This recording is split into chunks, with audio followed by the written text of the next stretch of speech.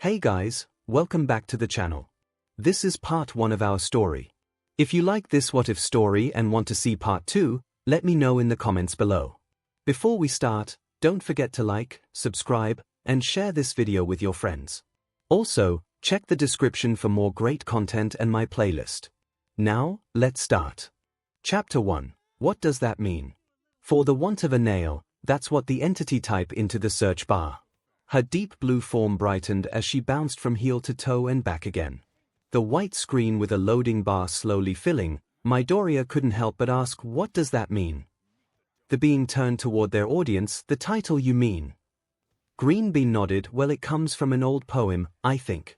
The entity known as Clouds, who is responsible for recording this series of stories, chose it to show how the smallest decision can change a great many things.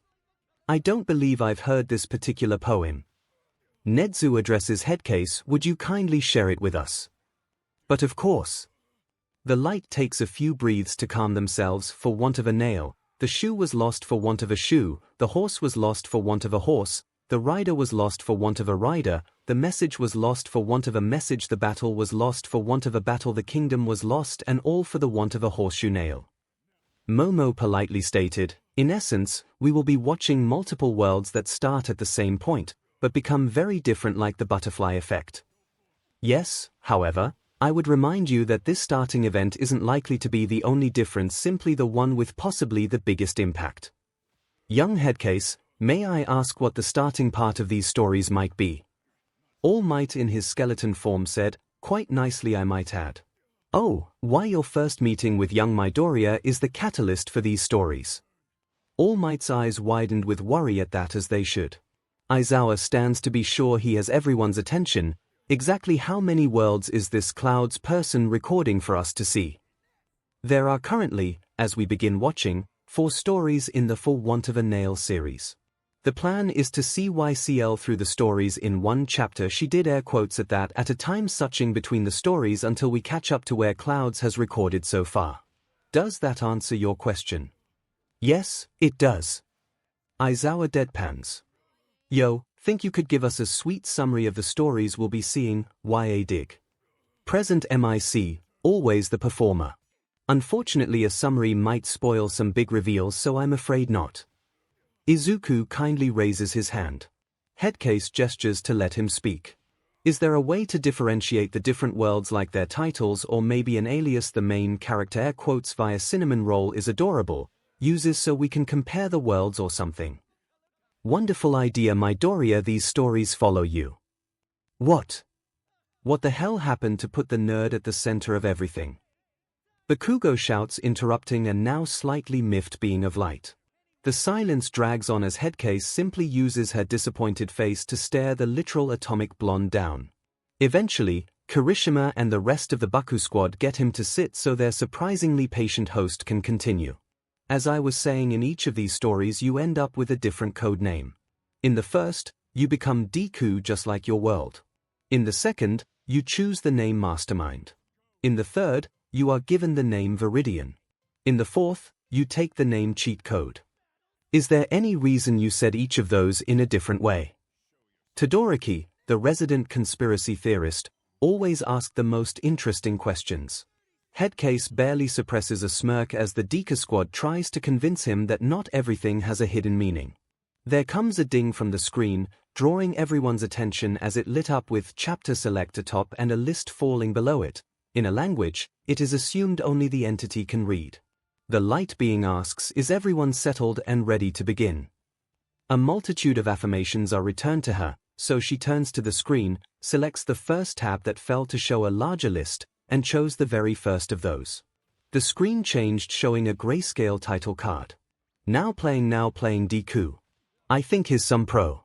Hope and heartbreak. Even after an hour-long shower, Izuku still felt the weight of the past 24 hours clinging to his skin. All Might looked down on him from every wall in his room, judgmental eyes staring straight into his soul. A murmur cuts through the theater. I love All Might, why would I be so upset? Izuku pounders aloud. What did you do to problem child? Aizawa leans toward the towering blonde. How am I supposed to know what another me did? All Might counters. Aizawa huffs and turns back toward the screen. You can't be a hero not without a quirk. Be realistic. Izuku went to bed crying for his broken dream. Does this mean the golden boy of 1A was born quirkless in this world? How awful that must be, can you imagine? Monama began to gloat. Midoriya started to get nervous. Wait, can't I image that? The green bean stared pointedly at the screen. Will they figure it out? He couldn't help but think. His room looked empty without all his All Might merch. It wasn't that Izuku hated All Might now, it's just that every time he looked at the smiling hero, all he could think was you can't be a hero. Just because Izuku was finally coming to terms with that fact didn't mean he needed it playing on a loop in his head every time he's at home.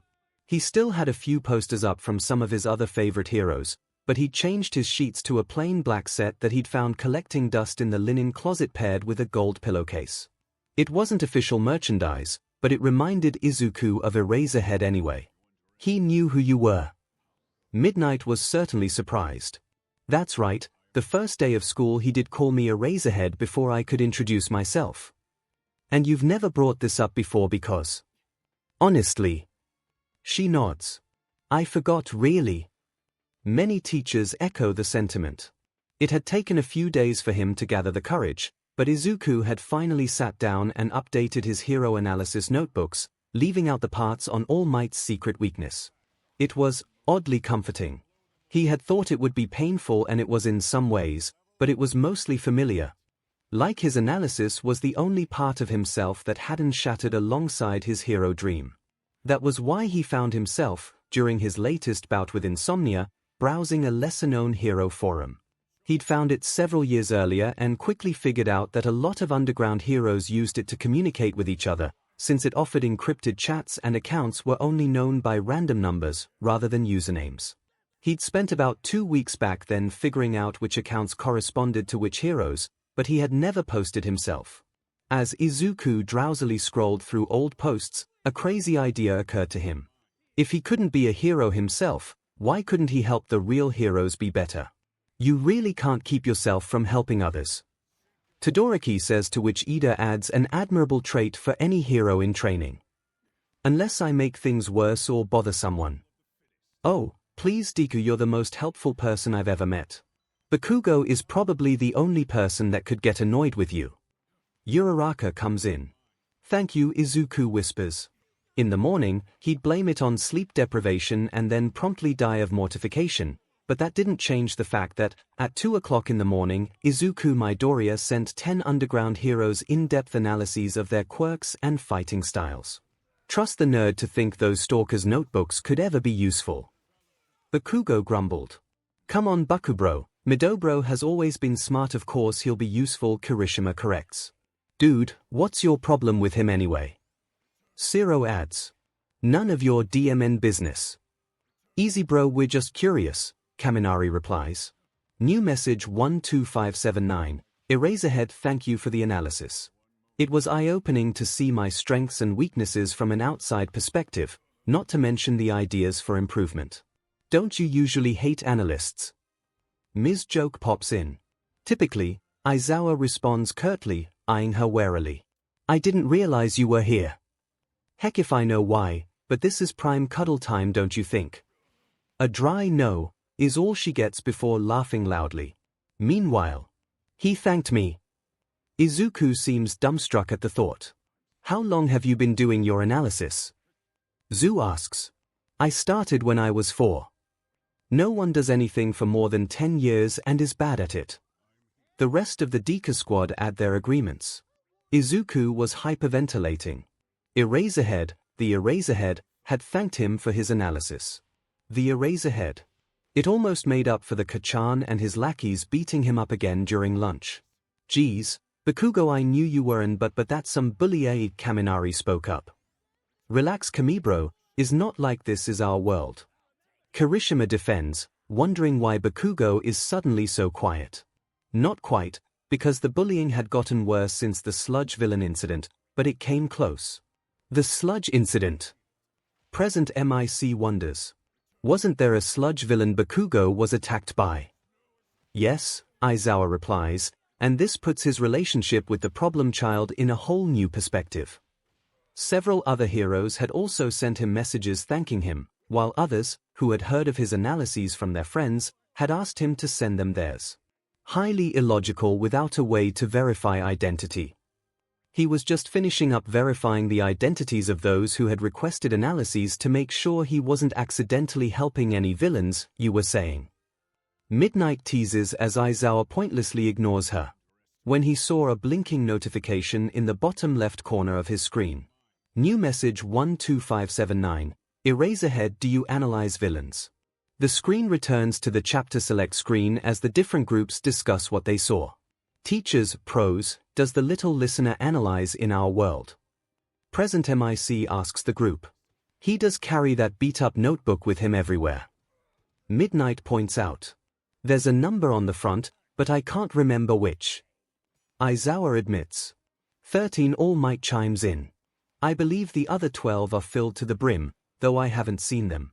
I gather young Midoriya was ridiculed for what's in them, so I never pushed and would ask that you do the same. A shame really, I would have liked to see them. Nezu admits. Well, if you're lucky, this little viewing party will make him eager to share. Hawks butts in. I just want to know why we're here. Miko huffs. We're top pro heroes will obviously be part of the story. Endeavor grumbles. Everyone readily agrees. Deka Squad, he asked for help. Izuku seems blown away. From me. Of course, Deku, you're really smart and always help us strategize. She's right, Midoriya, Kero. Even if your plans are a little crazy. I agree. Ida adds, you truly embody US plus ultra attitude. You guys. Izuku chokes out through happy tears. The screen sways stories as Headcase loads the first chapter. Everyone ready? Everybody settles and looks at the screen. All right then. Now playing Mastermind, strategist for higher temptation. Izuku Midoriya tried to like heroes. He really did. That was difficult, however, when it had only been a month since the number one hero himself had crushed Izuku's dreams like a stale cracker, and then simply watched as Kaken was attacked. Izuku wondered what would have happened if Death Arms hadn't prevented him from running in at the last minute.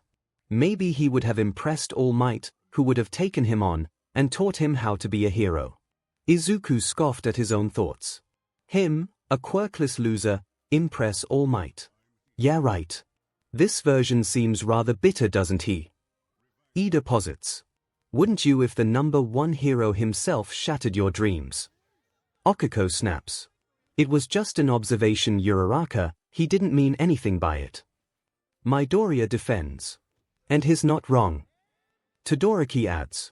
As it was, All Might had gotten his act together eventually and Kaken had been alright, if unconscious when he was retrieved from the Sludge villain's body, and Izuku had spent the last month quietly selling off his All Might merchandise and harboring a growing resentment toward Hero Society.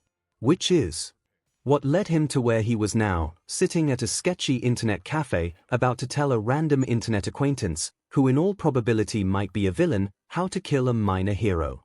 Oh, this is going to be good. Darby grins, rubbing his hands together. Don't get too excited. Twice spoke, this is going to be epic. As if Golden Boy really would. Shigaraki barks. But the light cutie said there were worlds where he's one of the baddies, so maybe this is one of them. Toga exclaimed. The villain boys returned to the screen with great interest. He had found the post on one of the more underground hero forums, the kind that often included posts about vigilantes and villains alongside the heroes. Izuku didn't necessarily want to be on it, but he was holding on to a hope that if he just continued doing the things he enjoyed before everything went to SHT, then he might eventually start feeling a spark of something besides anger. The post itself hadn't been that long, just one question. Why has 0S301? Completely hypothetically, how would one go about killing Mount Lady? Is he gonna answer it? Ashido asks. As if the nerd would ever go against any hero. Bakugo huffed. I don't know, man, he seems kinda bitter. Come on, 𝐒𝐿𝐿, let's give him the benefit of the doubt. Kirishima defended. A simple post like that shouldn't have changed his life. Izuku should have just ignored it, or maybe told the police, especially after he read through the user's old post and discovered that, even if they weren't a villain, they were a villain sympathizer. He should have not given it a second thought and turned to more reputable forums to try and dig himself out of his growing depression. Instead, he did none of that. "Oh no, Deku, please no. Uraraka begs. I would never." Midoriya gasps, "Please. It's all right, Midoriya, that isn't you, not really." Todoroki comforts. "Indeed, Headcase asked us not to hold the actions of another world against those of our own, which I assume includes the person taking said action." Ida observes. "You aren't doing this, he is." Zeus states clearly. For the next week, the question repeated in Izuku's mind like a broken record, his mind latching onto anything that could cut through his apathy. How would one go about killing Mount Lady? She was a new hero, prideful, and media-hungry, which might explain why she was one of the hero world's rising stars, but Izuku knew she had weaknesses. He found himself at more and more of her fights over the next week, trying and failing to convince himself that he was there because he liked Mount Lady, not because he was analyzing her weaknesses. It had only taken him 3 days to realize that his hero analysis books contained enough information on heroes' weaknesses that he could probably kill any hero he wanted to, with a little work. The thought made him sick, but it still didn't stop him from seeking out Mount Lady's fights, and it didn't stop his brain from obsessing over how to kill her. "I am no longer excited to be here." Mount Lady speaks up. Most can't help but agree. It would be laughably easy, Izuku realized, to use her love of the media against her. Pretend to be a reporter, lure her into a densely populated area with narrow streets to prevent her from using her quirk, ask for a selfie and stab her through the heart while her eyes were focused on the camera, then blend into the crowd before anyone realized she was dead. He tried to leave it at that. He knew how to kill her, so he really didn't need to be thinking about it anymore. After the week he'd had, he really should have expected that putting the issue out of his mind wouldn't work. Anyway, it was all hypothetical, right? What was the harm in private messaging the poster and describing his plan, as well as a few backups, just in case? After all, it wasn't as if the poster was a villain, just a villain sympathizer. Mount Lady probably wouldn't end up dead. And Izuku could make a dummy account at an internet cafe just in case so that no one could track his IP address, and then he'd never have to use the account again, and maybe he'd be able to finally stop thinking about this. When we return, remind me to make some counter-strategies for these plans. Nedzu says to the group. A little over an hour after walking into the internet cafe, Izuku signed out of the account he'd made, M4STEM1ND404, and walked out the front door feeling oddly relieved. Izuku Midoriya tried to like heroes. It didn't work. A dog with a bone, that one. I wonder if we could. Dabi begins.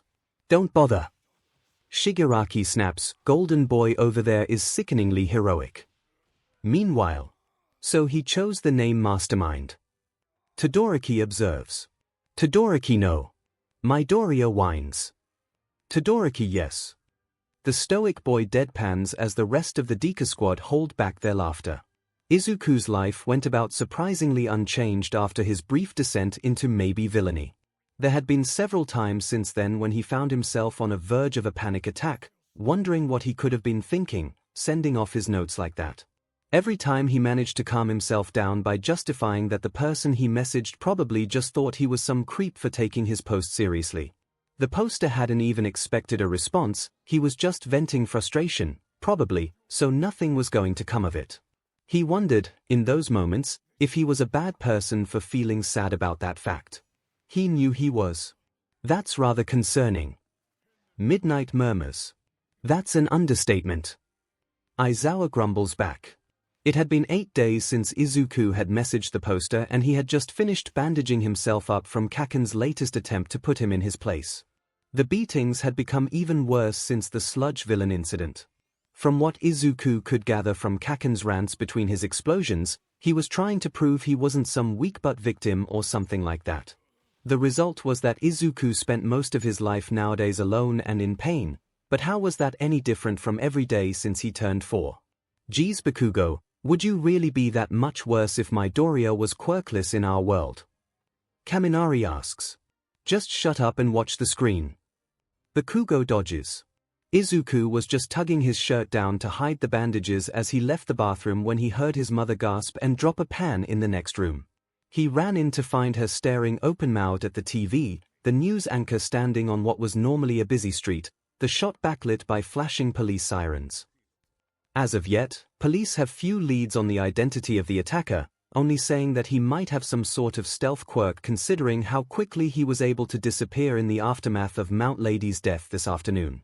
A vigil for the fallen hero will be held. Quiet murmurs spread through the theater, mourning the fall of one of the kindest people most had ever met. Midoriya, not Mount Lady, though the villains are very excited about what's to come. Isn't that terrible, Izuku? She was such a new hero too. Who would do something like this? His mother turned back into the kitchen, trying to distract herself by preparing dinner. Izuku simply stared at the TV in shock, not really seeing anything. The poster had been serious after all. He had actually done it. This meant that he, Izuku Midoriya, a hero fanboy, was now an accessory to a hero's murder. Izuku started to hyperventilate only to be violently knocked out of his upcoming panic attack by another thought. Mount Lady was dead. That meant that he, a quirkless Deku, had beaten a hero. An unfamiliar warm feeling welled up in his chest and he fought down a smile.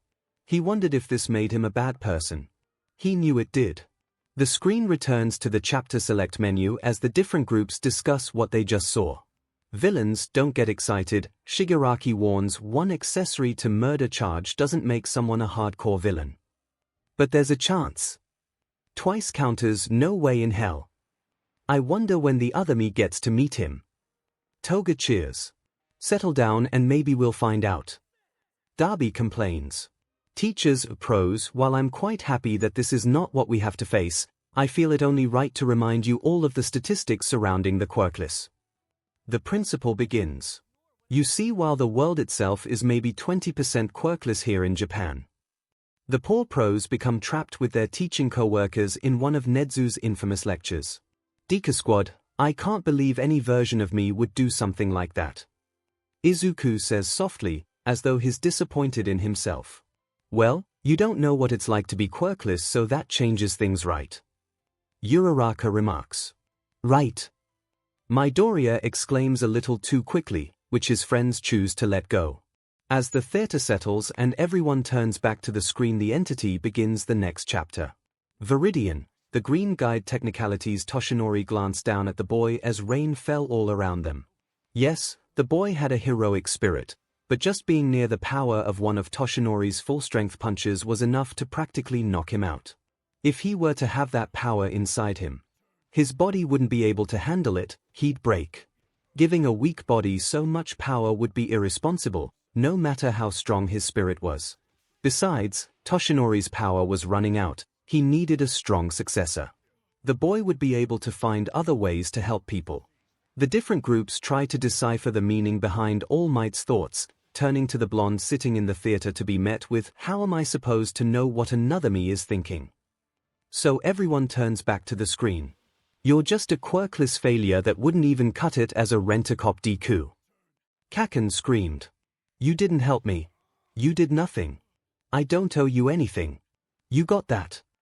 Izuku nodded fearfully as Kaken stalked off. He was right, Izuku really hadn't done anything except get in the way. But at least he tried. It had been weirdly exhilarating, that one moment of risking his life for someone else before giving up on his dreams forever.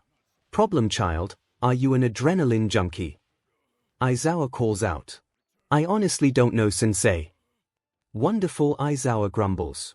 It would explain some things. MIC points out. I think he knows that. Midnight whispers. If you want to be a hero so bad, take a swan dive off the roof and pray you'll be born with a quirk in the next life. Diamond Bakugo, it's like you're getting progressively worse in each world. Zero comments as the others agree. Whatever, idiots. Bakugo huffs. Izuku shook his head.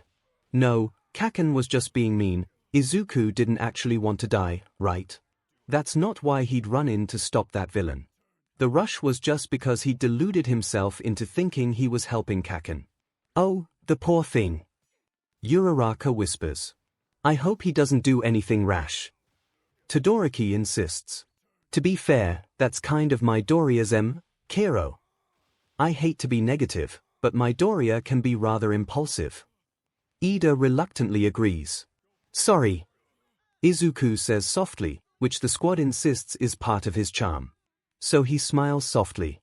And there were plenty of other ways to help people, just like All Might had said. He could become a policeman. That's a decent backup plan. Midnight remarks. You wouldn't even cut it as a rent-a-cop. No, it would probably be best to do some research when he got home. There had to be other people out there that realized they couldn't be heroes, right?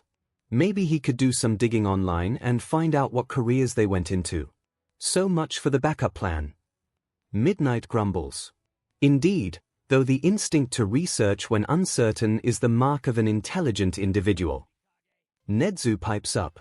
He walked into the apartment and was immediately almost knocked off his feet as his mom ran to hug him. Oh, Izuku, baby. I was so worried. What were you thinking? I guess I wasn't. Izuku chuckled. Sorry, Mom. After finally convincing his crying mother that he was, in fact, alive and well, he took a shower and then sat down with his laptop to look into alternate careers. The question now was what to type into the search engine. That can be difficult to decide. Ida comments. What to do when you can't be a hero? The search algorithm must be designed to search for any word in the entered phrase because the top results were all interview clips from various pro-heroes giving the anyone can be a hero speech. Lies. Halfway down the page, however, Izuku finally saw a result that looked halfway like what he was actually searching for. Mood Kaminari ads. And what exactly do you research, dunce face? Bakugo snaps. Do you really want to know? FNO. Then don't ask. It took a while for Kirishima to calm Bakugo down after that. He clicked on the link and it took him to a thread on one of the hero forums. A user a few years ago had asked, I just took the exams for several different hero courses and didn't get in. Being a hero was all I ever wanted to do, so what should I do now that it isn't an option? Well, Izuku hadn't quite gotten to the point of actually taking the UA entrance exam, but the rest applied pretty well. He scrolled through the various answers. A lot of them just offered condolences and told the asker to talk to the career counselor at their school. Izuku didn't think that'd help him much though, considering that when he'd met with his school counselor last year, the woman had told him to consider being a garbage man. Not that that wasn't a completely valid career, but he knew she only suggested it because he was quirkless. What a beach! Jiru calls out. That language is unbecoming of. Ida begins. Excuse me, Ida, Headcase speaks up. While normally you would be right to correct your classmate's choice of speech, I, as the entity who rules this space, allow a reasonable amount of swearing. Still, I would like to thank you for being so considerate. Very well, I'll try to remember that. Izuku wanted a job where he could actually help people. A few people suggested being a doctor, but Izuku didn't think he was smart enough for that. His classmates were always telling him that he was a stupid Deku, after all. A policeman might be a good option, but then again, Kachan was probably right. If he didn't have what it took to be a hero, why would he have what it took to be a cop? He was just about to close the browser and go to bed when a comment with a large thread caught his eye.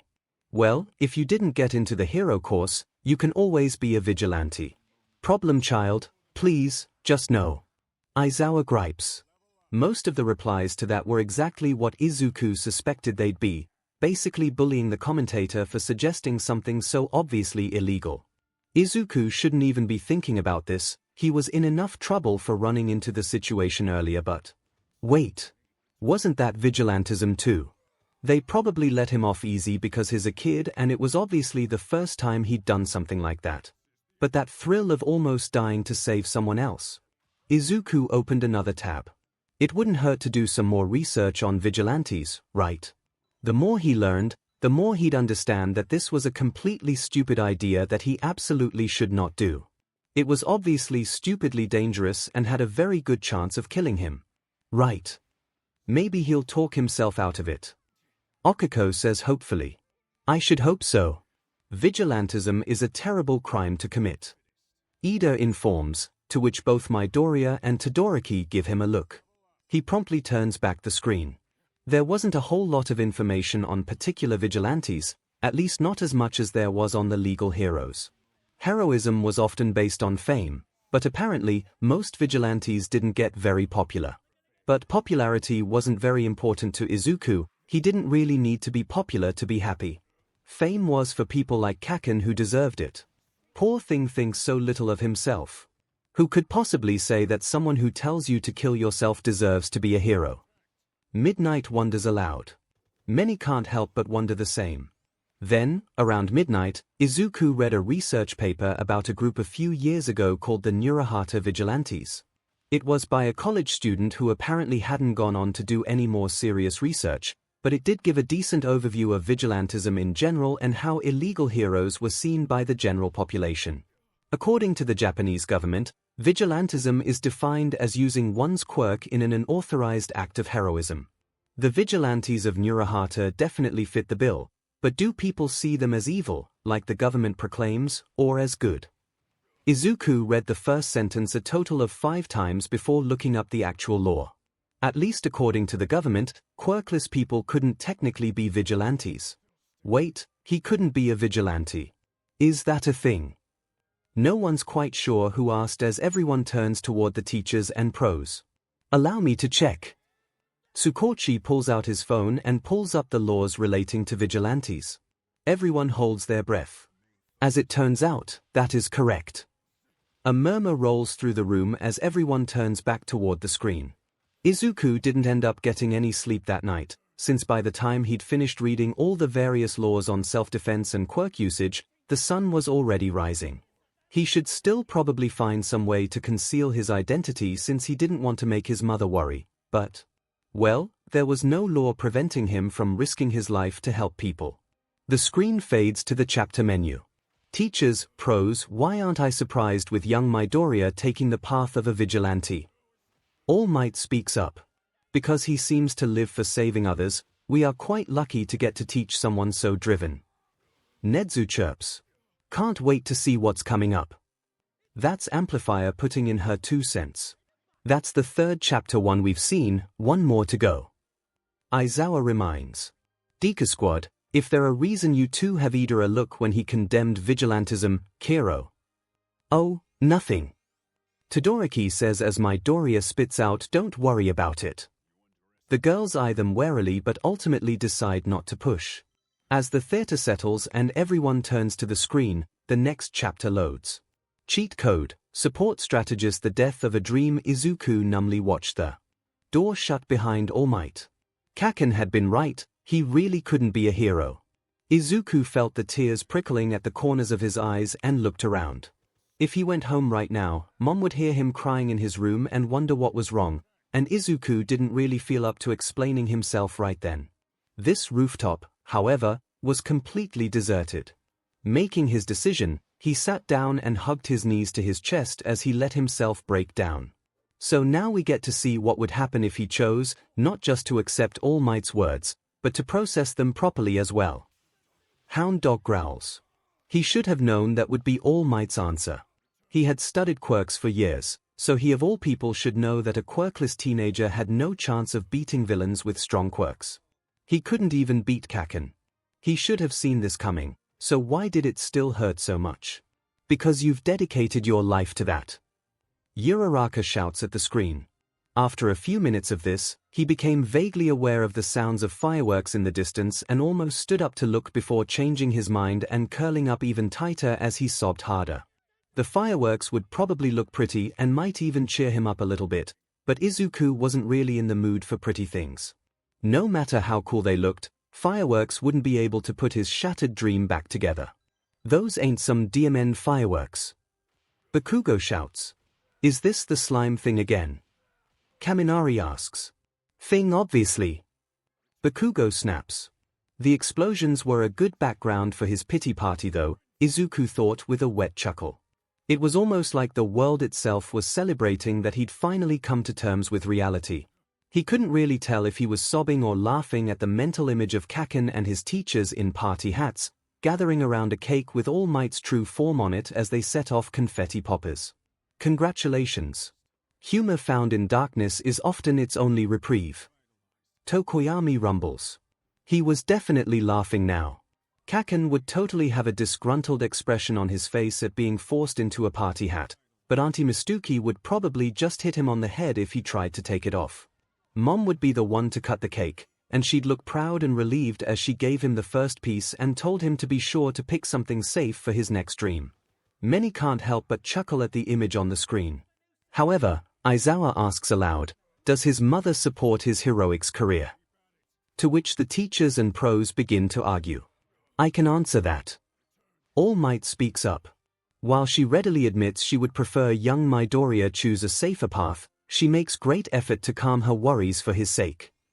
Izuku took a deep breath and stood up, wiping the last of his tears from his cheeks. There was still a dull ache in his chest, and he still didn't know what he was supposed to do now, but... well, it probably wasn't the best coping mechanism, but he felt like his imaginary pity party was almost like a funeral for his aspirations of being a hero. Wait, was this feeling grief? That would make sense, but it seemed weird to feel grief for something that wasn't a person. His dream was kind of like a pet, right? He'd cared for it for years and refused to let go, and now it was gone, so it was probably okay to be a little sad. He's actually processing very well so far. Hound Dog insists. The sun had set sometime during his breakdown, so Izuku hurried straight home, only pausing once to check his reflection in a shop window to make sure his eyes weren't too red. He ran up the stairs to his apartment and quickly took off his shoes before digging in his backpack for his hero analysis notebook. Between the sludge villain and the koi pond, he was lucky that it was legible at all. He should put it in the freezer to save it so he could transfer his notes into another book, then he could carefully take out the pages that All Might had signed and frame them. He crushes your dream and still you worship him. Shigaraki gripes at the screen. I'm home. He called out as he walked toward the kitchen. He should put the notebook in a plastic bag before putting it in the freezer so it didn't get anything gross on the food.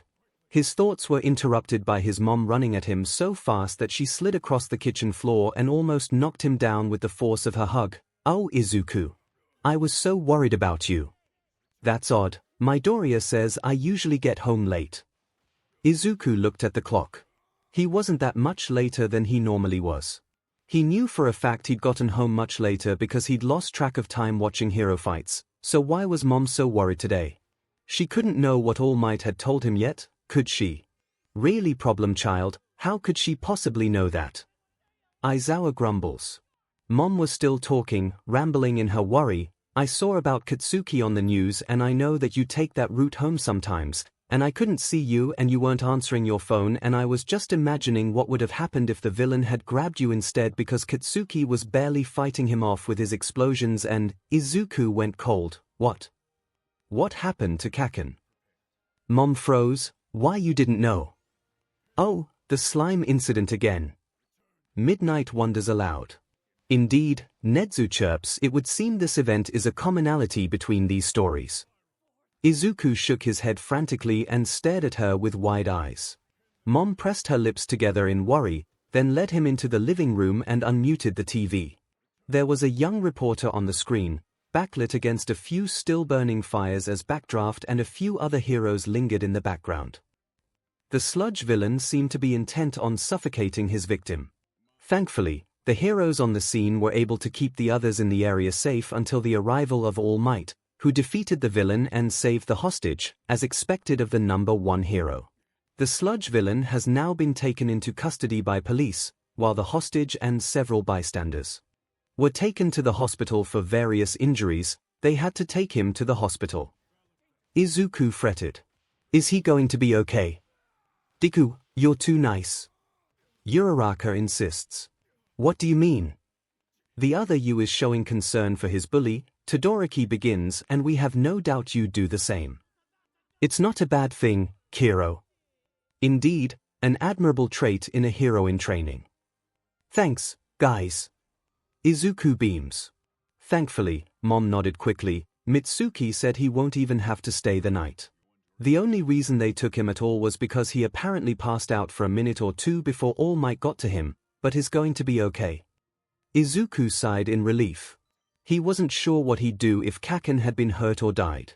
It would have been his fault for distracting All Might and making him use up all his time, and Izuku wasn't sure if he'd be able to deal with that, especially since the description of the villain sounded like the one All Might had saved Izuku from, which meant that Izuku distracting him probably allowed the villain to escape. It was a good thing he'd already held the funeral for his dream, because there was no way he was capable of being a hero if he let villains escape like that. But Kaken was okay, All Might saved him. Don't be relieved your DMN bully is okay. Be happy karma came for his butt. Darby comments. Oh no. Was All Might okay? Izuku quickly excused himself and ran to his computer to look up footage of the fight. All Might didn't look tired, but then again, he didn't look like a skeleton either, so Izuku knew he was good at hiding things. He almost melted in relief when All Might jumped away without talking to a single reporter as soon as Kaken was safe. He was already past his limit when he talked to Izuku, and he'd probably had to go beyond that to save Kaken, but that didn't mean he had to force himself to stay and chat. Hopefully, he was at home taking a well-deserved nap. What a sweetheart. Midnight squeals. We are lucky to have met him, aren't we? All Might smiles softly. The other teachers can't help but agree.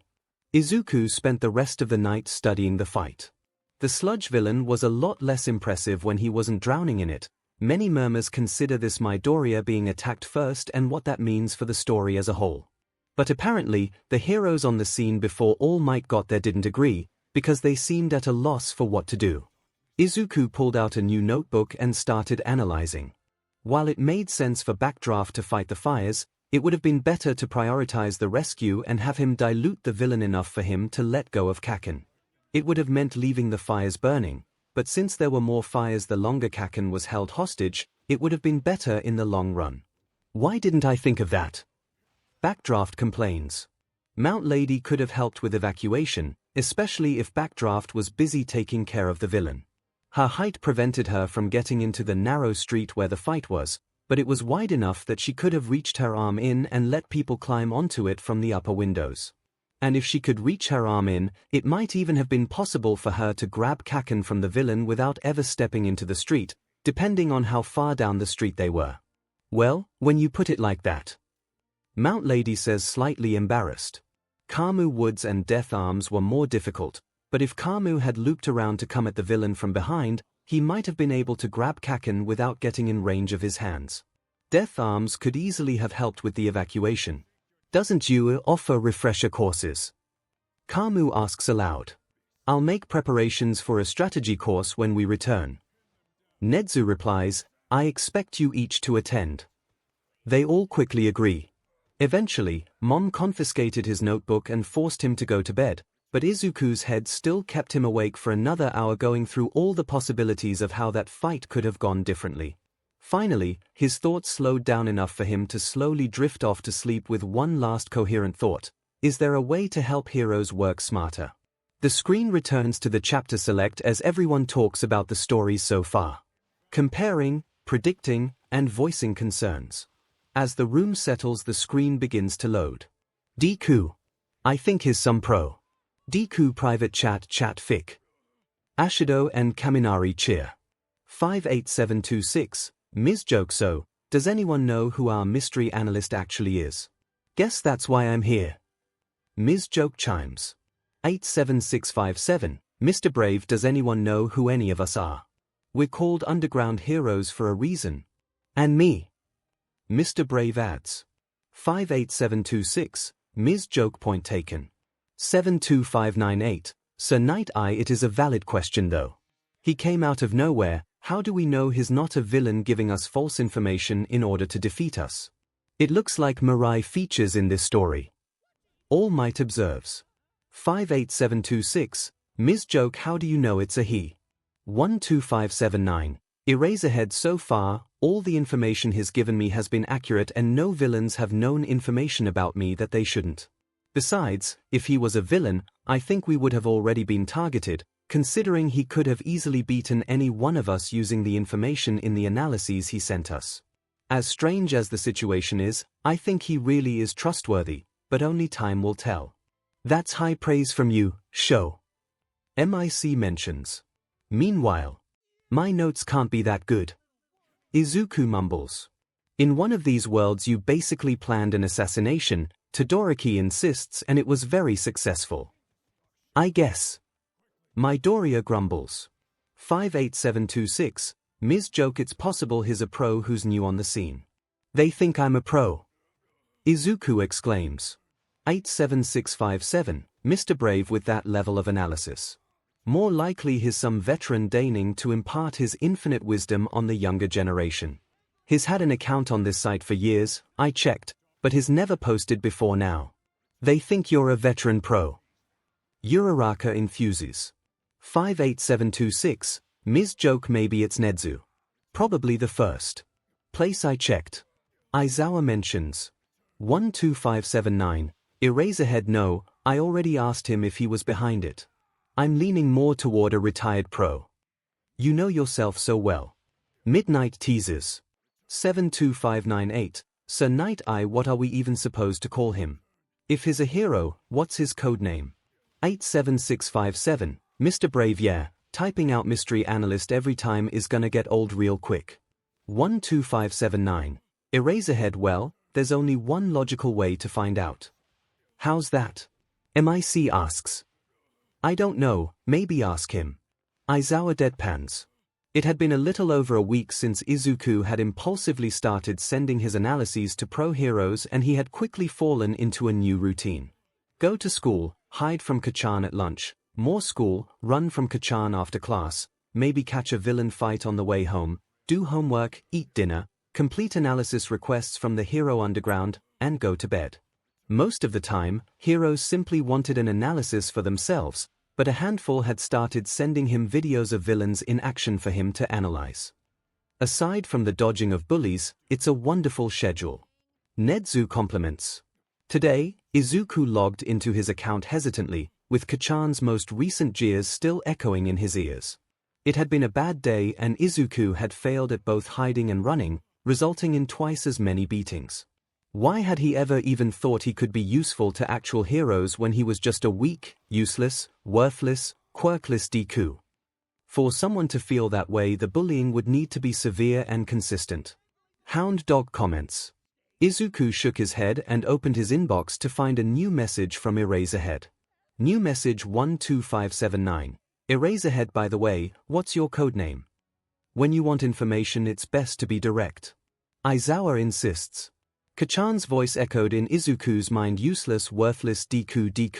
Private chat 12579. Eraserhead, his name is Deku. The screen fades. Why didn't you tell me it was that bad? Uraraka exclaims. If I had known. Uraraka, please calm down. Izuku raises his voice to be heard. You changed the meaning of that name, and for that, I'll always be grateful. Do you mean that problem child? Aizawa calls down. Yes, sensei, he replies. My friends have taken something I've hated, and turned it into something I can't see myself without. Is that the only reason you chose that name? Midnight adds. No, he answers, but I rather not say the other reasons yet. All right then. Mastermind, strategist for higher hope for the future. Despite his best efforts, Izuku found himself at an internet cafe logging into his Mastermind account a little under 2 weeks after Mount Lady's death. So much for one accessory to murder, Dusty. Darby snarks. Just because he's going to the account doesn't mean he'll do it again. Shigaraki warns. The TV in the corner is playing the news and even now won't stop talking about the murder. There's even talk about putting a memorial up where she was killed. Hun, you've been unusually quiet, you doing all right? Midnight addresses Mount Lady. I don't know. I mean. She begins, everyone remains quiet to give her time. I'm dead, in that world at least, I don't know how to feel. Yeah, Kamu adds, even though we don't always get along, I consider us friends. It's only natural. Hound Dog informs any death can be traumatic, much less your own. The others are quick to offer words of comfort and understanding. You know, each of us could find ourselves in her situation if this story goes the way we think it will. Aizawa warns. At that, the group becomes slightly more solemn.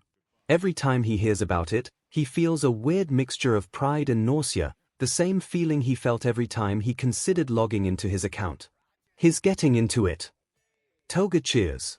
Don't hold your breath. Shigaraki denies it. He knew that he should just let it lie, but recent events had shown how not great he was at that. Once his brain had latched onto a problem, it wouldn't rest until it was dead. Literally, in the case of Mount Lady. A few snorts of unknown origin echo throughout the room. He clicked on the little envelope at the top of the screen, seeing a notification for 4 new messages. He opened the oldest one first, the only one from the original Mount Lady poster. New message, from 𝐒𝐻𝐼301. Thanks for the plan, I couldn't have done it without you. Well, I couldn't have gotten away with it at least. I know your reasons for helping are your own, mine are too, but just know that if you ever need anything, I've got your back. He's already had a success, Tsukochi states. Hopefully we'll catch him quickly. The group as a whole is quick to agree. Well, Izuku thought, that's nice of him at least. He sat back and took a deep breath. No one had ever thanked him before, well, not including his mom. Goodness knows Kaken never did. It felt really good if Izuku was being honest with himself, even if it was coming from a murderer. Is validation all it takes? Izuku wonders sadly. Well, he doesn't have us to tell him how great he is. Uraraka reminds. I'm not that great. He denies it. You're kind. Determined students guys. Izuku whines embarrassed by the attention, but the Deka squad just keeps going. The thought made Izuku nauseous again. Just how desperate was he for attention if a compliment from a villain was enough to send him over the moon? He really was as pathetic as Kaken was always saying, wasn't he? Izuku shook his head in an attempt to yank himself out of a self-pity spiral. If he let that get going, he might be there for hours and he really didn't want to stay logged in on his villain account longer than necessary. He pointedly ignored the voice in the back of his head that said having a villain account wasn't supposed to be necessary at all. It was then that he noticed the thank you note had a postscript. P.S. I hope you don't mind that I told a few friends about your account. None of them are cops, so don't worry about any snitches. Oh great, Aizawa says recommendations. Izuku hurriedly clicked back to his inbox, trying not to panic. He refreshed the page twice, willing the words on the screen to change, but when had anything ever actually paid attention to what he wanted? 3 new messages. From villains. It wasn't like Izuku could justify it like he could last time by saying he didn't know for certain these were villains. They had been referred to him by a murderer specifically because he had apparently made a murder plan. There was no way they weren't villains. This was terrible. What had he gotten himself into? A quiet chant of do it, do it, do it, can be heard from the villains section. Hey kid, are you okay? Izuku jumped when the teenager who had been running the counter put a hand on his shoulder. He hadn't even realized he'd been hyperventilating until that moment. He nodded, willing the worker to just go away, but apparently he wasn't that great of an actor because the worker just stood there looking concerned. Izuku took a few deep breaths, both to calm himself down and to convince the worker he'd be fine. When he felt he'd staved off the panic attack, he met the worker's eyes. Thank you for your concern. I think I'll actually be heading home now. The worker nodded and walked back to the counter as Izuku signed out without reading the other messages. Let's hope he leaves it at that. MIC praise. He considered deleting the account, but the worker was still eyeing him with concern, so Izuku didn't want to take too long. He almost sighed in relief when he walked through the doors. No doubt if the worker had seen anything incriminating on his screen, he would have called the cops rather than helping Izuku through a panic attack. He pulled at his hood self-consciously as he turned toward home. Someone thought he was useful. The thought almost stopped him in his tracks, but he managed to trip over the air instead. Someone thought he was useful. Sure, that someone was a villain, but still, someone thought he was useful. That meant he wasn't just a worthless Deku. This is depressing. Kaminari complains. Way to state the obvious. Jiru snarks. Bad Izuku, he shook his head. As great as that compliment felt, it was still coming from a villain, a murderer, and murder was wrong. Izuku reminded himself that this was a world he didn't want to be caught up in and he didn't want to associate with murderers, despite the fact that they seemed to be the only ones that didn't see him as a waste of space. Murder is wrong. Izuku didn't want to be a villain, he just had to keep reminding himself of that. He doesn't sound convinced. Midnight points out.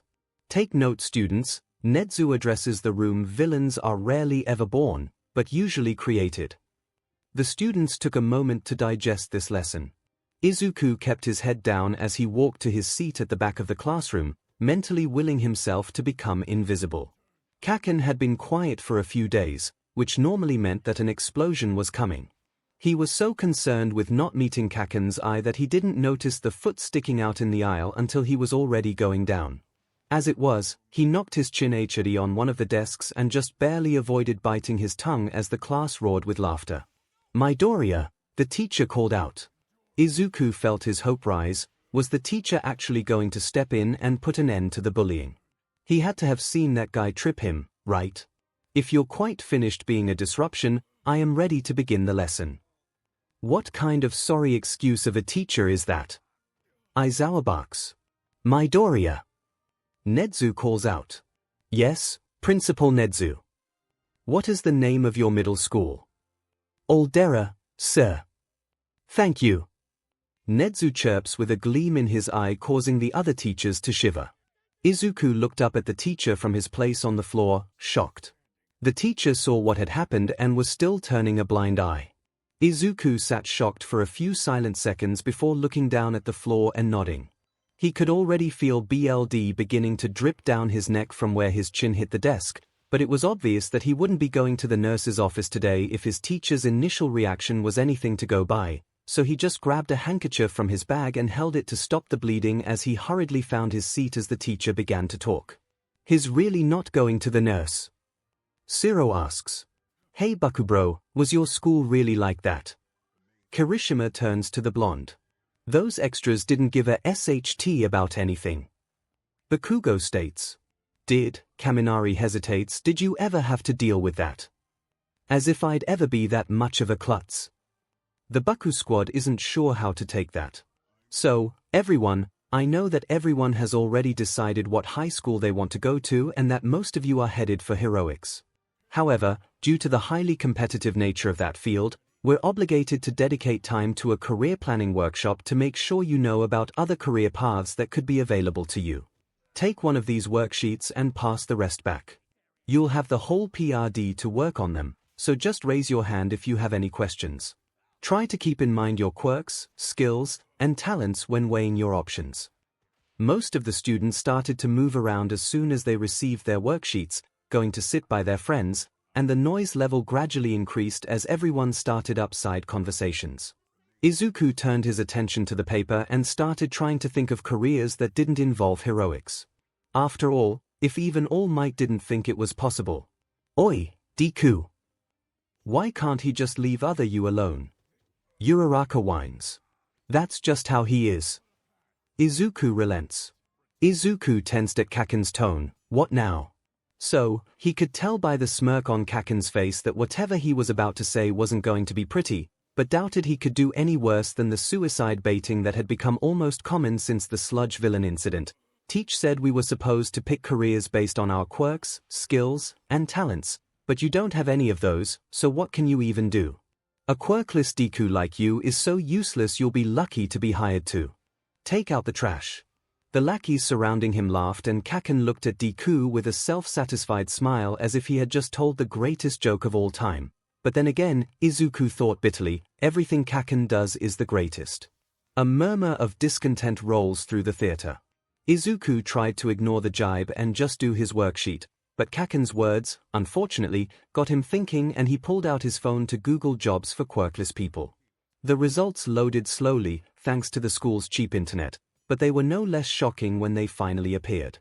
Quirkless unemployment, an epidemic.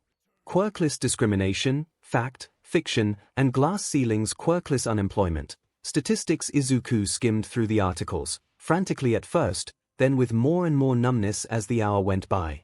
Of all the quirkless people who lived to adulthood, which was only about half since suicide rates were so high, almost 80% were unemployed. Of the lucky 20% that managed to find jobs, almost all were making minimum wage, and the exceptions were mostly older professionals who had been hired and promoted back when quirklessness was more common.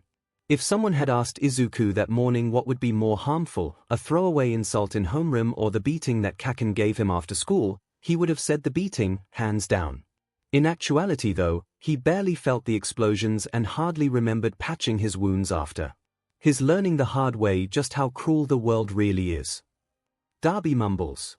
The fact that quirkless unemployment was the first result when looking up statistics on the quirkless was rather telling. But that couldn't apply to Izuku, right? After all, Izuku was smart, capable, and determined. He tried to avoid thinking back to the 3 unread messages sitting in his villain inbox. He wouldn't have a problem finding a job if he really put his mind to it. He wouldn't just be another statistic, living on the streets just because of something he was born without. Right. Why do I get the feeling he's going to be sorely disappointed? Midnight asks.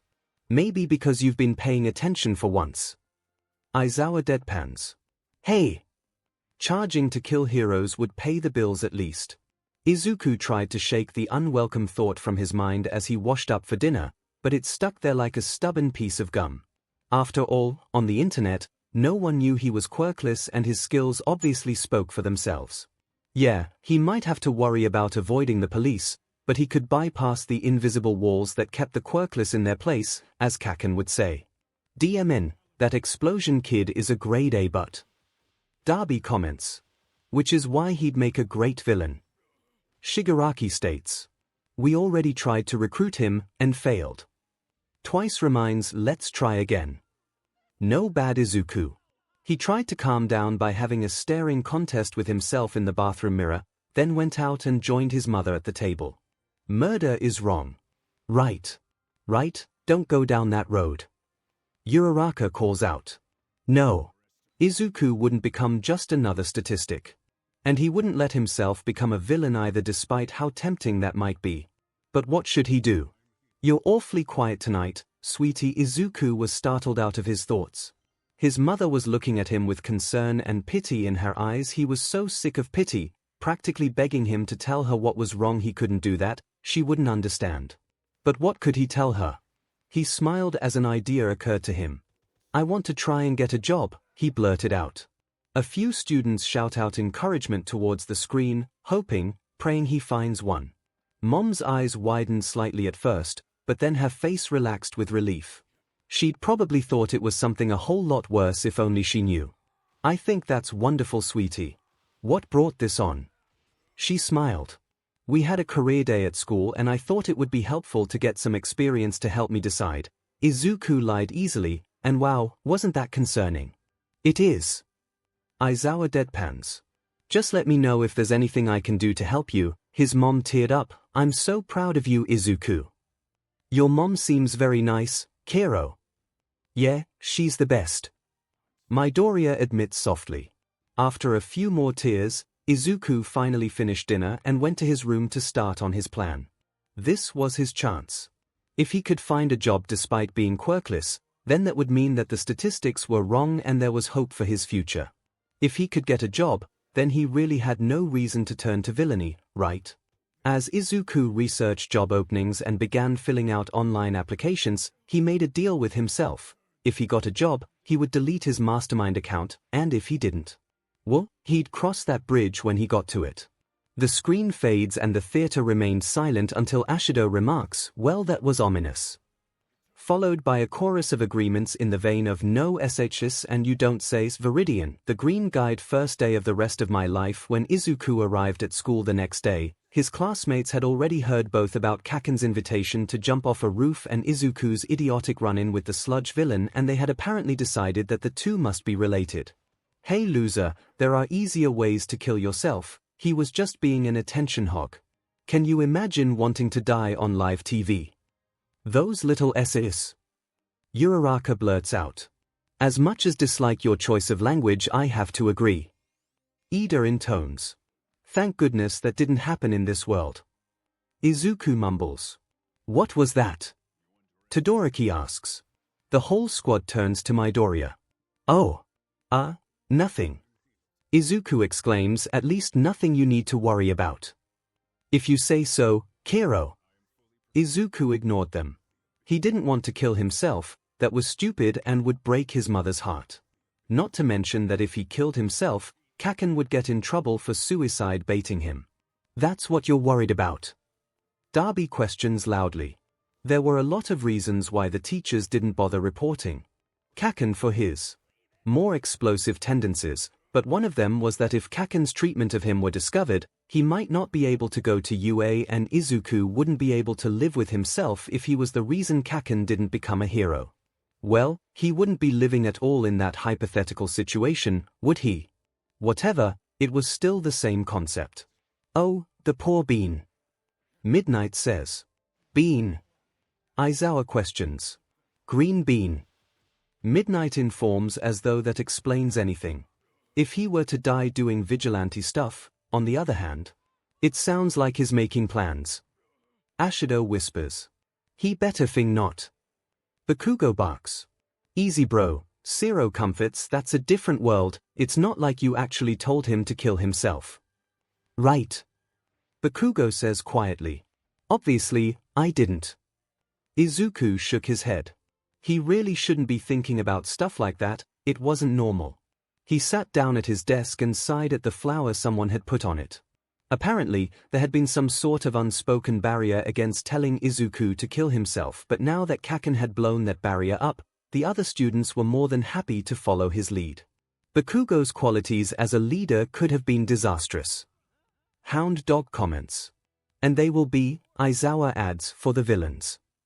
Izuku glanced over toward Kaken, who was very determinedly not looking at Izuku. No, Izuku should stop thinking everything was about him. Kaken just thought that the view out the window was much more interesting to look at than a worthless Deku like him, and he was right. Izuku grabbed the flower and went to throw it away amidst a chorus of giggles and whispers from his classmates. He could handle this, it really wasn't that much worse than it had been, and Izuku was used to insults and threats. Why should this new evolution be any different? Revelry in the dark. Tokoyami whispers. I'd have to agree. Shoji replies. Izuku had been wrong. Suicide baiting was different than what he'd been through before. A few days ago, he definitely suspected that most people would be happy if he died, but now he knew it. Was living even worth it anymore? Maybe it would be easier. But Izuku still couldn't be responsible for getting Kaken in trouble or making his mom feel guilty. He frowned as he started to walk home. Being quirkless scared. How uncouth, Momo says, harassing someone for something they can't control. Animals, all of them. Seriously, what's wrong with people? Hagekyu blurts out. Maybe he should go out and do some vigilante stuff later. When he'd researched it last night, he'd originally planned on waiting a few months to go out so he could get in shape and maybe get some fight training, but after the day he'd just had. Well, he wasn't going to go intentionally put himself in danger, he was just going out to get the lay of the land, right? Problem child, don't get yourself hurt on night one. Aizawa bristles. He took a detour to a nearby shopping center on the way home, since he didn't really have anything appropriate to wear for technically legal crime fighting. Gotta love loopholes. No one is sure who said that. His mom would be so worried if he somehow got a cold because he didn't dress warmly enough before going out all night, so he couldn't just wear one of his t-shirts. You're going out to pick fights with villains and you're worried about catching a cold. Ojiru asks the screen. The problem was that all his jackets and hoodies were hero merch, not that there was anything wrong with wearing hero merch, but there'd been another vigilante, the Crawler, who wore an All Might hoodie. Izuku didn't want people thinking that he was the Crawler because what if that guy got in trouble for what he did? Besides, it wasn't very polite to steal someone else's signature look. Ah yes, Shigaraki snarks copyrights and all that. He ended up buying a dark green hoodie. It was thick enough that it would keep him warm and the dark color would be good to help him blend into the shadows. Black would probably be better, but the store was out of black and he was left to choose between green or navy, so he figured he may as well match his hair. OUI, Emma pipes up, matching one's outfit to their natural coloration is très magnifique. There was a costume store next door to the department store he'd bought the hoodie at, so he decided he'd walk around and see what he could find to hide his identity. After looking at probably way too many different kinds of masks, he groaned in frustration. The simplest option would be to choose a simple domino mask, but one good punch and it'd be flying off his face. Not to mention that it might slide around and impair his field of vision, which wouldn't be safe at all.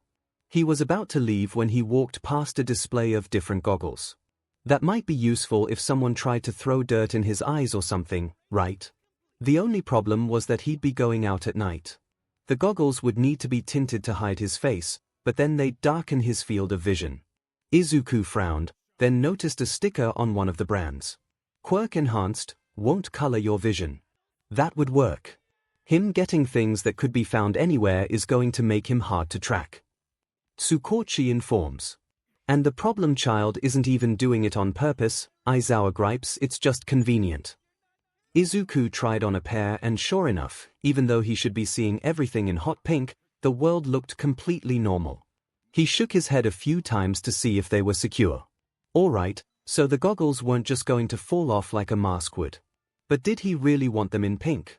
He ended up getting the goggles in dark green to match the hoodie and his hair.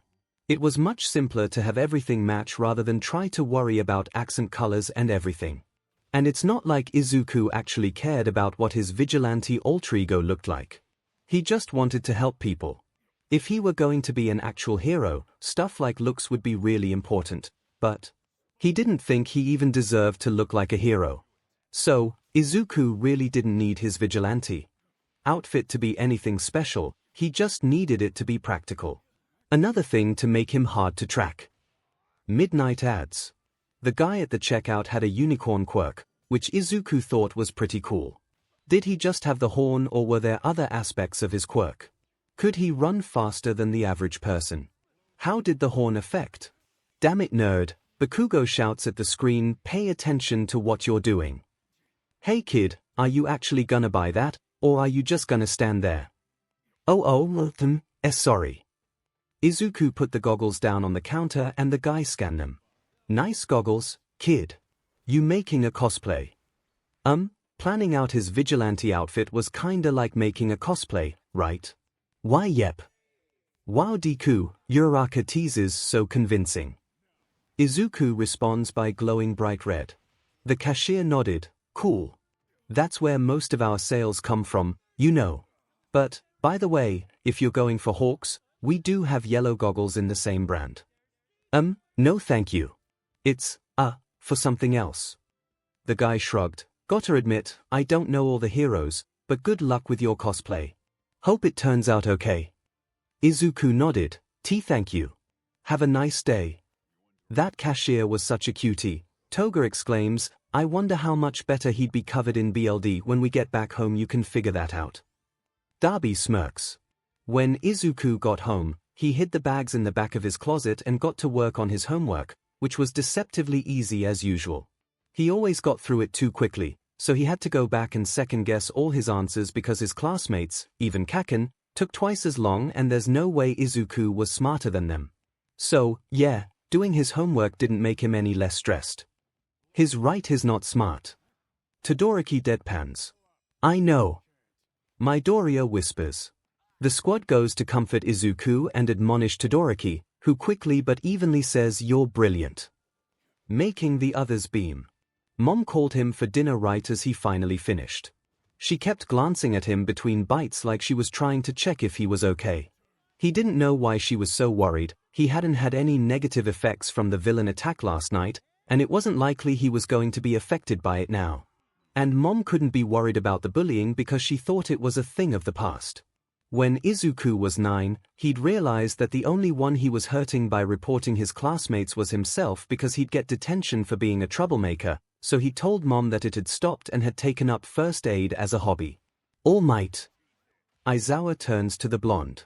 Yes, Aizawa.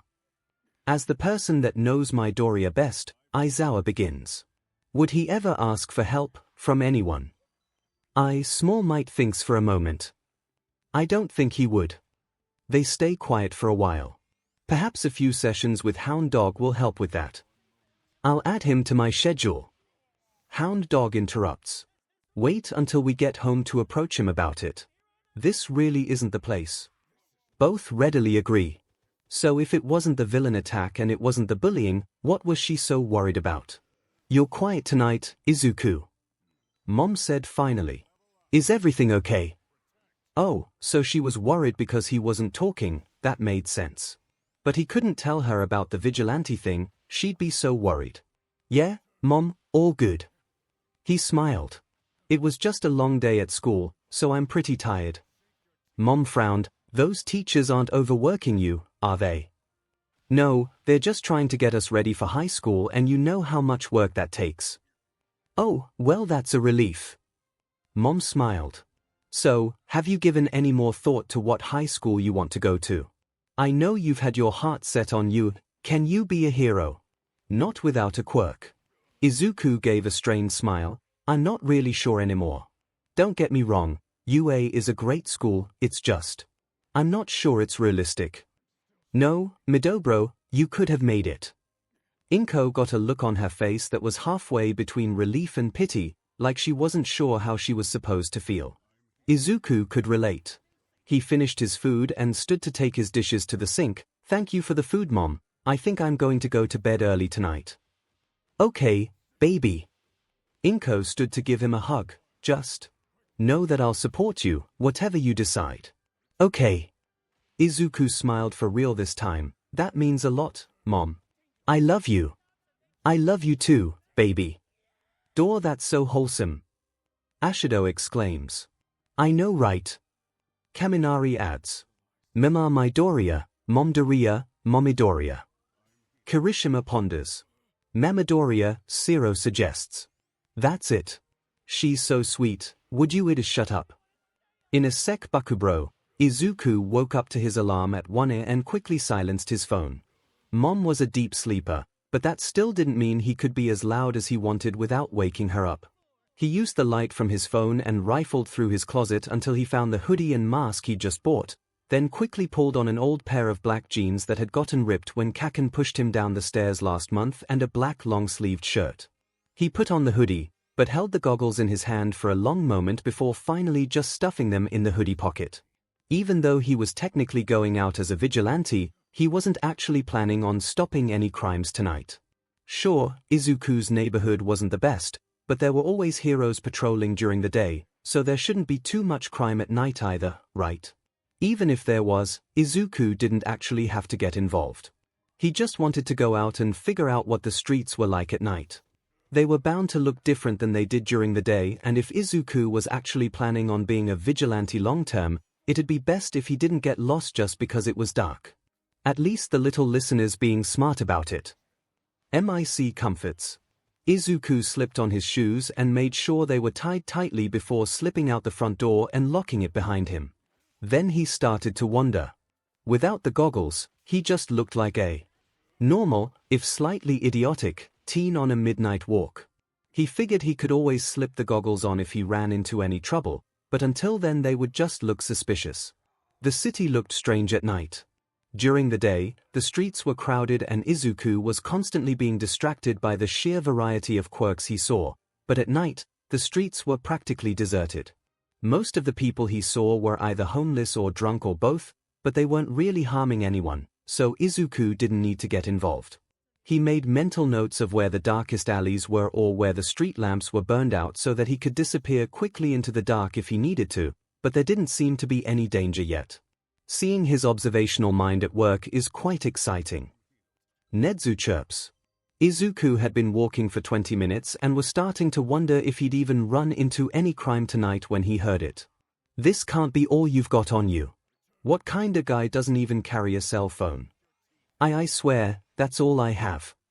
Izuku ran to the mouth of an alley and saw a group of 3 large thugs ganging up on a smaller teen. He grabbed his goggles from his hoodie pocket and was about to run in when one of the thugs hit the brick wall with his fist and noticeably cracked it. Oh no, that guy was strong. Okay, here's what you do, Mineta said to the screen, back away slowly and run. Coward! Who said that? Izuku ducked behind a dumpster and tried to calm his breathing. There was no way he could fight guys like them. He didn't even have enough muscle to keep Kaken from beating him up. If he ran in there right now, he'd die. And just because Izuku was kinda apathetic about the whole death thing at the moment didn't mean he was ready to walk into certain death. Especially when that death was almost guaranteed to be extremely painful. Whatever keeps you alive, I guess. Shigaraki says sarcastically. But Izuku couldn't just do nothing. The kid was probably really scared, and he was starting to plead with the thugs, so Izuku couldn't just leave him. He needed to be saved. But Izuku couldn't do that, could he? He really was a useless Deku, wasn't he? What was he even good at? You can't do anything, Deku. Kaken had said a couple weeks ago. Well, he said that all the time, but that was the particular instance that came to mind. The only thing you're good at is running away. You've got to be kidding me. Bakugo mumbles in disbelief. Izuku froze. He was good at running away.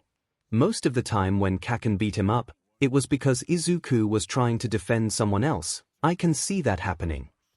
Seitu comments. But if he was going after Izuku himself, he was usually able to run fast enough to avoid a beating. Izuku stood and ran, unnoticed by the thugs or their victim. It was a crazy plan and might very well get him caught on his first day as a vigilante, but he had to try. Problem child, what are you planning? Aizawa sounds at this Midoriya. Well, if I had to guess.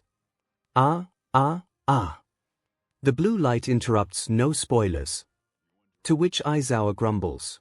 Izuku peeked around the corner and sure enough, Amplifier was talking to a fan. Oh, I'm in this one. Amplifier cheers. He'd spent so much time watching hero fights over the years that he practically had every hero's patrol route memorized, but he'd never thought it would come in handy for anything besides taking notes. Did you really do this? Todoroki asks. Izuku answers a little red-faced. Yeah. An impressive feat to be sure. Ida compliments. Still, there were only a few heroes that were active at night, but Amplifier was one of them, mostly because she fit well into the bar and nightlife scene and was able to control most of the drunks. She was also the closest to the mugging Izuku had witnessed. Making sure his goggles were secure and his hood was up, Izuku grabbed a medium-sized rock and chucked it at Amplifier, wincing when it hit her on the arm. He hoped he hadn't hurt her. I just threw a rock at a hero. No, Deku, he did, you didn't. What? Who did that?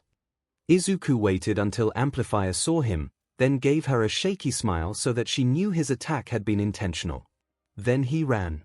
That little brat. Amplifier laughs. Hey, kid, get back here.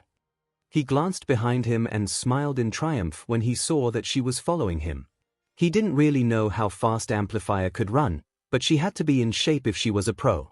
Izuku sped up both so that they could get to the mugging faster and so that she wouldn't catch him. The alley was just around the next corner. Kid. Stop. Help. Shut up. Not a bad plan. MIC compliments. Don't encourage him. Aizawa warns. Izuku ducked into a doorway and watched as Amplifier looked torn. On the one hand, she wanted to go after the punk kid that had thrown a rock at her, but on the other, the kid being mugged was obviously in more immediate danger. She cursed then ran into the alley to stop the mugging. Can you imagine how annoyed you'd be? Ashido asks. I think frustrated would be a better word from it. Siro replies. Izuku smiled, ran over to one of the buildings bordering the alley and started climbing the fire escape. Yeah, it probably wasn't very vigilante-like to stay and watch the fight, but, well, it wasn't like he was actually a vigilante anyway, right? Typical, Bakugo snorts while giggles surround him. Izuku ended up watching the entire fight from the roof. His fingers twitched and he decided that he'd have to add a portable notebook to his vigilante outfit. Amplifier's quirk was better for evacuation, since her voice quirk was all volume and very little power, but she was able to imitate some of present MIC's moves here since it was a small space and her opponents were in very close range. Mostly though, she used some form of mixed martial arts to take down the thugs. Izuku stood and started imitating some of her moves to get them down in his brain.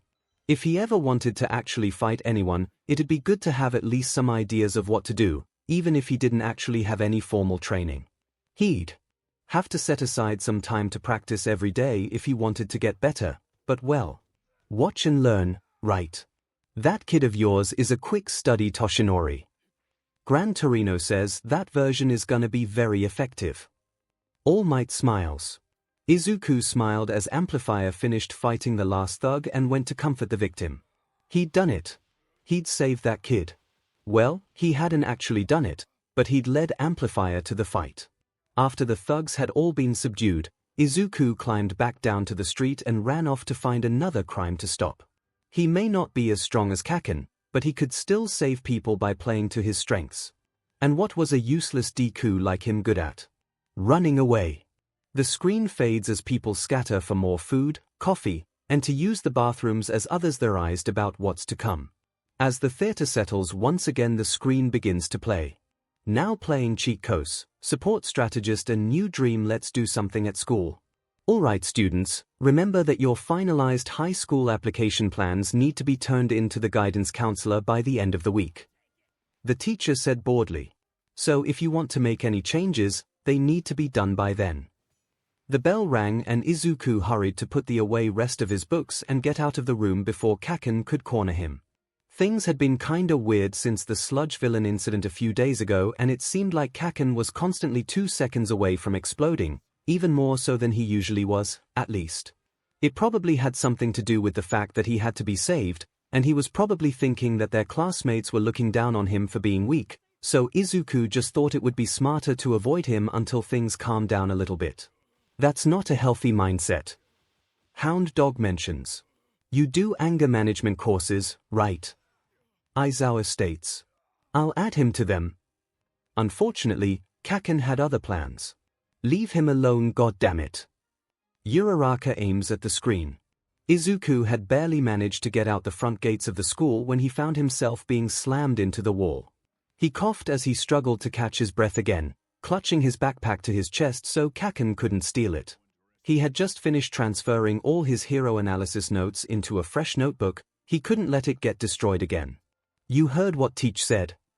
𝐭𝐽 scowled as he held Izuku against the wall. It's your last chance to change your mind about going to UA, you DMN nerd. You'd better take it because there's no chance a worthless nobody like you is ever gonna be a hero. Shouts of he could have and back off ring out. I know, Izuku muttered. 𝐭𝐽 froze. What did you just say? Izuku took a deep breath. I said I know, 𝐭𝐽. I can't even defend myself from villains, how could I ever hope to defend other people? You were right, I'm never going to be a hero. Bro, you good? Kirishima asks. Bakugo turns to him with a sad frown as opposed to an angry one.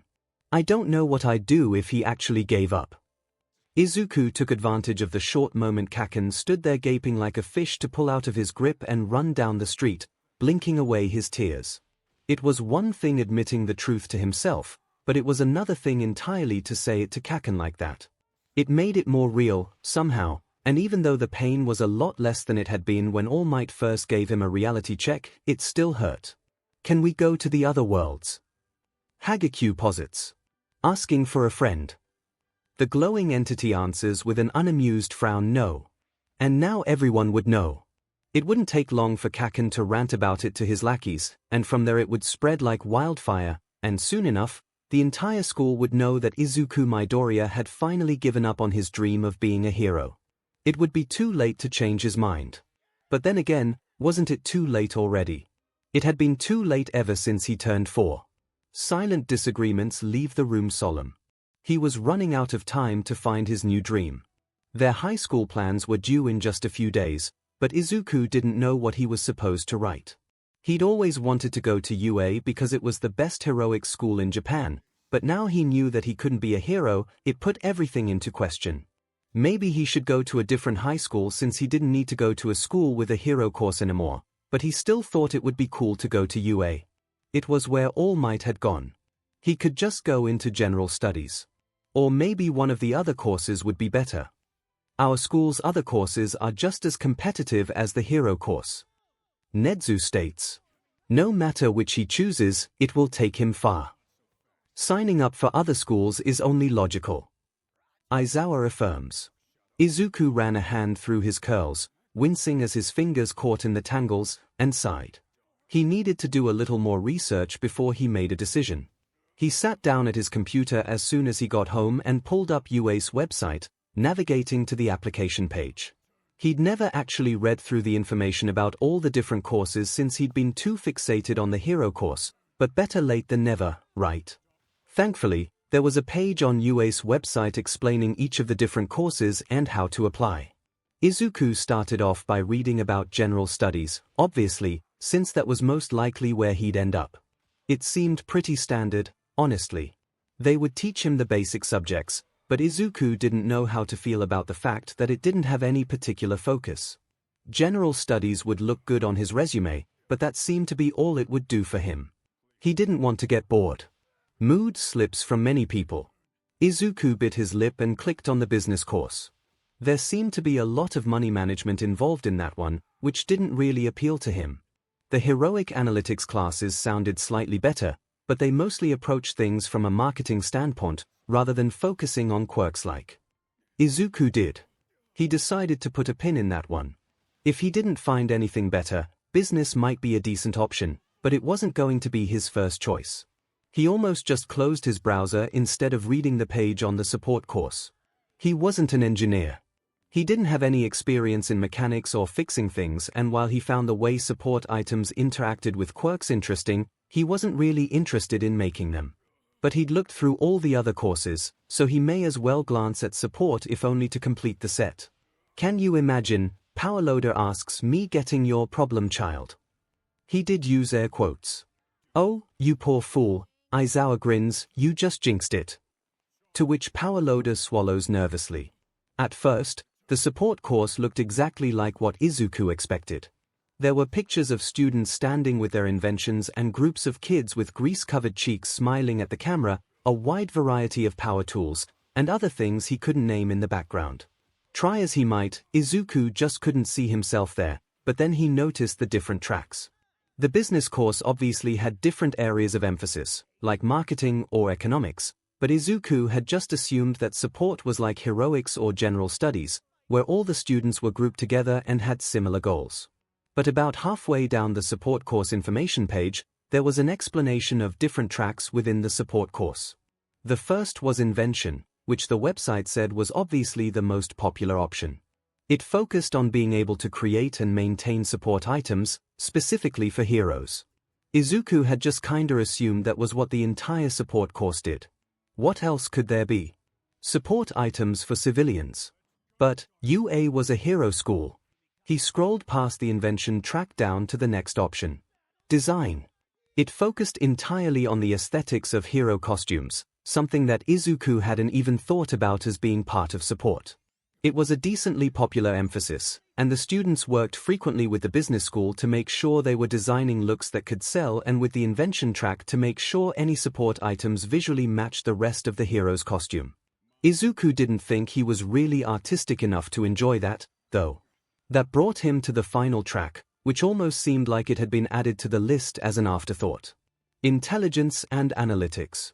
Unlike the other two tracks, there weren't any pictures advertising that emphasis, and it didn't seem like it was chosen very often, but as he read the short paragraph, 𝐒𝐿𝐴 gradually became so excited he could hardly breathe. Oh, my! 𝐻𝐿𝐴 exclaimed. Oh, no! 𝐺𝐺 whispered. Students in the Intelligence and Analytics track of UA's support course focus on quirk analysis and helping heroes improve their quirk control and skill. Students are trained in how to obtain useful information to help heroes and detectives track down and defeat villains, as well as how to use quirk analysis to pinpoint villains' weaknesses. Interested students also have the option of taking courses in strategy if desired. That seems perfect for you, Deku. Uraraka says very excitedly. 𝐒𝐿𝐴 couldn't help but think of the heroes that stood on the sidelines and waited for all might while Kaken was being attacked by the Sludge villain. If he joined the support course, he could share his strategies with them. He could help the heroes strategize better and use their quirks more intelligently to take down villains and protect people. It was too dangerous for a quirkless kid like him to be on the front lines, but that didn't mean he couldn't work behind the scenes to make sure the heroes had all the tools and information they needed so that they knew what to do. He could help the heroes work smarter. He's gonna do it. MIC whisper shouts he's actually gonna do it. It was perfect. 𝐒𝐿𝐴 glanced over at his collection of hero analysis for the future. All these years, he'd assumed that the future he was preparing for was his career as a hero, but maybe this whole time, he'd really been preparing for a career in hero support. His cheeks were starting to hurt from how widely he was smiling, and he was vaguely aware of the fact that he was mumbling as his brain spun with plans and possibilities. He would have to work hard for the next 10 months if he had any chance of passing the entrance exam, but rather than being intimidated by the challenge, Izuku just felt invigorated. He grabbed a brand new notebook from his desk and wrote support course preparation on the cover. Izuku Midoriya had found a new dream. And this time, it was attainable. As the screen fades, everyone becomes aware of the panic overtaking the teachers. God, please no. Lord, why have you forsaken me? Not another one. 2 of them, there's gonna be 2 of them. Sensei. Midoriya calls, what's wrong? I'd love to tell you, Nezu's smile sharpens, but I believe Headcase asked for no spoilers. Grumbling as they turned back to the screen, everyone was just a little more nervous. Deku. I think he's some pro. Meeting the pros, Mum, I'm going to meet up with some friends tonight. I don't know when I'll be home, but it'll probably be pretty late, so don't bother waiting up for me. Izuku yelled as he finished packing his laptop and tried to get his bright red shoes on the correct feet. Isn't this the world where he's sending us analysis? Mr. Brave asks. Oh yeah, Ms. Joke wonders what's gonna happen when they find out he's a kid. Okay baby, his mom smiled with tears in her eyes. I'm so glad you have friends, you've seemed so much happier lately. Tell them I said hi and invite them to dinner sometime. I want to meet these friends you're always talking about. Izuku hummed non-committally as his mom pulled him in for one last kiss on the cheek before he ran out the door. We should plan weekend trips to meet each other's families. Uraraka suggests. My siblings would like that, Kero. We'd have to wait for Endeavor to be on a mission. I'll call my brother to see when he's home as well. I bet my mom is gonna go overboard for you guys. Izuku beams. It had been almost 7 months since Izuku had wormed his way into the underground hero community, but tonight would be the first time he would be meeting any of his friends in person. There was a massive drag ring they had been following for a while, and a lot of heroes were coming together to take them down. They had even invited Izuku, well, Deku, to tag along and maybe even be on site to help strategize when their plans inevitably went off the rails. He'd warned them that he wasn't really ready for combat, but there were enough other pros that they didn't think it'd be a problem. The raid itself wouldn't be happening for another few months anyway, but everyone involved was meeting tonight in a secure location so they could make sure they all work well together and start planning. Waiting is always the worst part of planning a raid. Aizawa gripes. The meeting wasn't in an area Izuku was highly familiar with, but since he'd gotten involved with the underground, he'd spent a lot of time studying maps to create better location analyses and plans for the heroes he helped. So when he exited the train, he confidently followed the mental map he'd memorized before he left. The rundown apartment complex didn't look like much, but it was typical of the areas his friends worked in. He climbed the stairs to the 2nd floor, found the correct apartment, and took a deep breath. Then he knocked. I know the types of places you undergrounds have your meetings. MIC begins, you lot better get the little listener home safe. If other me doesn't, Mr. Brave adds, I'll find a way to get to him. No, you won't. Headcase pops in. Jesus Christ. What the F? When did you get here? Headcase cackled. We're just waiting for Deku, right? Ms. Joke asked, lounging back in her chair and putting her feet up on the scuff table. 14 other underground pro heroes plus Detective Tsukochi have all gathered around in the dingy apartment, idly snacking on refreshments as they waited for the meeting to officially begin. Your first appearance. All Might says to Tsukochi. Let's hope it isn't a disaster. He should be here soon, Eraserhead replied flatly. There was a knock on the door, and there he is now. Sir Night Eye rose and called through the door, how were things in Tokyo? The group had chosen a question-answer password system to ensure that no uninvited guests crashed the party. You think we could use these to get some info? Toga whispers. I doubt they'll use them since, I don't know, they know we've seen them. Shigaraki snaps. Oh, right. Everyone inside waited with bated breath, prepared to attack or evade should the answer be incorrect. The weather was terrible, but the food was great. The heroes exchanged shocked glances. The password was correct, but the voice was that of a teenager, not an old man like they had been expecting. They waited 1 second longer, then Night Eye asked, "Who is this?" They look so confused. Kaminari chuckles, "Wouldn't you?" Zero asks. "Well yeah," Kaminari replies, "but I'm me." True. Deku. It was stated as if it were a question, and the person on the other side of the door was apparently young enough that his voice was still cracking. Night Eye looked to the others for confirmation and Shota shrugged, gesturing to open the door. May as well see where this leads. Of course, my voice would crack at that exact moment. Izuku whines. The Deku squad can only pat his back in comfort. The kid, because it was undeniably a kid, on the other side of the door was not what Shota was expecting.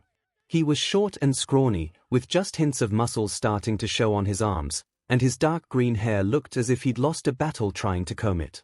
To complete the look of an innocent teenager, he was wearing jeans and a t-shirt with Eraserhead squinted to read the writing, "Yep, that said breathes."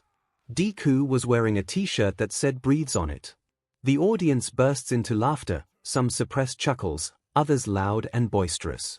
Shouts of, "Does he really dress like that?" And "I can give you some pointers" ring out as Izuku's face burns. It seemed that the rest of the heroes were just as shocked as Shota was because the whole ensemble sat there silently staring at the kid until he started to awkwardly shuffle his weight between his feet. Finally, Mr. Brave broke the silence. "You're Deku." The kid flinched and Shota sighed. Mr. Brave was more brasher than most heroes, but he did get the point across. "You're so confused." Ms. Joke laughs. "So are you." Mr. Brave counters. "I know, and it's amazing." "Yes."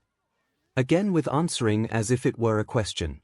Every head turned to Detective Tsukochi, who just nodded, confirming that the kid was telling the truth, but he looked just as shocked as everyone else. Everyone turned back to look at the kid, who apparently really was Deku, who was still standing awkwardly in front of the open door. "I guess," Ms. Joke started slowly, "we were expecting someone older." "No, as you don't say. Who'da thunk it?" The kid just shrugged. "Well, Shota thought, that's that." He sighed. "Come in and let's get started. It's illogical for you to just stand there all night. And close the door behind you." The kid nodded frantically and practically tripped over himself in his hurry to close the door and sit down. Just who was this kid? A problem child. Aizawa answered. Midnight and MIC snort in response. "Well," Detective Tsukochi started, "now that we're all here, I guess we can get started on the mission." "Wait," Ms. Joke leaned forward in her seat, "most of us haven't worked together before, so wouldn't it be a good idea to get to know each other a little more before we get down to business? Wouldn't it be good to get to know Deku? Our curiosity will distract us otherwise." Was implied. "She has a point," Ashido says. "Actually," Deku spoke softly, "most of you have worked together before, but only in groups of 2 or 3, and no one here has worked with everyone else here with the exception of me and maybe the detective, but I don't know if I count since I do most of my work virtually." The kid seemed to realize that he was starting to mumble and shut his mouth in a tight line as if he were expecting to be scolded for it. "That's a concerning reaction," Midnight says. "Does the little listener stop himself like that in our world?" MIC asks. "It's usually Bakugo snapping at him that stops him." Aizawa remembers. "When we return, please keep an eye out for such behavior." Nedzu requests. The teachers are quick to agree. "Yeah, Mr. Brave bit the bullet. Despite the fact that we've all worked with you, Deku, we don't really know you. Seems kind of unfair when you know enough about each of us that you could probably kill us in our sleep if you wanted to." Tact, Brave, Aizawa warns, use it. "Sorry. Why are you apologizing?" Joke asks. "Because that's totally something I would just blurt without thinking." Deku's eyes widened and his arms started flailing. "I would never do that. And I really don't think I could anyway. My analysis isn't really all that special. Anyone could do what I do." "Hardly." Gran huffs. Shota didn't agree with that, but he decided to let it lie. "I think Brave makes a good point. What hero school do you go to? Because obviously, this kid is training to be a hero, considering he already helps them on a regular basis." Hopefully, 𝐒𝐻𝐻 would at least be polite when trying to steal him from wherever he was attending. When have I ever been impolite? 𝐒𝐻𝐻 wonders aloud.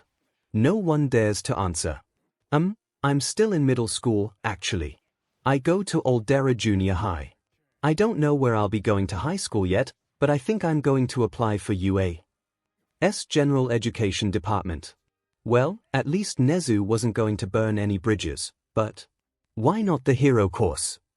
From the way the kid hunched his shoulders, Shota could tell he was trying to appear smaller than he was, which was already pretty darn small. Interesting.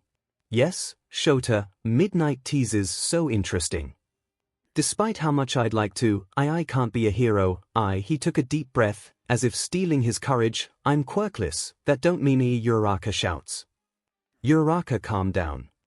No Deku, even if you didn't have a quirk you would kick butt. She's right, Kero. You always do well in quirkless sparring. Todoroki insists. Not to mention your clearly effective analysis. Ida adds. The words seemed to echo in the small room despite the fact that Deku hardly whispered them. How? He had to have an analysis quirk or at least one that altered his intelligence. He couldn't be quirkless, could he? Though it would make some of his behavior make a lot more sense. We brought some footage of known drag ring members for you to analyze, Deku. Apparently Tsukochi didn't know how to deal with the metaphorical bomb Deku just dropped either, if you're ready. At least someone's doing something other than gaping at the kid. Darby snarks.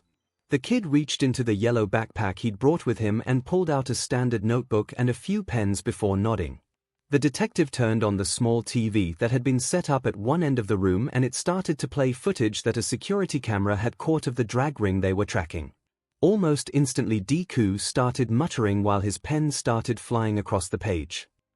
Obvious mutant-type quirk, most likely some kind of fish. No, aquatic mammal. No scales. Most likely can't breathe underwater, then, but probably still weak to fire quirks or dry environments, kind of like 𝐒𝐻𝐻𝐻. Then some kind of darkness manipulation quirk. Does it allow him to make solid objects or just shadows? Could it be used to make someone effectively blind? How bright does light have to be to cancel out the ability? Most effective to corner in an enclosed space with bright light, or with other allies to make him hesitant to completely black out the area. Wow, now that I can understand one of his mutter storms, it's really impressive. Midnight remarks. I wish I'd paid closer attention. All Might began, who knows how much farther he'd be by now. All we can do now is give him the support he clearly deserves. MIC comforts. Deku kept analyzing while the heroes stared at him wide-eyed. Yeah, they'd all read Deku's analyses, but it was another thing entirely to see it in person. The video ended after about 5 minutes and the next one started playing automatically. Deku hardly paused in his mutter storm, just continuing his notes where he left off. Once you get started it's hard to look away. Uraraka comments. Watching myself do this is kinda trippy. Izuku admits. Understandable. Todoroki deadpans. Shota pulled his eyes away from Deku when he saw movement in the corner of his eye. Ms. Joke was gesturing to him frantically, widening her eyes and lifting up strands of her long hair before pointing at Deku. Shota looked at her in confusion and she rolled her eyes. Use your quirk, she mouthed. Ah. If he had some kind of analysis quirk he didn't know about or was hiding for some reason, it might make sense. It wasn't that Shota didn't believe the kid was quirkless, Tsukochi didn't call him out on it at least, but it couldn't hurt to have some additional confirmation. Making sure that Deku was still focused on the video and not looking at him, Shota activated his quirk. The rest of the heroes had already noticed the side conversation and were looking at the kid, waiting for any reaction to having his quirk cancelled. I wonder what that would feel like without a quirk. Kaminari remarks. Ashido bounces up. Maybe we could track down a quirkless person to test it. Or, just hear me out, Bakugo begins sarcastically, you could shut up and pay attention since, I don't know, they are literally about to do that. Oh, they say sheepishly, right? Deku didn't even seem to notice Shota's eyes on him, much less a sudden absence of his quirk. His mutter storm continued at the same pace as before and his pen didn't slow down. The kid didn't even stutter. It surprised Shota enough that he else here with the exception of me and maybe the detective, but I don't know if I count since I do most of my work virtually. The kid seemed to realize that he was starting to mumble and shut his mouth in a tight line as if he were expecting to be scolded for it. That's a concerning reaction. Midnight says. Does the little listener stop himself like that in our world? MIC asks. It's usually Bakugo snapping at him that stops him. Aizawa remembers. When we return, please keep an eye out for such behavior. Nezu requests. The teachers are quick to agree. Yeah, Mr. Brave bit the bullet. Despite the fact that we've all worked with you, Deku, we don't really know you. Seems kind of unfair when you know enough about each of us that you could probably kill us in our sleep if you wanted to. Tact, Brave, Aizawa warns, use it. Sorry. Why are you apologizing? Joke asks. Because that's totally something I would just blurt without thinking. Deku's eyes widened and his arms started flailing. I would never do that. And I really don't think I could anyway. My analysis isn't really all that special. Anyone could do what I do. Hardly. Gran huffs. Shota didn't agree with that, but he decided to let it lie. I think Brave makes a good point. What hero school do you go to? Because obviously, this kid is training to be a hero, considering he already helps them on a regular basis. Hopefully, Nezu would at least be polite when trying to steal him from wherever he was attending. When have I ever been impolite? Nezu wonders aloud. No one dares to answer. I'm still in middle school, actually. I go to Aldera Junior High. I don't know where I'll be going to high school yet, but I think I'm going to apply for UA's General Education Department. Well, at least Nezu wasn't going to burn any bridges, but why not the hero course? From the way the kid hunched his shoulders, Shota could tell he was trying to appear smaller than he was, which was already pretty darn small. Interesting. Yes, Shota, Midnight teases, so interesting. Despite how much I'd like to, I can't be a hero. He took a deep breath, as if stealing his courage. I'm quirkless, that don't mean Uraraka shouts. Uraraka, calm down. No, Deku, even if you didn't have a quirk you would kick butt. She's right, Kero. You always do well in quirkless sparring. Todoroki insists. Not to mention your clearly effective analysis. Ida adds. The words seemed to echo in the small room despite the fact that Deku hardly whispered them. How? He had to have an analysis quirk or at least one that altered his intelligence. He couldn't be quirkless, could he? Though it would make some of his behavior make a lot more sense. We brought some footage of known drag ring members for you to analyze, Deku. Apparently Tsukochi didn't know how to deal with the metaphorical bomb Deku just dropped either, if you're ready. At least someone's doing something other than gaping at the kid. Darby snarks. The kid reached into the yellow backpack he'd brought with him and pulled out a standard notebook and a few pens before nodding. The detective turned on the small TV that had been set up at one end of the room and it started to play footage that a security camera had caught of the drag ring they were tracking. Almost instantly Deku started muttering while his pen started flying across the page. Obvious mutant-type quirk, most likely some kind of fish. No, aquatic mammal. No scales.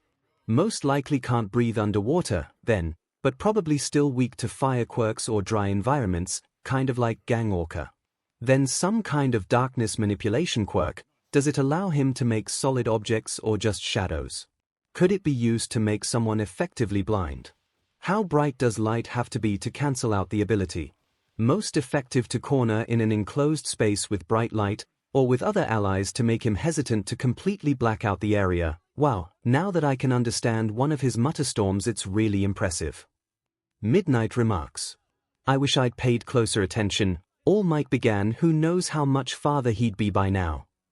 All we can do now is give him the support he clearly deserves. MIC comforts. Deku kept analyzing while the heroes stared at him wide-eyed. Yeah, they'd all read Deku's analyses, but it was another thing entirely to see it in person. The video ended after about 5 minutes and the next one started playing automatically. Deku hardly paused in his mutter storm, just continuing his notes where he left off. Once you get started it's hard to look away. Uraraka comments.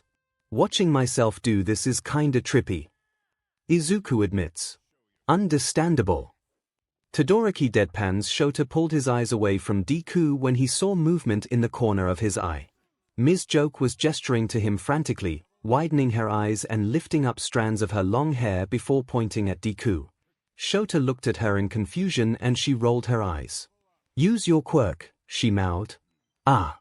If he had some kind of analysis quirk he didn't know about or was hiding for some reason, it might make sense.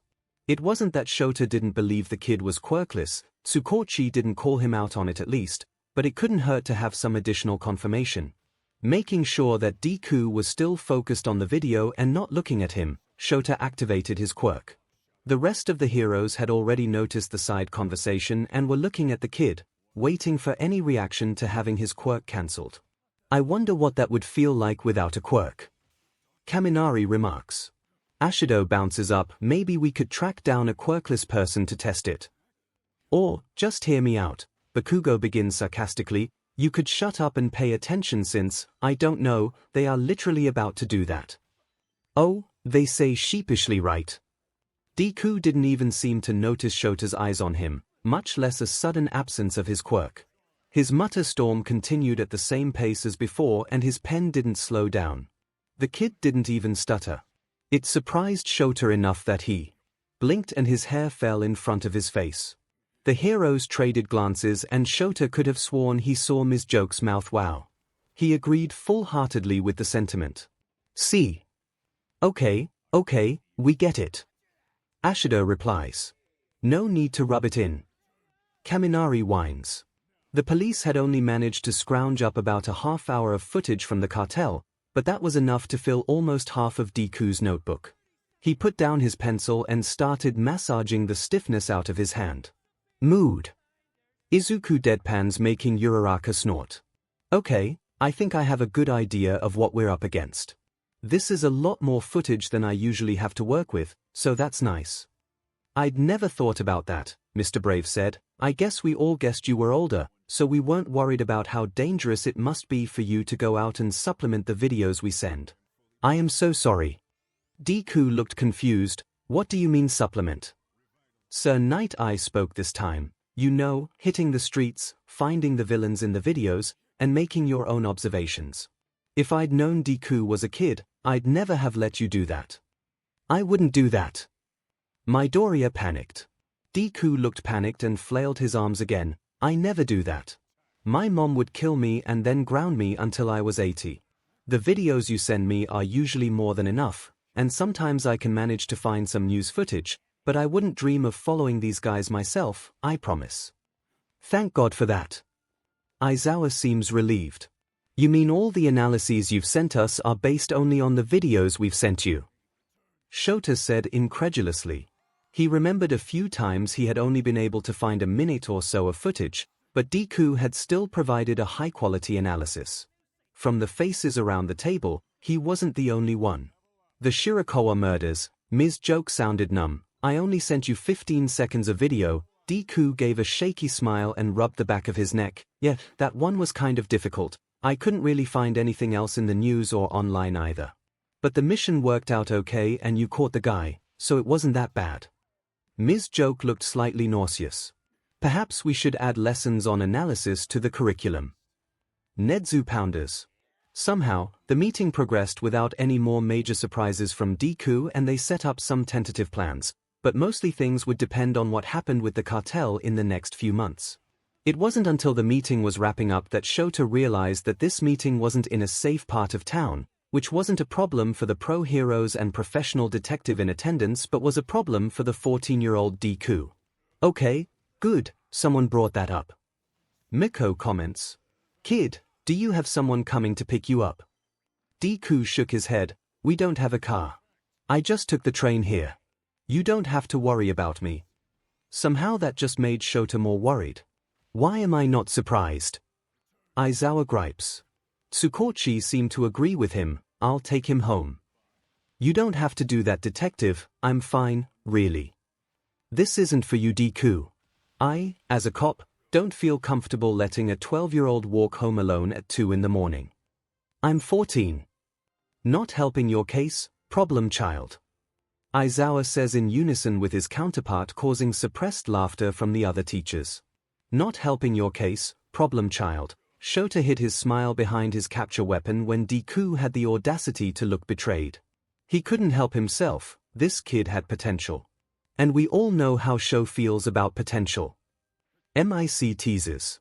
Tsukochi was already grabbing his keys and heading for the door. If I'm taking you home, I'll probably need a real name. I already told you that you don't need to do that, the kid muttered, but he gave a blinding smile anyway. I'm Izuku Midoriya. Too bright. I'm blind. It's like looking at the sun. My eyes are melting. Guys. Midoriya whines with a huge grin. As soon as the door was closed, all semblance of professionalism disappeared and Ms. Joke squealed, "He's so adorable. Did you know he was so adorable, Eraser? Why didn't anyone warn me?" Maybe because that adorable kid is a good enough analyst to take down a serial killer with only 15 seconds of video, Night Eye deadpanned.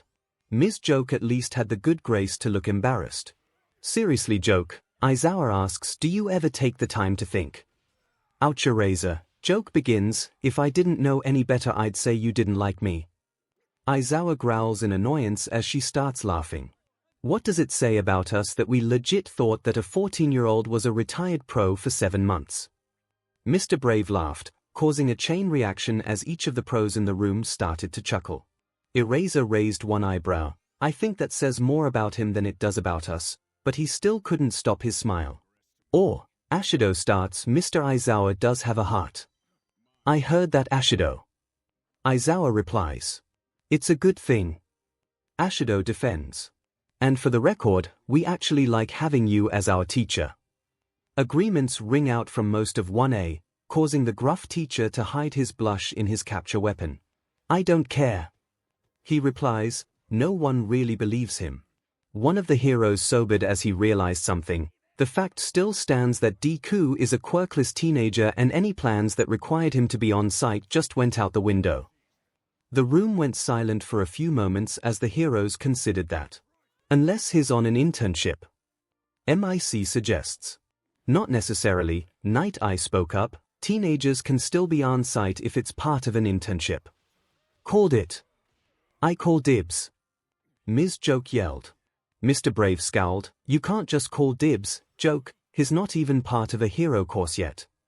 But he will be, Shota said, I have a hard time believing Nezu would ever pass up a chance to teach someone like Deku, even if he had to get in through the sports festival. Though that wouldn't stop Shota from putting his name in for the recommendation exam. That kid needed every advantage he could get. The screen. Application in person, so it made sense to follow up in person. He hurriedly grabbed his keys and put on his shoes, looking in the mirror on the way out the door to make sure he looked presentable. Please, let him get a job. Uraraka begged the screen. I'm heading out, Mom. He yelled back into the house. Okay, honey. She yelled back, be home for dinner. Be safe. Don't go chasing too many hero fights. He chuckled and locked the door behind him. Revelry in the dark. Izuku stood shocked still, mind turning as it tried to make sense of what he was seeing. Fingers stood behind the register in full uniform, the bright yellow M on his hat standing out mockingly against the black. He didn't have a trainer shadowing him, so it wasn't even his first day. He caught sight of Izuku standing by the door and smirked before turning back to the customer at the register. Talk about a thing but. Jiru snarked. Izuku didn't bother going back to the office to ask about his application. If they'd hired fingers who applied the same day, it was obvious they'd already made their decision. He walked out the door in a trance. Stupid discrimination. Why? Why did it have to be this way? Why wouldn't they even give him a chance? Because that's the way the world works. Shigaraki rasps. Yeah, it's SHT, twice agrees. Sure is a nice place. He arrived at the internet cafe before he even realized where he was going. He hesitated for a moment. Yeah, discrimination scared, but was he really ready to walk head-on into villainy? He wouldn't be able to justify it this time by saying he didn't know how the person would use the info he gave them. Was he really ready for this? He remembered the smirk that Fingers shot him when he dropped by McDonald's. He remembered Bakugo burning him and calling him useless while the teachers watched and did nothing. He remembered being told to kill himself. Years of abuse, leading to being passed over for work given to someone far less qualified. Nezu remarks to say this was the straw that broke the camel's back is frighteningly appropriate. Izuku pulled up his hood so security cameras wouldn't catch his face before walking into the cafe with his head held high and paying for an hour. He signed into his villain account and went straight to his inbox. He hadn't received any new messages in the weeks since he'd signed into that account, but the 3 from before were still unread. He read over them quickly: a minor hero, a sidekick, and, oddly enough, a bank robbery for Izuku to plan. This would be interesting. All right. Dabi cheers. Welcome to the club. Twice shouts. We don't want you here. When does Othami get to meet him? Toga whines. Be quiet and maybe we'll find out. Shigaraki snaps. Pro hero Stretch found dead near favorite cafe. Sidekick at Edshot agency killed in villain fight. Suspect still at large. Tokyo Gold Bank down 10 billion yen after bank robbery. Teachers pros. Thank goodness. All Might breathes. At least it didn't show the plans and endanger more heroes. Right you are, Nezu replies. As much as I like counter-strategizing, having safe heroes is far more important. Villains, oh, come on, show us the plans. Shigaraki shouts at the screen. Izuku tried to bury his guilt as he read the headlines. After all, the world had put him through hell his whole life. It was about time he returned the favor. The screen fades as the students reflect on their earlier lessons. Some are stuck in what they themselves had to go through. Others try desperately to come up with ways to help. Suddenly Ashido stands up and runs to the bookshelf, taking a notepad and some pens back to her seat with her. Okay, listen up. She shouts for everyone's attention. Here's the plan. If you have any ideas on how to help with the whole. She waves a hand in the air. Discrimination situation at any time while we're here, just tell me and I'll write it down. Mandatory psych evaluation for hero hopefuls. Bakugo starts shocking everyone, and investigations into the schools those with toxic mentalities came from. I agree. Midoriya speaks up. I doubt either of us would be as. He tries to find a nice way to say it. Difficult as we are, if not for Aldera. Exactly how bad is your old school problem child? Aizawa asks. I don't know the exact percentage, but most end up in prison. Izuku answers with a shrug. The room is silent for a moment as everyone processes that. When it looks like the teachers are going to ask more questions, their host interrupts. I understand you want more information, but this isn't the time nor the place. Please turn your attention back toward the screen. With a few deep breaths, everyone turns back to the screen. Vidian, the green guide burning Izuku's everything hurt. How far had he ended up running last night? It couldn't have been more than a few miles, right? He'd come across 2 more muggings after that first one, so had to run to pick up a hero, then had to run back to the crime. Okay, so maybe he'd run quite a bit, but still, he shouldn't be this sore, should he? Yes, actually, Izuku comments, that's normal. I swear I thought I was gonna die after my first workout. Uraraka adds. It doesn't help that he can't very well pace himself in a life or death situation. Ida informs. Izuku, you're going to be late for school. Izuku groaned and forced himself out of bed. He must be even more out of shape than he'd thought. He'd definitely have to change that if he wanted to keep outrunning heroes. Izuku smiled as he got dressed. He'd saved people last night. He's always happiest when he's helping others. All Might says fondly. After giving his mom a quick kiss on the cheek, Izuku was out the door and on his way to school. He had to walk carefully to avoid limping, but he'd had more than enough practice with hiding injuries that hiding sore muscles wasn't nearly as difficult as he'd been afraid it would be. Hopefully Kaken wouldn't want to use Izuku as quirk practice before class. With how sore he was, he might not be able to run away fast enough. He shouldn't have to run away at all. Ashido pouts. Hey, Bakubro, Kirishima whispers, did you ever? Bakugo interrupts, I wasn't as bad as these. He pauses trying to find the words and Kirishima waits. I used to be, a bully. He takes a breath as Kirishima SCKS in his own. I'm trying, and we are getting better. Kirishima studies his friend and comes to a decision. You ever need any help, even if it's just someone to beach to, come to me and I'll help. Bakugo looks at him in shock and he adds, I've seen you getting better and I don't want that to end. Bakugo tries to hide his smile, but Kirishima sees it. Whatever, Kirishima. The use of his real name causes Kiri to grin brightly.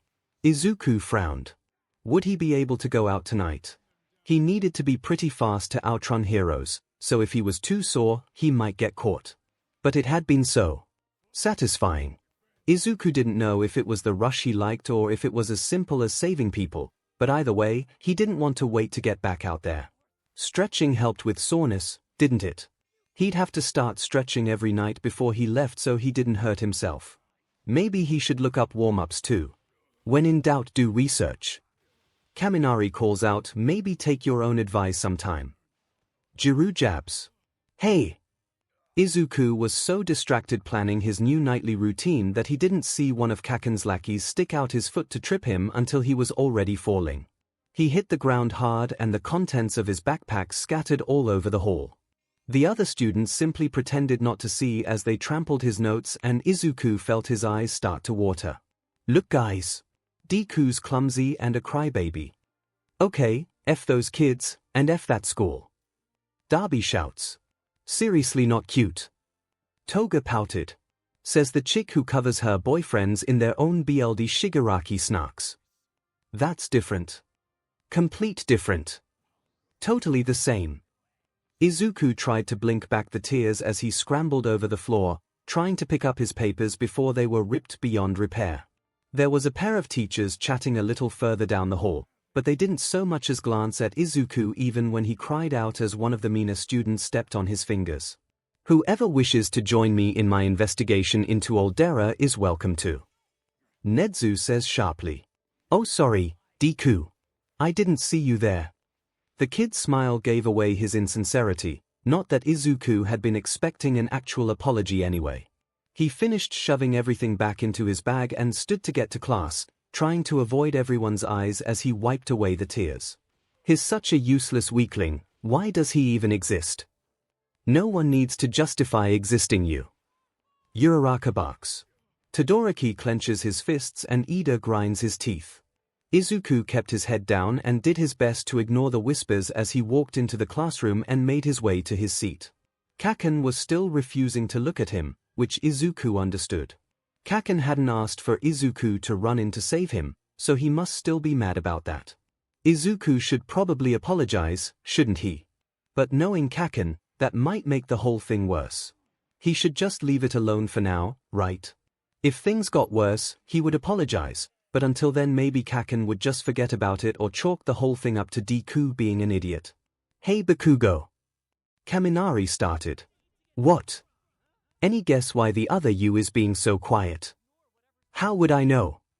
Chill dude, just asking. Though, it was strange that Kaken hadn't said a single word to him since he'd stopped him on the street after the Sludge villain attack. Normally, if their other classmates tried to do something, Kaken would come along and do it better to prove that he was still the best, so since everyone had decided to be crueler to Izuku. Well, he just thought it would make a lot of sense for Kaken to use this situation to assert his dominance. So why wasn't he? It is kinda strange he's so quiet. Izuku says. Let's just hope it stays that way. Zu remarks. Izuku quickly silenced what he was mentally calling his vigilante alarm and rolled out of bed. His soreness had gradually decreased throughout the day, but it hadn't completely gone away, so he'd probably have to pace himself tonight. Still in his pajamas, Izuku leaned over to touch his toes and grimaced as his legs protested against the stretch. He then moved one foot back so he could stretch his calf better. He'd spent an hour that afternoon just looking up different types of stretches, specifically stretches that were good for people who did a lot of running. He'd never actually realized how important flexibility was to physical activity. If anybody needs some pointers on stretches, just ask. Hagekyu pipes up. He spent the next half hour just running through the stretches he'd researched until he was at least marginally less sore and stiff, then got dressed in his vigilante outfit just like he had the night before. This time, however, he grabbed a small green notebook that he'd bought on the way home and stuffed it and a few pens in his back pocket before heading out. He'd have to figure out how to notate the moves that the heroes used if he wanted to study them later, since there wouldn't be time to do his usual detailed drawings in the middle of a fight. Would stick figures be enough? You do drawings with your analysis. Todoroki turns to Midoriya. Yeah, but it's really bad. Izuku answers. That's what you said for actual analysis, Kero. Zu points out. Well, yeah. Izuku huffs and accepts defeat. As he walked, Izuku thought through the patrol schedules he'd memorized. It was a Thursday night, so who would be out? Well, Rocklock often worked later during the week so he could take the weekends off, probably to be with his family if what he said in interviews was any indication. Then there was Enigma, but her gigantification quirk might allow her to catch him too quickly, so he should probably try to avoid using her if possible. He might be able to catch Death Arms if the hero decided to stay out later for whatever reason. Mount Lady probably wouldn't be patrolling at night if her media-mongering debut was any indication, so she wouldn't be any help. Who else? Dead in one world and apparently useless in another. Mount Lady whined, "Can I just go home?" "No can do, hun," Headcase informs, "you want to be here for certain things, I promise you." It was surprising, now that he thought about it, just how few heroes patrolled at night. If he was out walking at 2 in the afternoon rather than 2 in the morning, he'd be able to have his pick of at least 5 or 6 heroes on any given day, but, well, he couldn't get mad at heroes for getting tired. But from what Izuku had seen the night before, there wasn't less crime at night. If anything, there might even be more crime at night, since there weren't as many people out to be witnesses and there weren't as many heroes patrolling the streets. If Izuku were a villain, he'd probably be completely nocturnal for those reasons alone. Which we can probably expect from that Mastermind world. Tsukochi comments. Izuku sighed, hopefully Amplifier wouldn't get too annoyed with him if he had to use her again. Hell no, sweetheart, Amplifier exclaims, I'm happy to help. Must you be so loud? Aizawa grumbles. Sorry, she says, still grinning. He'd already used her twice last night and she probably had better things that she usually did during her patrols, so he'd have to try to spread it out as much as possible, at least until he got strong enough to start fighting criminals himself. We would prefer you didn't fight criminals at all. Aizawa huffs at the screen. But Izuku had decided that the running had 2 purposes. The first was obviously to get heroes to stop crimes in progress, but the second was to build muscle and stamina so he stood a chance when and if he ever felt confident enough to fight. Unless you stumble on a crime that needs immediate attention. Ida insists. If that were to happen, you'd run in with barely a second thought. He's not wrong. Todoroki adds. Well, hopefully he doesn't get hurt. Uraraka comments. Not that anyone would care if anything happened to you anyway. The students of 1A erupt in assurances that they do indeed care if he gets hurt. That is, until Shigaraki gets impatient and shouts he can't hear you, just sit down and shut up. Knowing the villain was right but hating giving him the satisfaction, the students stare him down as they, as slowly as possible, sit down and turn to the screen. Izuku shook his head. He didn't want to die before he had the chance to save anyone. Besides, he knew that getting a bully to change his targets was temporary at best. If he died too quickly at the start of a fight before the real victim had a chance to get away, then he really wouldn't have done any good. Not to mention that if he died too quickly, it might just make the villain more angry and end up making things worse for the person he'd been trying to help. Not that anyone would really be surprised if that happened, he was a useless Deku after all. It's an unfortunate lesson to learn. Nedzu comments. Especially how he learned it. Midnight reminds. Izuku caught movement in the corner of his eye and looked through the window of the 24-hour convenience store he sometimes bought snacks at to see someone threatening the cashier with an electricity quirk. Who was the closest hero to hear? Rocklock. Oh, he's going to get me. Rocklock comments. Just think of it as practice for your little one's teenage years. Midnight teases.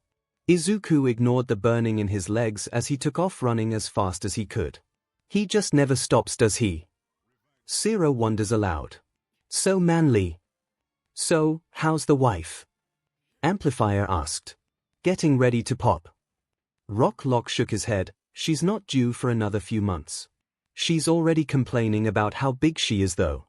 I just tell her that means there's more of her to love. Oh, smooth, Romeo, smooth. Demon right, I'm smooth. Rocklock says as the others snicker. Usually Rocklock didn't stop to talk to other heroes, but it was a slow night and Amplifier had been chasing down a drunk that had been harassing women where she usually patrolled. He'd helped take him down by immobilizing his clothes, and she'd stuck around after the police had picked him up. Who knows, maybe he'd run into a situation where he could use the extra help. Remember students, Netsu informs whichever path you take in heroics cooperation is essential. Well, there is a reason she fell in love. Oh. Something hit him on his calf and he looked down to see. A rock. He whipped around to see who threw it and caught sight of what looked to be a kid in a green hoodie and goggles smile at him before running away. He's kinda a little SHT, ain't he? Darby comments. Just enjoy watching heroes get hot by rocks while you can. Shigaraki grumbles. Let's go. Amplifier started following the kid, but Rocklock held her back. Why? He's just some hooligan, it's not gonna do any good to run him down. Amplifier shook her head. No, I saw the kid yesterday too and when I chased him, he led me straight to 2 different muggings. Don't worry, we're not gonna try and catch him, but if that kid throws a rock at you, he wants you to chase him. I'm not sure she should be so comfortable getting hit like that. Ida comments. Well, it's not like he can just be like, hey, something's going down, could you follow me? Uraraka responds. I suppose. She started running again and Rocklock shook his head as he followed. He still wasn't convinced that chasing the kid was productive, but Amplifier had proven to be a decent hero, so he'd trust her for now. And well, it was a slow night, so if nothing else, following this kid was something to do. God bless the slow night, MIC said dramatically, for they are few and far between. A good chunk of the pros snickering at his antics. Izuku stopped as soon as he realized that Rocklock and Amplifier weren't following him. Had Amplifier decided he wasn't worth her time anymore? He hadn't been trying to get her, but she'd been talking to Rocklock and there wasn't any time to go find another hero. Should he try to go find Death Arms? Probably, but by the time he got to Death Arms' patrol route, the robber would be gone. He really was useless, wasn't he? He couldn't even get a hero correctly. Quiet assurances that he was doing good and they were right behind him ring throughout the room. Izuku startled as he heard footsteps behind him and grinned as he saw Rocklock and Amplifier running toward him. Rocklock looked skeptical about the whole thing, but that didn't matter right now. What mattered right now was making sure that the convenience store robber got caught. See? You're doing great. Hurry, Green Bean. Izuku took off and hoped that they weren't too late.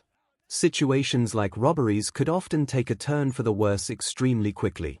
His breath was starting to get painful as he pushed himself even harder.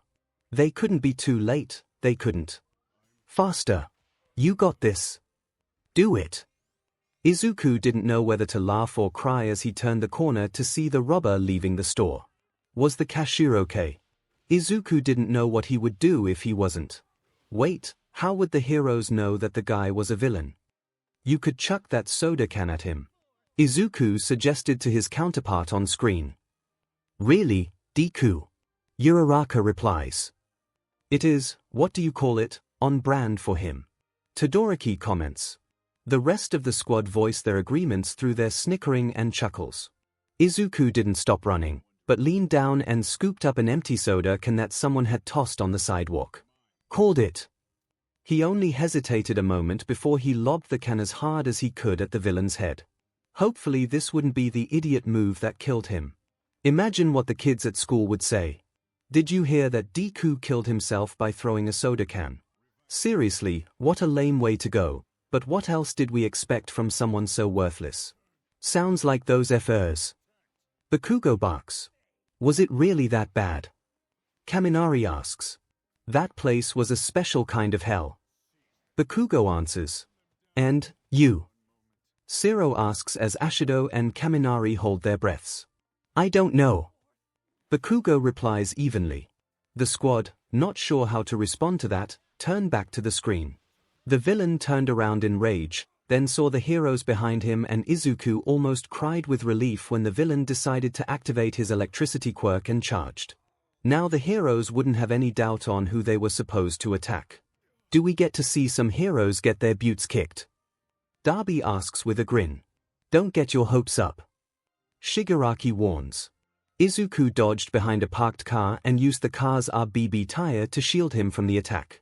He poked his head out and Izuku smiled as he saw that Rock Lock and Amplifier had engaged the villain. Now what? Oh, yeah. The cashier. Hope the little listener did some research on first aid, just in case. MIC mumbled. Unfortunately, he probably has first-hand experience treating his own injuries from bullies. Aizawa growls. Izuku flung open the door and ran to the counter. The guy wasn't standing at the counter like he should be, so where was he? Had he gone to a back room to recover from the stress, or was he? Help! The voice was soft and laced with pain, but a dead person couldn't talk, so that meant the cashier was alive. Izuku nearly panicked when he ran around the counter and saw the man lying on the ground, electrical burns covering most of his face and arms. Izuku was familiar with burns and those looked like they hurt. A lot. I guess that world's Kaken used his quirk directly on me. Izuku comments. Directly? Todoroki turns to him curiously. Well, he is the reason there are scorch marks on my notebook. I see. Todoroki looks at him in suspicion before turning back to the screen. He forced himself to calm down, but wasn't able to force a smile onto his face. Sir, do you have a phone? Oh, on the counter. Izuku hurried and dialed the police. Yes, hello. There's a guy here with electrical burns, at least second or third degree. Yes, it was a villain attack. Somebody robbed the convenience store on Randamu Street. Yeah, we're still here. Hurry. That's more useful than most calls. Midnight comments. Do we have plans for call-in lessons? MIC asked. If we didn't before, we do now. Aizawa informs. Izuku put the phone down and knelt beside the cashier. Are you okay? Oh wait, obviously you're not okay. You just got robbed and you're hurt and how did you, the man rasped, know about the robbery? Oh, I brought the heroes. They are fighting the guy outside. Oh, those burns look bad, let's get. Okay, yeah. Must have spotted the burn cream. Darby mumbles. What makes you think that? Toga chirps. Darby simply turns to her with a deadpan stare and holds up one of his charred hands. Oh, right. She replies, face bright red. Izuku stood and found the burn cream and bandages. It only took a few seconds, as he already knew exactly where they were kept because he bought them so frequently. Maybe he'd have to thank Kaken when this was all over. No, Kaken would probably just find that annoying. No, you dim nerd, Bakugo says in exasperation, do not thank me for hurting you. Izuku shook his head. He needed to focus. He grabbed a rag that was underneath the counter and ran over to the soda fountain to wet it with cold water, then started dabbing the wet washcloth on the burns, being extra careful not to rub so he didn't do any more damage to the skin. Ice, the man asked as Izuku set to work. It's so hot, wouldn't ice be better? Izuku shook his head. No, ice can shock your system or make the area so numb you can't tell if further damage is being done. Don't worry, once we get the burn cream on, it'll hurt a little less. And I am sure the paramedics will be able to give you something for pain when they get here. Case in point. Todoroki gestures towards his scar. Are you ready to tell us that story, Kiro? Zu asks. Not yet. Whenever you're ready. Uraraka assures. The man nodded and closed his eyes and Izuku started to apply the cream.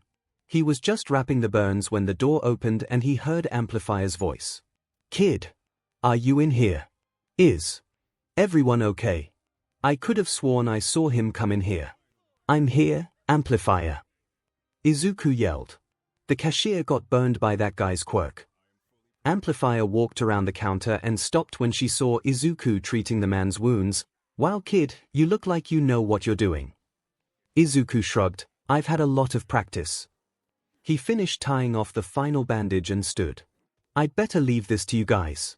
I already called the ambulance, so they should be here any minute. You should probably stay with him until they get here though. I've heard electrical burns can be tricky. They are. Kaminari comments. Guess you would know. Siro asks. Makes sense, Kirishima adds, I mean I got this scar, he points to his eyebrow from activating my work while rubbing my eye. My hands are just one big callus at this point.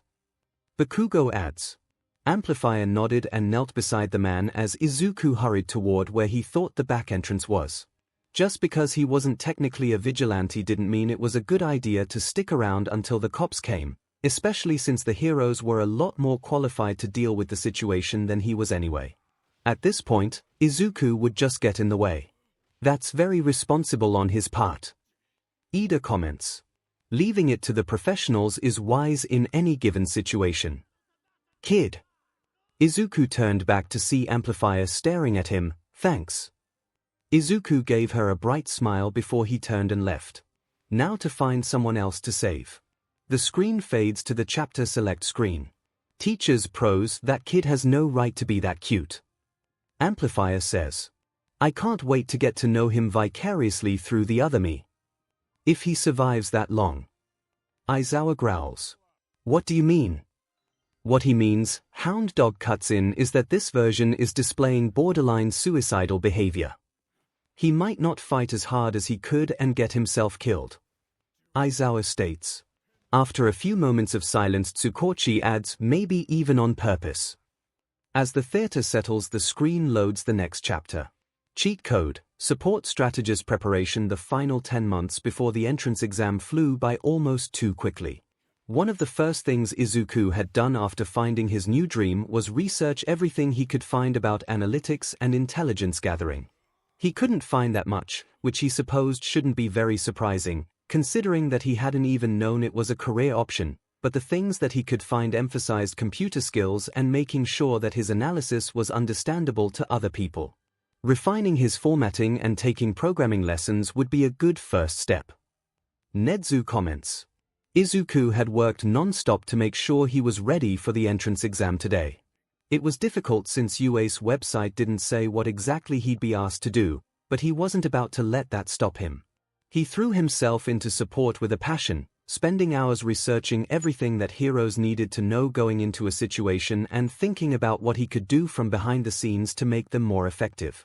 Straight to entrance exam. Uraraka asked quietly.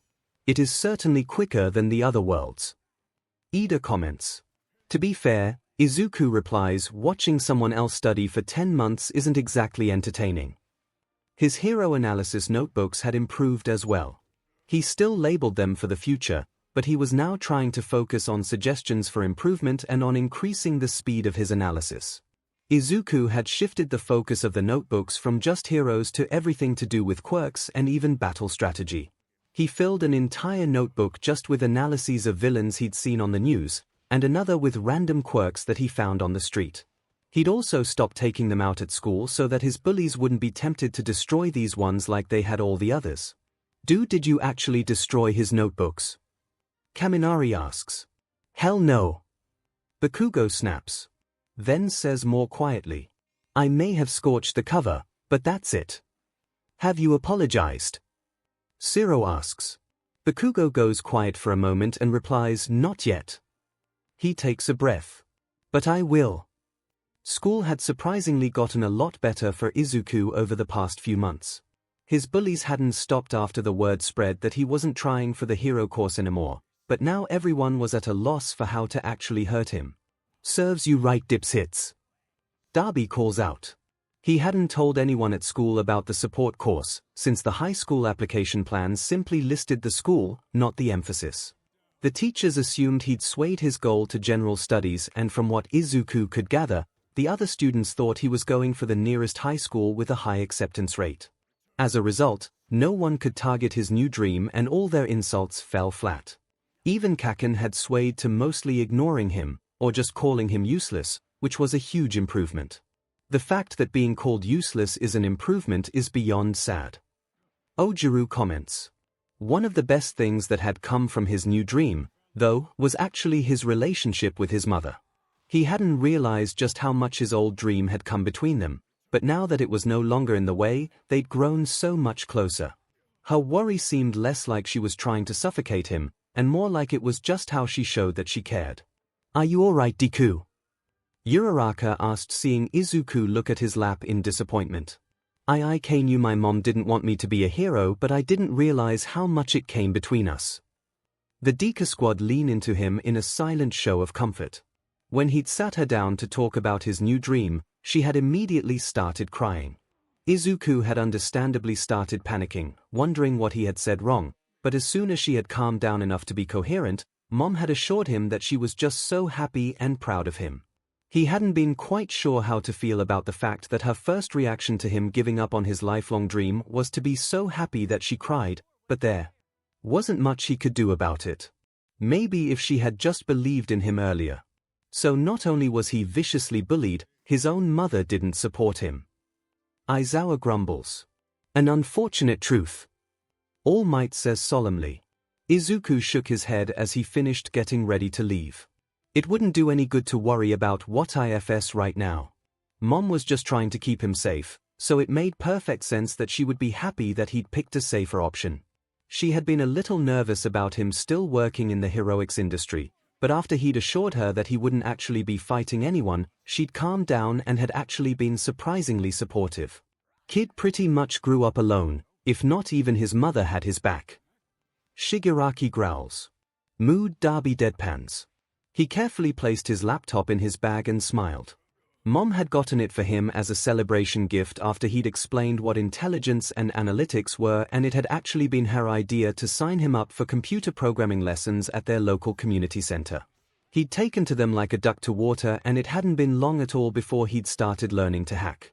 Mom didn't necessarily like when he called it hacking, since she thought that sounded dangerous or like something a villain would do, but Izuku had pointed out that it would be a really useful way to gather information.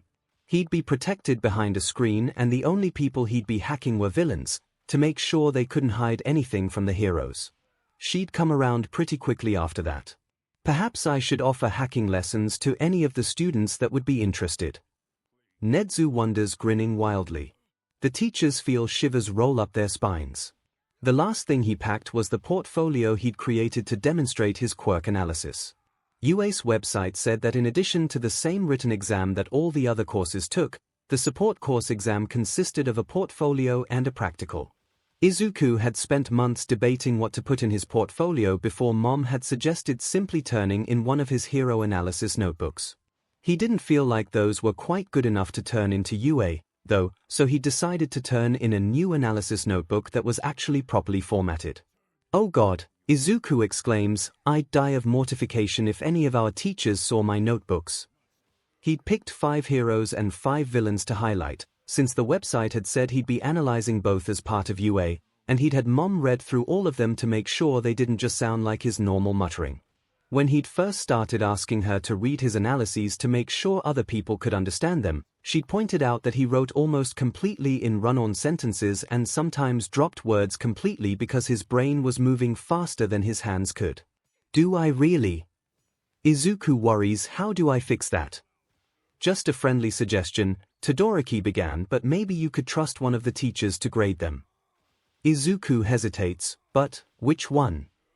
Who do you trust most, Kiro? Zu asks patiently.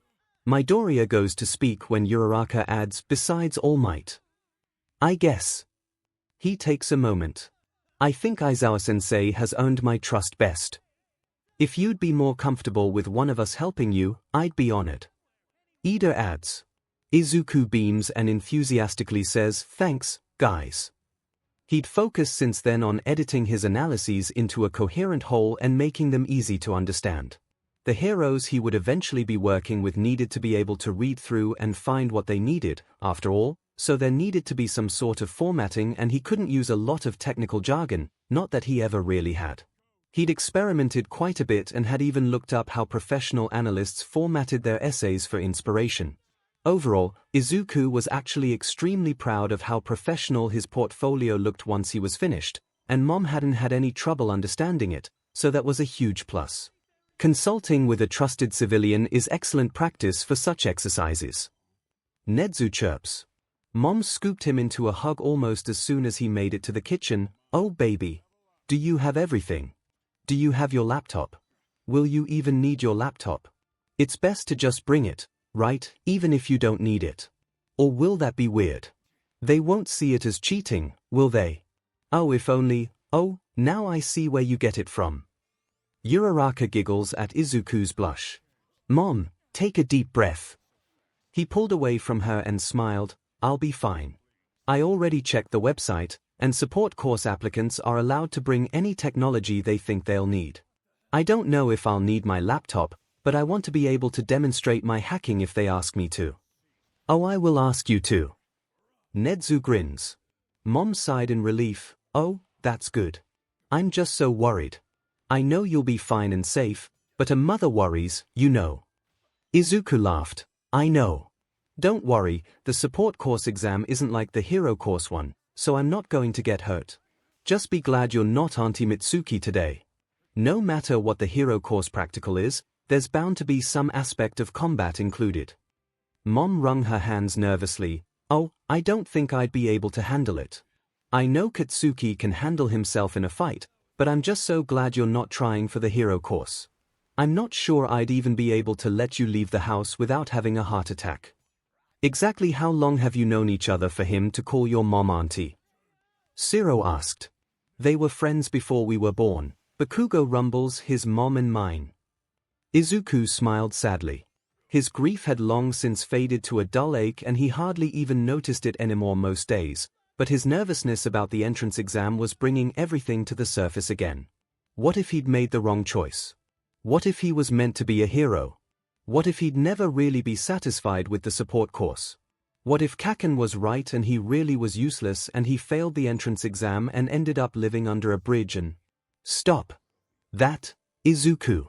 Mom hit him gently on the arm and smiled to pull him from his spiral. I'm the one who's supposed to be worrying, so just leave that to me, and you focus on doing your best. Okay, baby. That was so wholesome. That's right, Green Bean. You're gonna do great.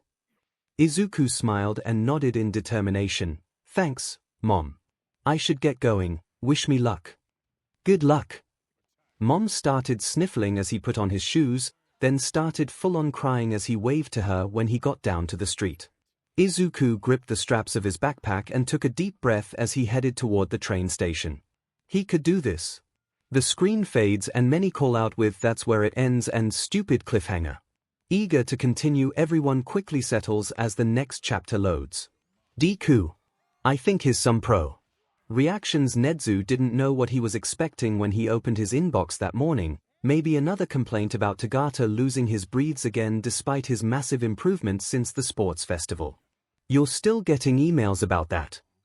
Midnight asks. Unfortunately. Nedzu states. It certainly wasn't emails from 15 pro heroes, only 2 of which had ever recommended a student before, all requesting to recommend a single student to UA. We all recommended him. Mr. Brave groans. Isn't one enough? Unless we didn't tell each other we were each recommending him. Ms. Joke answers, snickering a bit. Nedzu sighed. Most likely this Izuku Midoriya had a technology manipulation quirk and was trying to increase his chances. It had been done before, but never this blatantly. Oh well, it would be relatively easy to check. The student really should have looked at which pros taught at UA before including Eraserhead on his list of recommenders. He pressed the intercom. Aizawa, would you come to my office please? I can't believe you, of all people, recommended a student. Midnight whispered.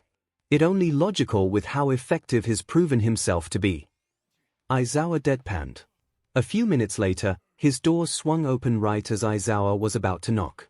The teacher just looked at him unimpressed and said the second thing to surprise the principal that morning, "Is this about the student I submitted for recommendations?" Oh God, Amisi began. Nedzu should never look surprised.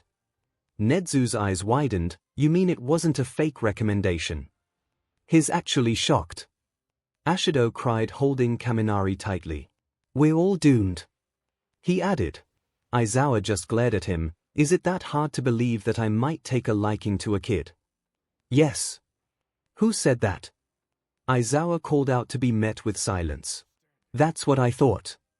No, Nedzu smiled in excitement, but would you like to explain why 14 other pro heroes also recommended the same student? You seem rather annoyed. All Might mentioned.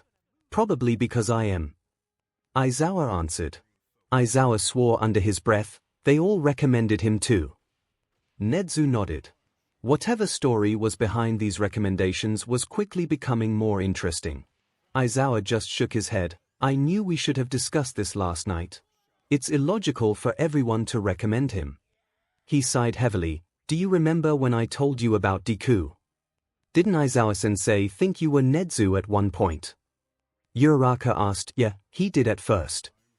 I remember you asking if I was the one sending out mysterious analyses, if that's what you mean. Aizawa nodded. Well, he's gotten quite the reputation in the underground, but no one had ever met him face to face before last night. He's part of the group that was invited to raid the Durago cartel. Nezu gestured for Aizawa to continue. He's 14. If Nezu had been drinking tea, he would have been tempted to do a spit take. He had read some of those analyses. A 14-year-old did that. He could see why so many pros had recommended Midoriya. If he had been there, Nezu would probably have put in a recommendation of his own. He would have recommended me himself. Izuku bursts. I see. I take it he's already planning on attending UA. Yes, he told us he's applying to general education, but I think he'd jump at the hero course if he had the opportunity. I can try to give him a pep talk if he needs more convincing, although maybe MIC or joke would be better for that job. He doesn't seem to think he can be a hero. Nezu ped his head to the side. His analysis is already sought after by working pros. Why wouldn't he think he has what it takes? I get the feeling that he hasn't had a lot of encouragement from, well, anyone really. He's quirkless. Now Nezu was really glad he wasn't currently drinking tea. It wasn't often that anyone managed to surprise him, and here this Midoriya had managed to do so 4 times in 1 hour, and he wasn't even here. Nezu is shook. The world is ending. MIC exclaims dramatically. Are you sure? Nezu had to ask. Aizawa just looked tired. I activated my quirk while he was analyzing a video, and I honestly think he didn't even notice. He didn't pause, stutter, or even decrease the quality of his analyses, and Tsukochi didn't register anything he said as a lie. He paused. I know that there's never been a quirkless hero before, but if anyone can do it, Deku can. But you and I know just how biased the entrance exam is, and he isn't exactly made of muscle. With his mind, I think he'll have a better chance at passing an obstacle course and interview than an all-out brawl against robots. I agree. I'll send him the invite for the recommendation exam. Does he know you recommended him? No. Well, I guess it'll be a surprise then. Fair warning, the other me is probably gonna freak out. Izuku says to the theater. Calls of same and mood come back at him. It was definitely a surprise. Mom, do you know why I have a letter from UA? Izuku looked at the envelope on the table like it was a bomb, which, for all he knew, it could have been. I'd never. Nezu chirps. His mind was moving a mile a minute trying to figure out why in the world UA would be contacting him 3 whole months before the entrance exam. Was this normal? Was this just saying that they received his application? No, if that was the case, then they would have sent it right after he submitted the application months ago. Was something wrong? Were they rejecting him because he was quirkless? That had to be it. Izuku felt his heart sink. Of course, the policy allowing quirkless entry was probably a PR ploy. It's sad that I could see some of the other schools doing exactly that. Midnight sighs. He could already feel the tears fighting to fall from his eyes, making it difficult to see the clear type of his name on the envelope. Of course, he wouldn't be able to go to UA. He was an idiot to think otherwise. Yes, you can. Open it. Don't be hasty. Izuku.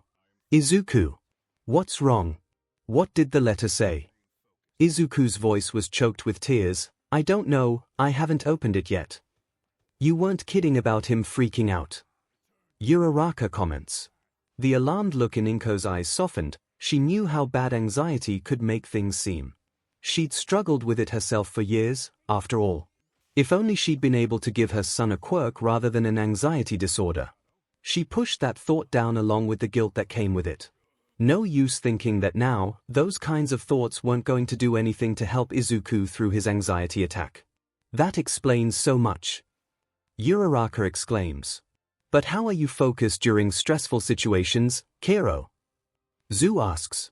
Rule 1 of anxiety survival. Izuku answers. At his friend's curious stares he adds, survive now, panic later. Breathe with me, Izuku. How about you open the letter before jumping to conclusions about what's inside? Izuku didn't respond, but he did calm down a little. Would you like me to open it for you? This time he took a deep breath and shook his head. He still reached out like he was expecting the letter to bite him, but it was better than him crying over a sealed envelope. Izuku was careful not to tear the envelope as he opened it, and 𝐭𝐽 watched his face with concern as his eyes tracked along the paper and gradually grew wider and wider with every line. Hey, look, we broke him. Ms. Joke giggles. Izuku. Are you okay? They want me to take the recommendation exam. Izuku said numbly, they want me to take the recommendation exam. What? How? Well, that's good. 𝐭𝐽 tried to smile through her worries. She had been so happy the last few months since her son had finally seemed to come to terms with the fact that he wouldn't be a hero. It wasn't that she didn't want to support his dreams, but she'd sleep a lot easier at night if she at least knew that he was safe. I think so, but Mom, Izuku looked up at her, the recommendation program is based on recommendations. Who would have? He trailed off, but 𝐭𝐽 could practically see his brain making some connection or another before he whispered, no. It couldn't have been. But who else? They wouldn't have. Not for someone like me. Would they? He seemed to snap out of his reverie. Mom, I need to message some of my friends, I'll be in my room, okay? You seem overwhelmed. Todoroki comments. Side effect of anxiety is being more prepared for bad news than good news. Izuku starts, although having friends like you guys is helping with that. Soft smiles spread across the faces of the Deku squad in response. 𝐭𝐽 just nodded, oh okay, I'll tell you when dinner's ready. Izuku smiled, but it seemed more like an afterthought. He was still shocked. Thanks, Mom. You're the best, before heading off to his room. 𝐭𝐽 picked up the forgotten letter and read it through. It may not be what she wanted, it definitely wasn't safe, but if it was really what Izuku wanted, could she really say no? Supportive Midoriya in the house. Kaminari cheers. Izuku hurriedly logged on and opened a group message to all the pros who were participating in the raid. Chat fic. Ashido and Kaminari cheer. Are you two going to do that every time? Zero asks, and they shrug in response. New group 12857. Deku, would anybody care to explain why I got a letter from UA this morning inviting me to take the hero course recommendation exam? His freakouts are kinda cute. Ms. Joke comments. Several users are typing. 58726, Ms. Joke, yeah, I might have had something to do with that. 87657, Mr. Brave, wait. You did. I recommended him. 12579, Eraserhead, we should have discussed it. Nedzu called me into his office and thought it was a prank. It was completely illogical for us all to recommend him. Yet another reason for effective communication. Aizawa grumbles. 12857, Deku. 72598, Sir Knight, I don't think it's that illogical, Eraser. After all, he's taking the exam. 12579, Eraserhead, while I see your point, he still would have been invited to take the exam if he only had one recommendation. Any more than that is just inefficient. 12857, Deku 𝐒𝐻𝐼𝐲 typical excited teen keyboard smash. Ashido says fondly. 58726, Ms. Joke, Deku sweetie. Are you okay? 72598, Sir Knight I. 12579, Eraserhead. 87657, Mr. Bravo SHT guys. I think we might have killed him. That's hilarious. Kaminari chuckles. 12579, Eraserhead kid, you're scaring us. We need you to tell us if you're okay. Wait, are they serious? Ashido questions. 72598, Sir Knight Tsukochi took him home, so he knows where the kid lives, right? Who has his number? Ashido turns to the pros and asks. Is this the first time you've seen a keyboard smash? Keyboard smash. Aizawa questions. She looks at them in horror, then explains, sometimes the only way we can express how excited we are is by pressing random buttons in a random order and sending the result, that is a keyboard smash. Oh is said by many pros and teachers. 12579, Eraserhead I'll call him. 12857, Deku sorry guys, my mom came in and I had to calm down and explain to her why I was screaming. Wait. Please tell me you didn't call Tsukochi. 72598, Sir Night Eye sorry kid. When you stopped responding we were scared something had happened. 12857, Deku at 12579. Stop. I'm okay. Please don't call the detective. 12579, Eraserhead I explained what happened and that it's a false alarm. Sorry for overreacting Deku. 87657, Mr. Brave yeah, sorry dude. 58726, Ms. Joke ditto 87657, Mr. Brave so why were you screaming? Did you see a spider? Or, is Mr. Brave scared of spiders? Joke teases. Hey there creepy little S's. He defends making Joke laugh harder. 12857, Deku no. It's just, do you guys really think I could be a hero? 12579, Eraserhead obviously. Your analysis is better than even most pros are capable of and you choose to use it to help heroes rather than hurt them. You've got more potential than my entire class this year. 58726, Ms. Joke you expelled your entire class this year. 12579, Eraserhead exactly a variety of quick laughs cut through the room. 12857, Deku why? What I do really isn't that special. It's just a hobby I've had since I was a kid. 87657, Mr. Brave Deku, you had the entire underground convinced that you were a retired pro for like 7 months. That was the wrong thing to say. Midoriya comments. 12857, Deku I am so sorry. Did I make it sound like I was a pro? Oh my goodness. I'm so sorry, I'm gonna have to read through all my old messages and make sure and I'm probably gonna get arrested for fraud and impersonating a pro and I am so sorry. 58726, Ms. Joke OMG. He's freaking out. It's so cute. 87657, Mr. Brave hahaha. Dude. Deku. Stop freaking out. It was our fault for assuming. No one's gonna arrest you over a misunderstanding. Unless Eraser's still on the phone with Tsukochi. 12579, Eraserhead if I was I'd have him arrest you, Brave, not Deku 72598. Sir Knight I'm more concerned about why you don't believe us. 12857, Deku it's just, nobody's ever told me I could be a hero before. It feels nice. 58726, Ms. Joke. Who do I need to kill? I'm in. Uraraka calls out. Uraraka no. Izuku reacts. Uraraka yes. 12857, Deku what?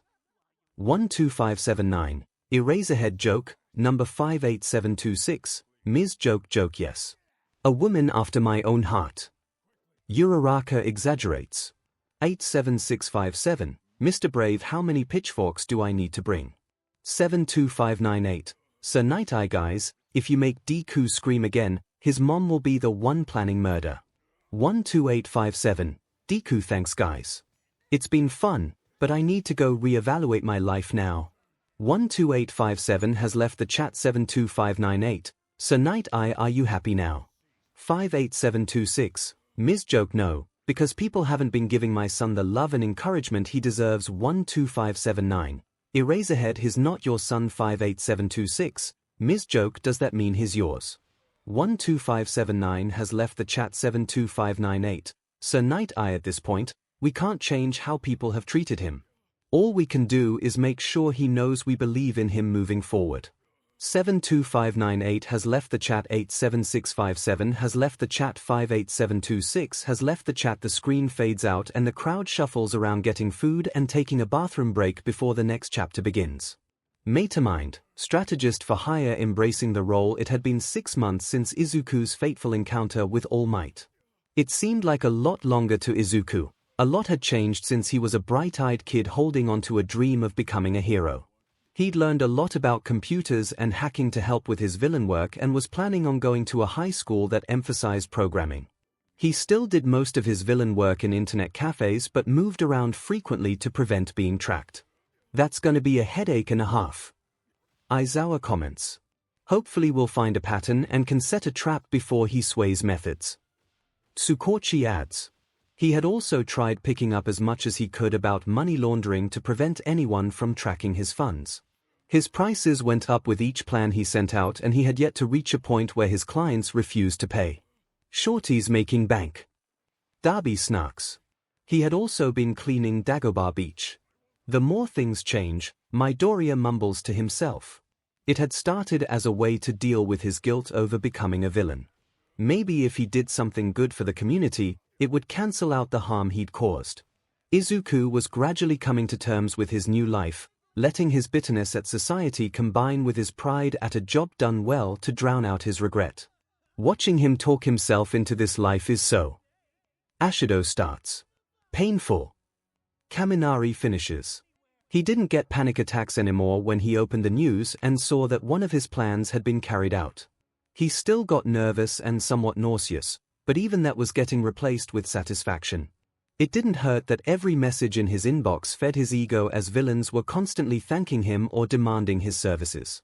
For the first time in his life, he had people who didn't think he was useless.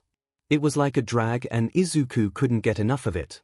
So far, he'd sold the murder plans for 10 heroes and that wasn't even counting the numerous robberies, non-hero assassinations, and other crimes that he'd planned. He's done so much in so little time, I didn't even think about how dangerous my notebooks could be. Izuku stays solemnly. Is there anything you could do about that? Uraraka asks. Like what? He replies. Maybe you could make a code. Todoroki suggested. That might be a fun project. Izuku buzzes with excitement. But people were starting to catch on. Conspiracy theorists online were starting to connect the recent uptick in hero deaths and even the police were starting to suspect there might be one person behind it. Villains were starting to come to him with higher profile targets but were also starting to demand face-to-face meetings rather than just through a screen.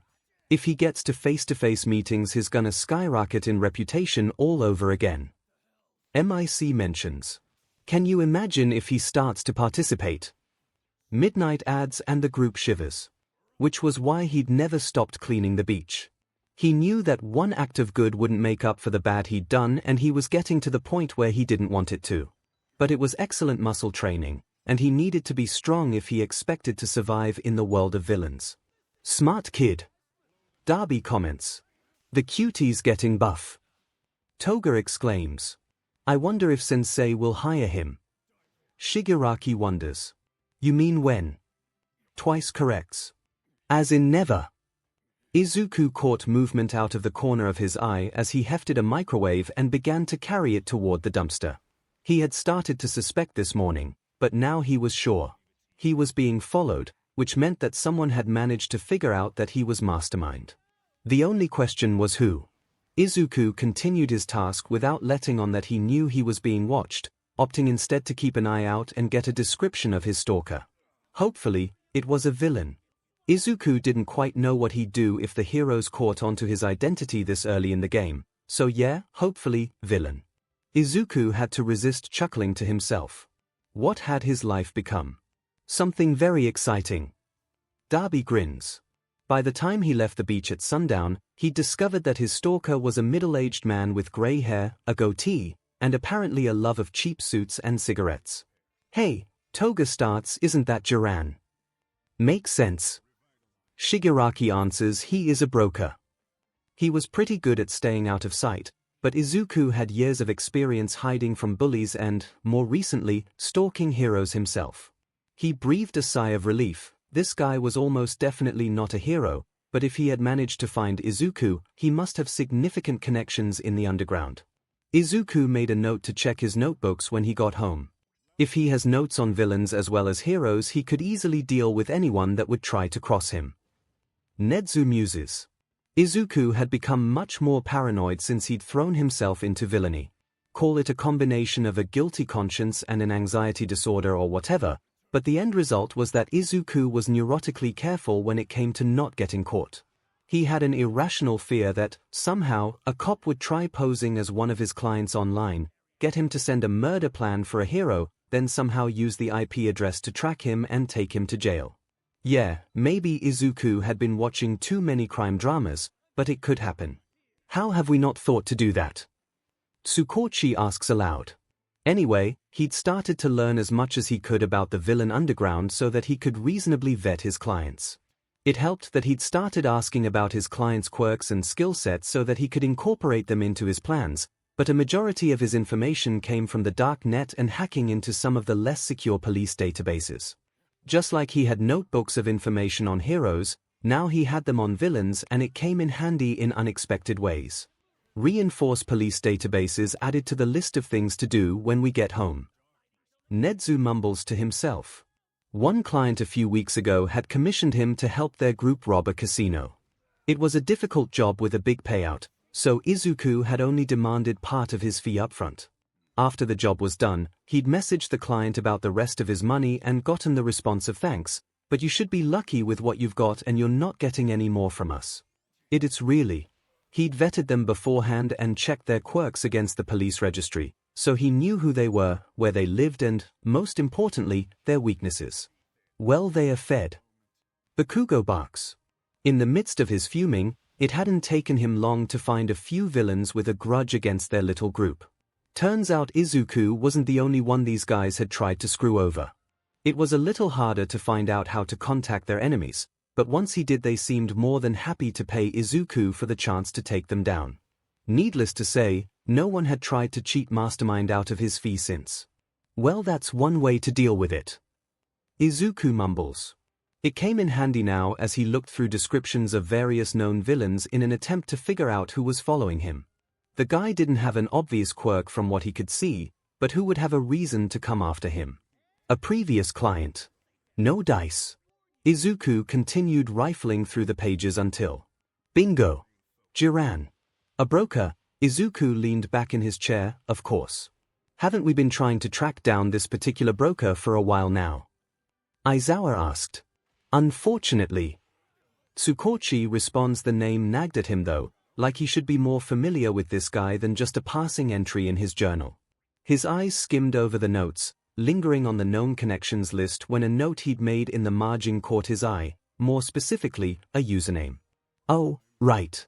Jiran was the broker who'd reached out to him online a few times early on, offering to arrange meetings with big-name players in the villain world and provide any necessary gear. An evil talent agent. Ashido whispers. This is so bad. Kaminari hisses. Izuku had soundly refused. He had been so new to the game when Jiran had reached out and hadn't yet grown comfortable with calling himself a villain. He had also been scared. One of the main reasons he liked working online was that his skills could speak for themselves. He had a sneaking suspicion that Mastermind's credibility would tank the moment word got out that he was just a quirkless teenager. Just kill the FRs, Darby yelled, show 'em who's boss. Things are different now, Izuku mused. Yeah, I'm still a quirkless teenager, but at least I've gotten used to the fact that I'm a villain now. I've got a reputation. A big reputation, if the copycat masterminds popping up to sell inferior plans was anything to go by. A reputation I need to uphold. So far, Izuku had been able to take care of the copycats fairly quickly, using the same methods he used for cheating clients, but one could never be too careful. Maybe it's finally time to start showing a physical presence. And with that, Izuku pulled out a notebook and began to make plans. The screen fades as the groups chatter. A discussion of villain versus heroes marketing schemes can be heard. The teachers seem to be making lesson plans and a security adjustment list. All the while the league is placing bets on which one of them meets him first. As the screen loads, everybody turns back. Vidian, the green. Guide names. Shota looked across the desk at Tsukochi as he finished the paperwork for his latest arrest. I heard you got yourself a new vigilante. Aizawa-sensei. His class cheered. Tsukochi rolled his eyes. If you can even call him that. The kid hasn't actually done anything yet. His MO is that he'll find a crime, then go and find a hero. Doubt that will last long. Aizawa grumbles. Seems like he's doing some good then. 𝐒𝐭𝐚𝐲 looked tired. Yeah, but it turns out that most heroes don't take kindly to having rocks thrown at them. Sh0ta snorted. He throws rocks at them. Did Aizawa just laugh? Kaminari asked. To be fair, Ashido starts anyone would. True. 𝐒𝐭𝐚𝐲 nodded. At least he's not actually hitting them with the rocks anymore. The first week or so, the heroes all came in with mild bruises. A few days ago he started just tossing the rocks at their feet, though, so that's an improvement. His goal was always to get the heroes' attention, not hurt them, wasn't it? Sh0ta said. The rocks were just a way to make sure they chased him. He was probably trying to get them angry so they'd pay attention to him. And he stopped, so no harm done in my opinion. Amplifier comments. That's what we decided too. 𝐒𝐭𝐚𝐲 offered Sh0ta a cup of coffee that he gratefully accepted. Word of him has been spreading pretty fast though, and heroes in the area are starting to recognize him. That's probably part of why he's stopped hitting them with the rocks. Once he's got their attention, heroes know that they need to follow him. Apparently, he's pretty good at sniffing out crimes a lot, and most of the heroes don't mind the extra help, considering he's not really hurting anything. They like my help. Izuku asks. A lot of little things tend to fall through the cracks. Ida explains. My brother always worried about that. What's he look like? Sh0ta asked. In case I come across him. Well, he's kind of plain as far as vigilantes go. 𝐒𝐭𝐚𝐲 said, handing him a sketch of the vigilante. He wears a dark green hoodie with matching goggles, then black jeans. The most flashy thing about him is his red shoes, but even those don't appear to be a statement piece. Sh0ta looked at the sketch. There really wasn't anything that's special or eye-catching about him. It's strange, most vigilantes I've met try to go for something more distinctive.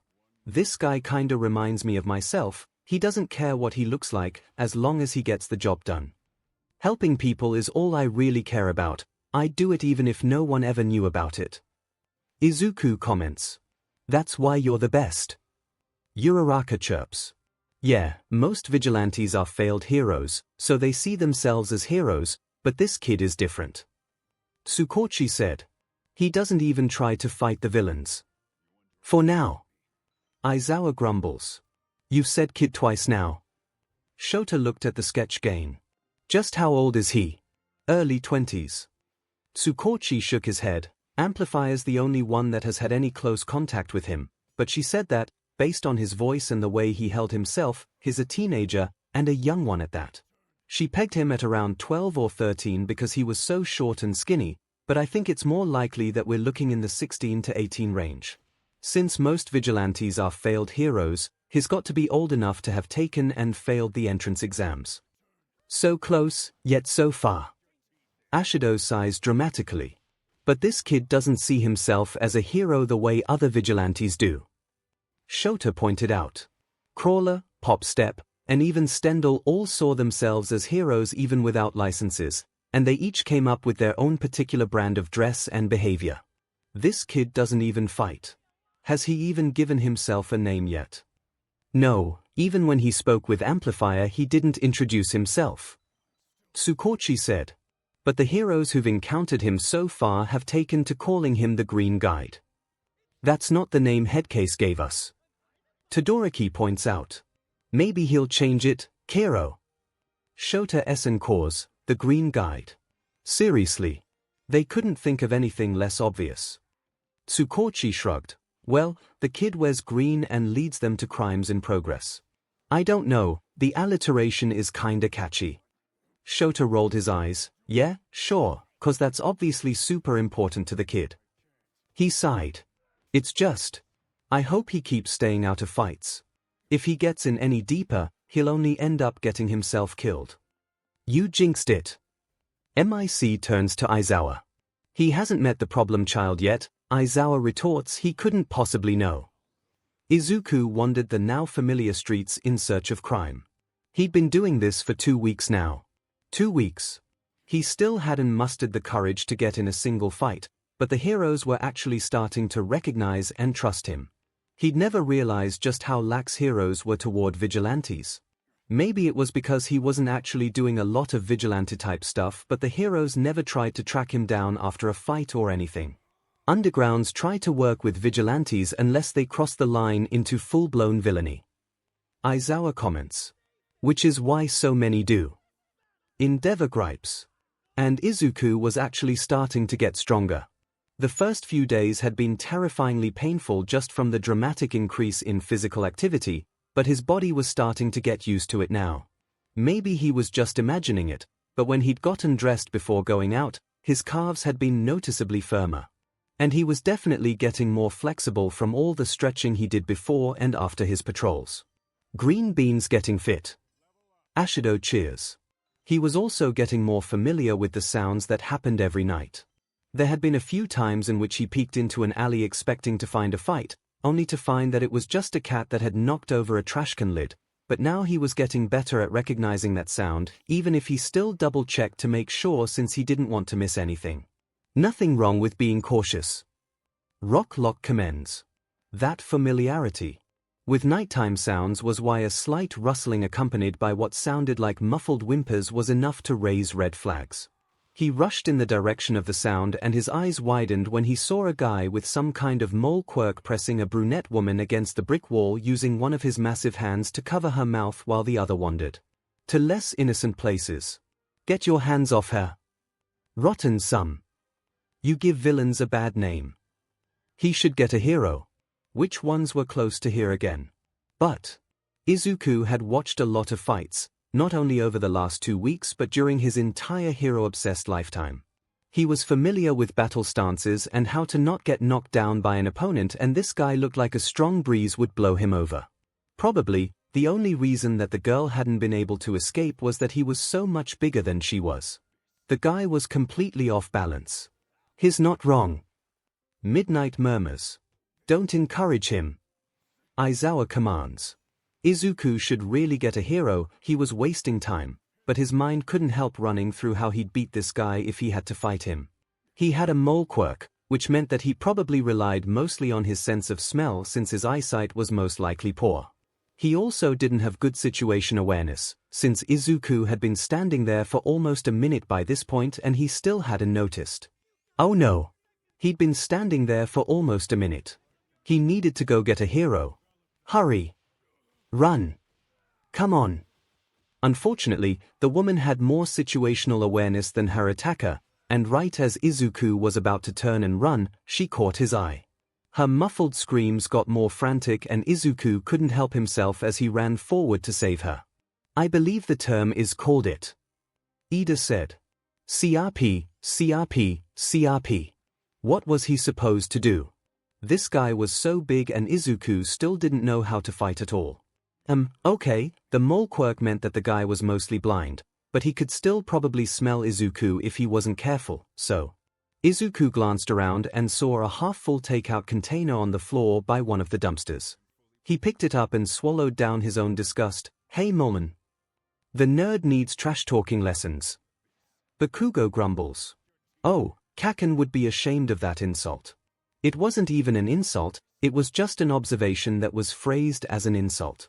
Like Deku. But even if it wasn't very creative, it did the trick and Moleman turned around only to get a face full of half-rotten takeout. His heightened sense of smell would no longer be a problem. You. Gross. I'm gagging. Moleman let go of the woman as he pawed desperately at his face to wipe away the stench, but Izuku didn't give him much of a chance as he lunged for his legs. The guy was already off balance, so if Izuku could just trip him. The man fell hard onto his back and Izuku smiled briefly before he realized that down did not mean out. Moleman grabbed Izuku's leg and yanked him down as well, then let go as he scrambled to his feet and kicked Izuku in the gut. Izuku grimaced, but he'd been kicked before, so he just shrugged off the pain and got up. Get him. Go for the eyes. Castrate him. Okay, so plan A didn't work, what was plan B? Who was he kidding? He hadn't even had a plan A. Okay, so how did the heroes beat the villains? Well, they beat them with their quirks, but that wasn't going to work here. So what could Izuku? Wait, Midnight had her WHP right. That's how she beat female villains or villains that could hold their breath for a long time. So if he couldn't use a quirk to defeat Moleman, maybe he could use some kind of weapon. Stab the beach. Punch him out. You better survive this. He really should have thought this through. He had a pencil in his back pocket, but that was it. Moleman suddenly reached out and slammed Izuku against the wall, holding him a foot off the ground by his throat.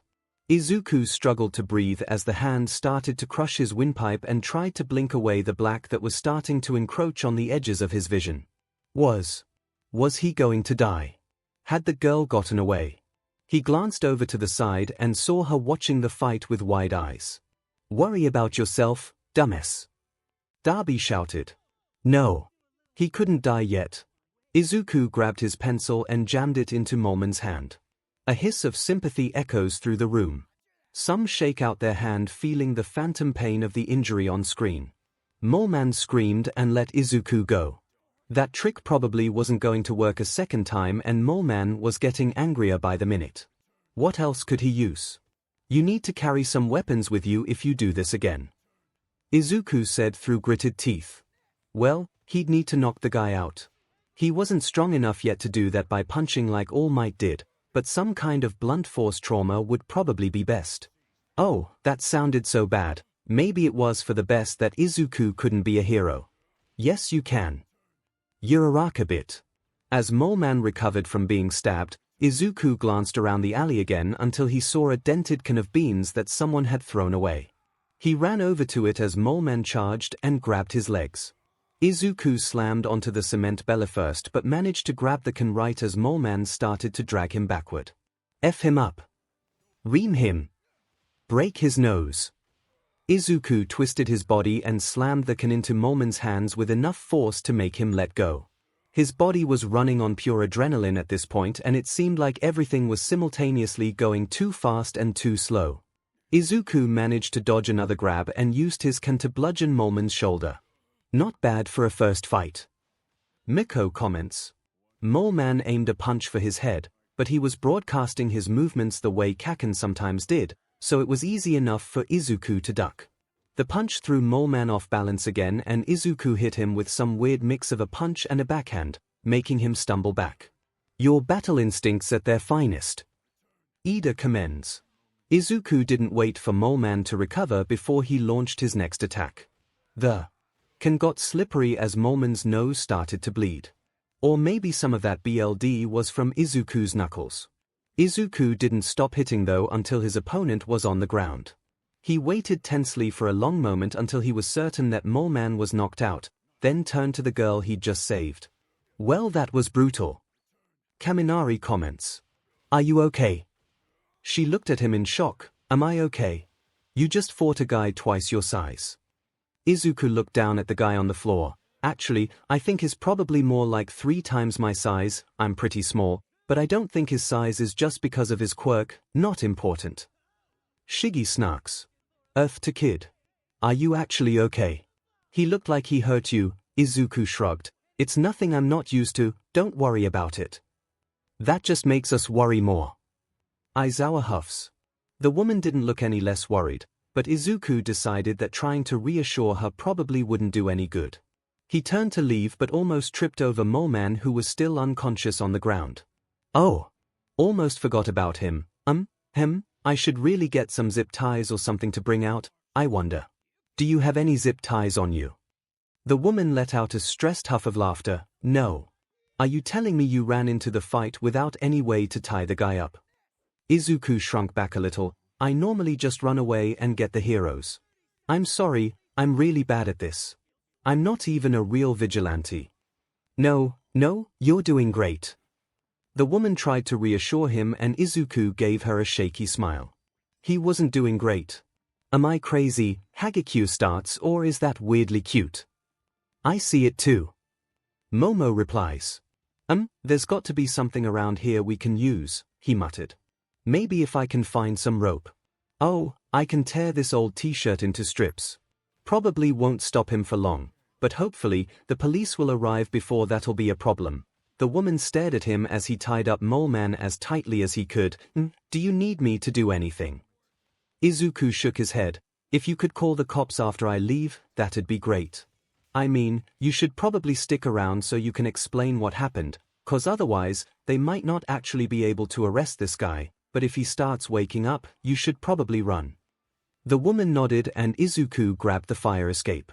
He didn't want her to have to wait too long, which she probably would have to if he just walked out onto the street. Wait. Hang on. Ashido cried, isn't she one of the reporters that broke into UA before the USJ? She totally is. Kaminari replies. Izuku stopped with his hands still on the fire escape. Yes. Are you hurt? Do you need me to give you first aid? The woman shook her head. No, you just never told me your vigilante name. What am I supposed to call you, green guy? Izuku shrugged. Sure, if that works. I don't really care what people call me, I just want to help people. With that, he turned around and scrambled up the fire escape. He saw the woman getting out her phone as he got to the roof, so that was good. He should probably try to take the rooftops home so he didn't run into any of the cops as they drove to the alley. He'd never hopped from building to building before, but it couldn't be too hard, right? Nope, Aizawa growls, that's something you practice at a safe elevation. Izuku backed up and got a running start as he prepared to jump, only the chicken out with a yelp as he arrived at the edge of the roof. He tried to calm his breathing down. That was a lot scarier than he'd hoped it would be. He could try again, but he really didn't want to. It was probably best not to try again, anyway, since if he jumped and ended up falling then they'd think it was suicide and that would defeat his whole purpose of being a vigilante, which was so that no one would get hurt when he died. Oh right, Kaminari starts sadly, I forgot how depressing this world was for a second there. He gave a determined nod, found another fire escape that led into the next alley over and climbed down. Then he lowered his hood, put away his goggles, and started walking home, grimacing as the adrenaline wore off and he realized how much pain he was in. He should call it a night, he wouldn't be able to run fast enough to help anyone in this state. Good thing he already had practice treating his own injuries. At least he knows when to call it a day. Midnight comforts. Hina-Yu smiled as she watched the vigilante disappear and dialed her boss. She'd call the police in a minute, but they would ask her to stay on the line until someone arrived and she didn't want to wait to make this call. You. What are you doing calling me at 3 in the morning?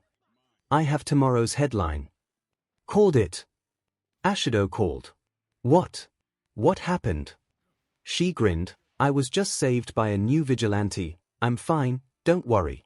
He seems to just be starting out, so I'm positive no other paper has talked about him yet. He said he often gets heroes to respond to crimes that would otherwise be overlooked and he's super sweet and nervous. I think he might be a teenager. Or, she's so excited about the adorable green bean. Midnight squeals. Really? Her boss sounded much more awake. That is a headline, maybe not the front page, but there's definitely a story there. Get me a piece by morning and we'll run it on the website. If it gets enough hits I'll give you the go-ahead to do more research and we'll do a full piece by the end of the week. What's your vigilante's name? Hina frowned. He'd said that green guy was fine, but a name like that wouldn't sell any papers. She needed something flashier, something that would make people curious when they saw it in the headline. Well, he was green, and he didn't seem to care what people called him, so. Vidian, she said. Let's call him Vidian. So a reporter gave this one his name. Todoroki the Ice. Todoroki no. Izuku whines. Todoroki turns to Midoriya, looks him in the eye, and completely straight-faced says Todoroki yes. Causing the Deku squad to burst out laughing as he cracks a smile. As the theater settles the next chapter begins. Cheat code, support strategist arrival. Izuku actually ended up getting to UA a few minutes early enough that he didn't even see Kaken, who should be taking the hero course exam today, on his way in. He looked up at the building, not even bothering to conceal his or considering that he was far from the only applicant, gaping at the fact that they were actually at UA. After a long moment, he shook himself and hurried into the building, taking everything in as he followed the signs to the support course exam orientation. I remember staring at the gate for so long. Izuku remembered. Right before nearly faceplanting on the steps. Uraraka teased. Uraraka. He whines. He ended up in a large room lined with desks that were almost completely empty except for a few other early arrivals like himself. Izuku swallowed nervously as they all looked up at his arrival, his anxiety already getting the better of him as he ran to one of the seats in the back corner. He really wasn't ready to meet his future tormentors quite yet. The fact that he refers to any potential student as future tormentors is disconcerting at best. Nezu comments. All we can do is hope our other selves can help him. Midnight grumbles. After a few minutes of sitting in the oppressively silent room, Izuku decided that he needed to find something to distract himself. The longer he just sat there, the more he worried that he was somehow making a terrible mistake, that he would fail the exam, or that the proctors would come up to him and tell him that UA had actually decided to not accept quirkless applicants this year. He could always analyze his fellow examinees and see if he could guess their quirks, but he knew that as soon as he started analyzing, he would also start mumbling, which would sound even louder in the quiet room, and then any hope he had of fading into the background would go out the window. Good lord, 𝐻𝐻𝐽𝐻 starts, I just want to jump through the screen and hug the poor thing. Take 𝐭𝐲𝐲 with you. Ojuru suggests. I have been told I give pretty good hugs. 𝐭𝐲𝐲 replies. You do have a lot of arms. Dark Shadow squeaks. Dark Shadow. Tokoyami whispers, blushing at his quirk's boldness. Izuku thought for a moment before getting out his laptop. From what he'd read, UA had impressive cybersecurity, so it wouldn't hurt to take a look at their firewalls, right? He looked at the clock. He still had another 20 minutes until the exam started, and if he didn't do anything, he was going to go insane, so this would be a good way to keep himself busy and satisfy his curiosity at the same time. Is the problem child seriously trying to hack UA out of boredom? Aizawa asks incredulously. It would seem so. Nezu grins. Meanwhile. Really, Deku? Uraraka turns to him. That's not me. Izuku defends. But is it something you would do? Todoroki asks to be met with silence. The rumors really had an exaggerated UA security. Anywhere that Izuku would normally look for holes or backdoors were patched up and defended, and he grinned as he had to get more and more creative the more he poked around. Most villains would probably just take one look at the programs and decide to go hack somewhere less secure. Maybe if he were to. What are you doing? Izuku yelped and slammed his laptop shut, leaning back as far as he could to get away from the girl who was suddenly way too close to his face. He glanced around the room to find that most of the seats were filled. How long had he been trying to get past UA's firewalls? And more importantly, how long had this girl been there, and how hadn't he noticed when she got in his personal space? It's me. Mai shouts out, scaring the good majority that didn't know she was there. Hatsune, Power Loader starts, have you been here the whole time? He narrows his eyes. How have you been so quiet? The Living Light had blueprint materials on the supplies shelf and wouldn't give me any tools. Mai pouts. Once again my head case reminds, most tools can be used as weapons and there are villains in the room. I can work with a screwdriver. Toga helpfully calls out. Whatever. Mai turns back to the screen, the others follow suit. Also, she was a girl. Small snorts and huffs of laughter can be heard throughout the room.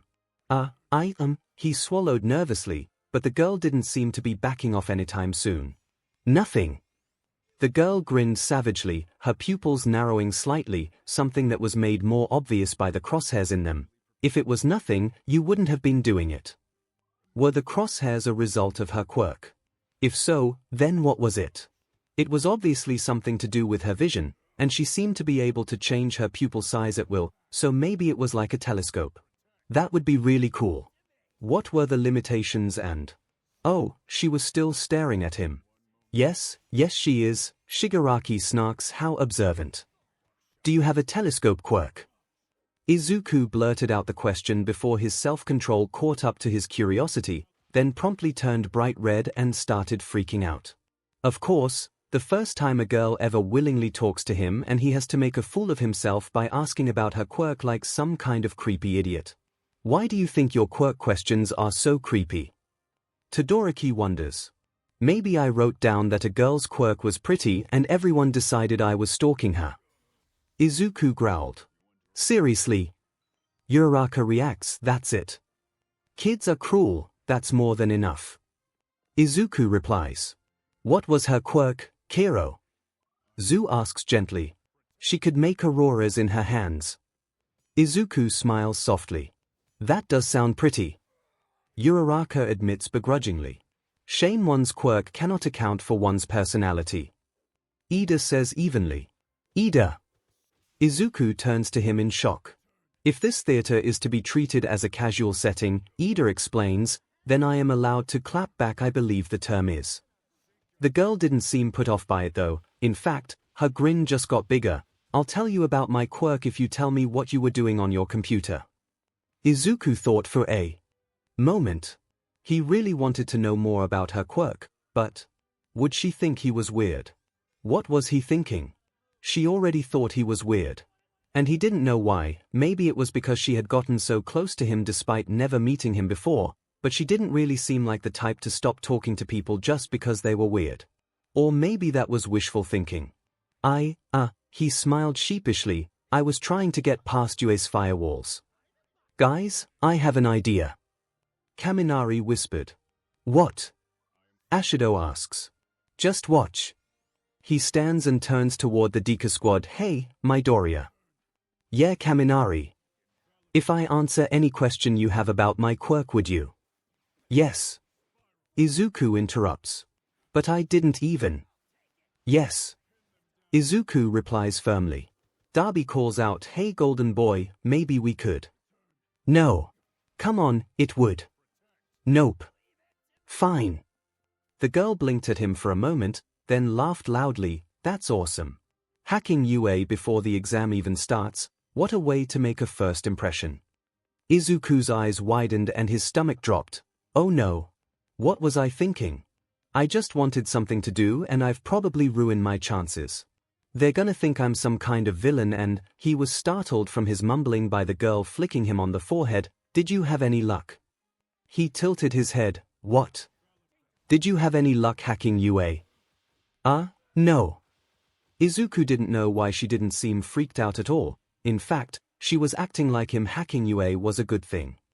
Because it's so cool. Mai calls out. Too bad. The girl shrugged. That probably would have been a great way to get your foot in the door. Izuku thought about that for a moment, but it made his brain spin, so he just shook his head. Well, I told you what I was doing. What about you? What's your quirk? Zoom. The girl was grinning again, and Izuku would probably have been intimidated if her energy wasn't so contagious. You weren't that far off with your telescope idea. I can see things as far away as 5 kilometers, but I mostly use it to zoom in on tiny things while I make my babies. What the F? Babies? Aren't these kids 15? Clearly not everyone has heard how she talks before. Izuku's face went red again and he sputtered, babies. She nodded, yep. I make all sorts of cool babies for heroes to use. My favorite baby is the jetpack I designed. Oh, Toga starts, she means her inventions. That does make more sense. Twice adds completely irrational. She dug in her bag for a moment before slamming a grease-smeared folder in front of him. Izuku hesitated for a moment, but she looked like she was expecting him to do something, so he opened the folder and looked at the detailed blueprints inside. These are really cool. Is this your portfolio? She nodded. Where's yours? Izuku put his laptop back in his bag and handed her his own portfolio before going back to looking through her blueprints. A lot of it was technical jargon that he didn't understand, but after a minute, he thought he had a good idea of how the jetpack was supposed to work. Is this based on Airjet's backpack? Yep. It's a super cool flying baby.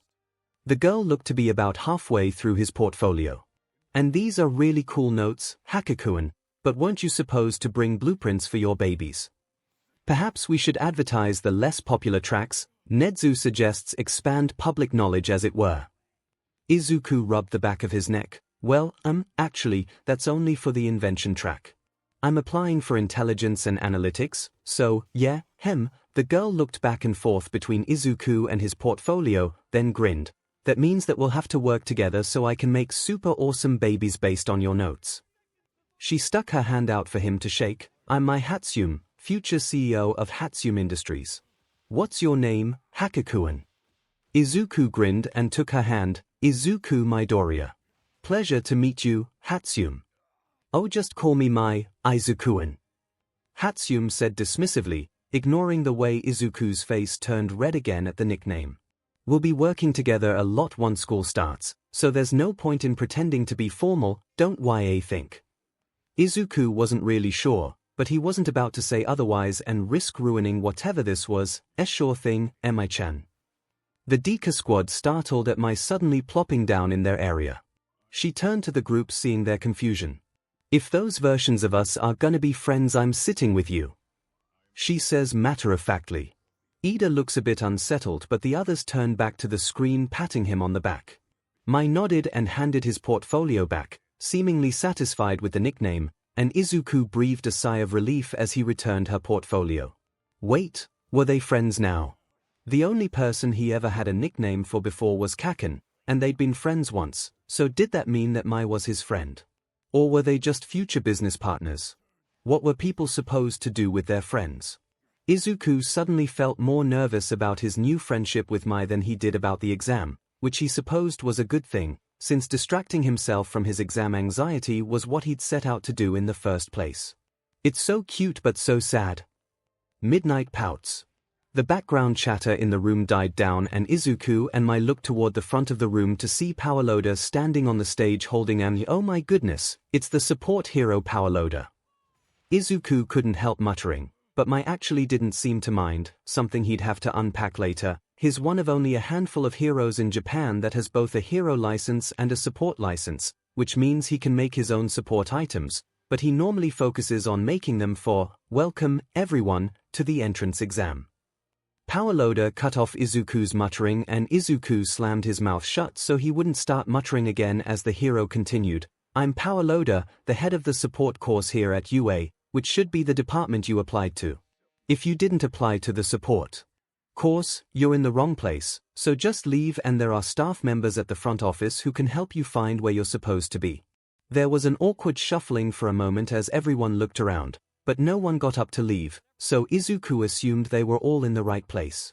Considering all those signs, they'd have to be a special kind of idiot to get lost. Shigaraki snipes. Kinda like you. Which one of you hero brats said that? Yeah, sure, shout at them, that'll get them to answer. Darby drips sarcastically.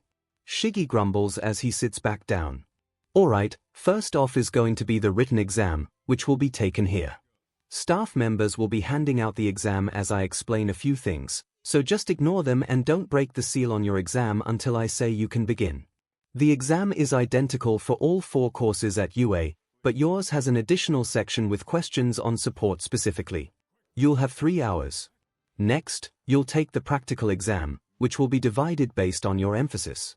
You'll have 4 hours to create a functional support item for the invention track or a finished costume prototype for the design track based on the prompts given. You'll turn in your portfolio when you start your practical exam. What about the intelligence track? Izuku asks in worry. Majima-sensei, my turn's on the teacher, why didn't other you mention 10 million's practical? Most likely, 𝐺𝑒𝑒𝑙𝑜𝑑A replies in a calming manner, he just forgot because applicants for intelligence and analytics are so rare. My turns toward Izuku, other you will be fine. Okay, alright, hell be fine. And now Izuku's anxiety was back. What was his practical exam going to be? He'd gathered that there wouldn't be many other applicants for the intelligence and analytics track, but 𝐺𝑒𝑒𝑙𝑜𝑑A should have said something about it, right? Had he filled out his application incorrectly? He'd thought he checked it 5 times, but what if something went wrong? Or maybe they'd wanted him to use his intelligence gathering skills to figure out the exam before he'd arrived. That would be a little much for an entrance exam, Nezu comments, but would make for an interesting final. A vacuum-wrapped packet was placed in front of him and Izuku forced himself to take a deep breath. It was too late to do anything about it now, and he couldn't afford to be worried about his practical exam when he hadn't even started the written one yet. It'd be fine. He could do this. Alright, does everyone have your tests? 𝐺𝑒𝑒𝑙𝑜𝑑A asked. Begin. The screen fades and the theater erupts as people head to the tables for food, take turns using the restrooms, and Headcase directs them to the dorms for a good night's rest. In the morning everyone, with a mixture of excitement and caution, settles into their seats ready for whatever comes next. Deku.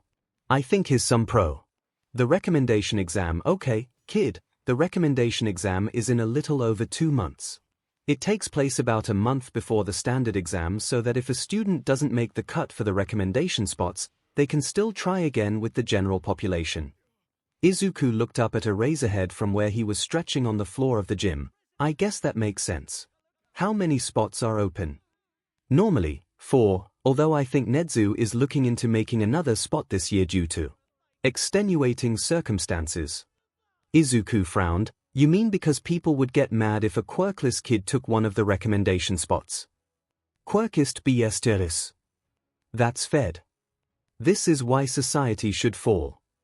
Aizawa sighed, but nodded. It's the world we live in, kid, but we'll deal with it if we have to. For now, we just need to focus on getting you physically ready so you don't die. What training have you done so far? Izuku thought for a moment. Well, I mostly focused on my mental abilities, obviously. Then, when you guys started sending me videos, I realized just how physically fit heroes need to be. Even if I'd kind of given up by that point, it was still inspiring. I started lifting weights and jogging. I've even tried a little park hour and free running, even if I'm not very good at that yet. I'm a lot stronger than I used to be, but, he hugged himself, I'm still pretty weak. Sorry. Don't worry Deku, that's a great start. Uraraka calls to the screen. Aizawa felt his heart break. This kid was doing amazing when you considered that everyone had told him it was impossible to even try, but he still had a long way to go. Alright, I want you to keep doing what you've been doing. We're not going to be able to make a huge difference in strength in just 2 months, but we can improve your speed and park hour, as well as get you some combat skills. He gestured for Izuku to stand up. So, Deku, do you know how to fall or how to take a hit?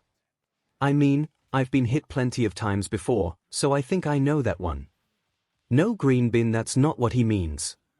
Ashido cringes. Aizawa's expression soured. That is not the same thing. I guess that's what we'll start with. When Izuku went home that night, he was sore and covered in bruises, but couldn't keep the smile off his face. He could do it. He could be a hero. He might not be able to be like All Might, but, the more he thought about it, being an underground hero sounded like more fun anyway. Oh no, Midnight says dramatically, he said fun, Shota's gonna eat him alive. I'll let it slide just this once. Aizawa informs. Gasp, MIC exclaims, be still my heart, he's going soft. The kid needs a break. He defends, earning teasing smiles from his co-workers. The next 2 months flew by.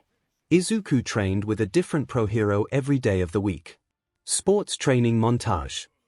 Kaminari and Ashido sing. Eraser taught him hand-to-hand combat, Ms. Joke took him on park hour runs, Mr. Brave helped him with speed, it was amazing. I'm so jealous. Hagekyu exclaims. Agreements echo throughout the theater. Izuku felt so much stronger, and even if he couldn't hold his own against Eraser yet, he wasn't falling into dumpsters as often as he had when he was doing park hour on his own.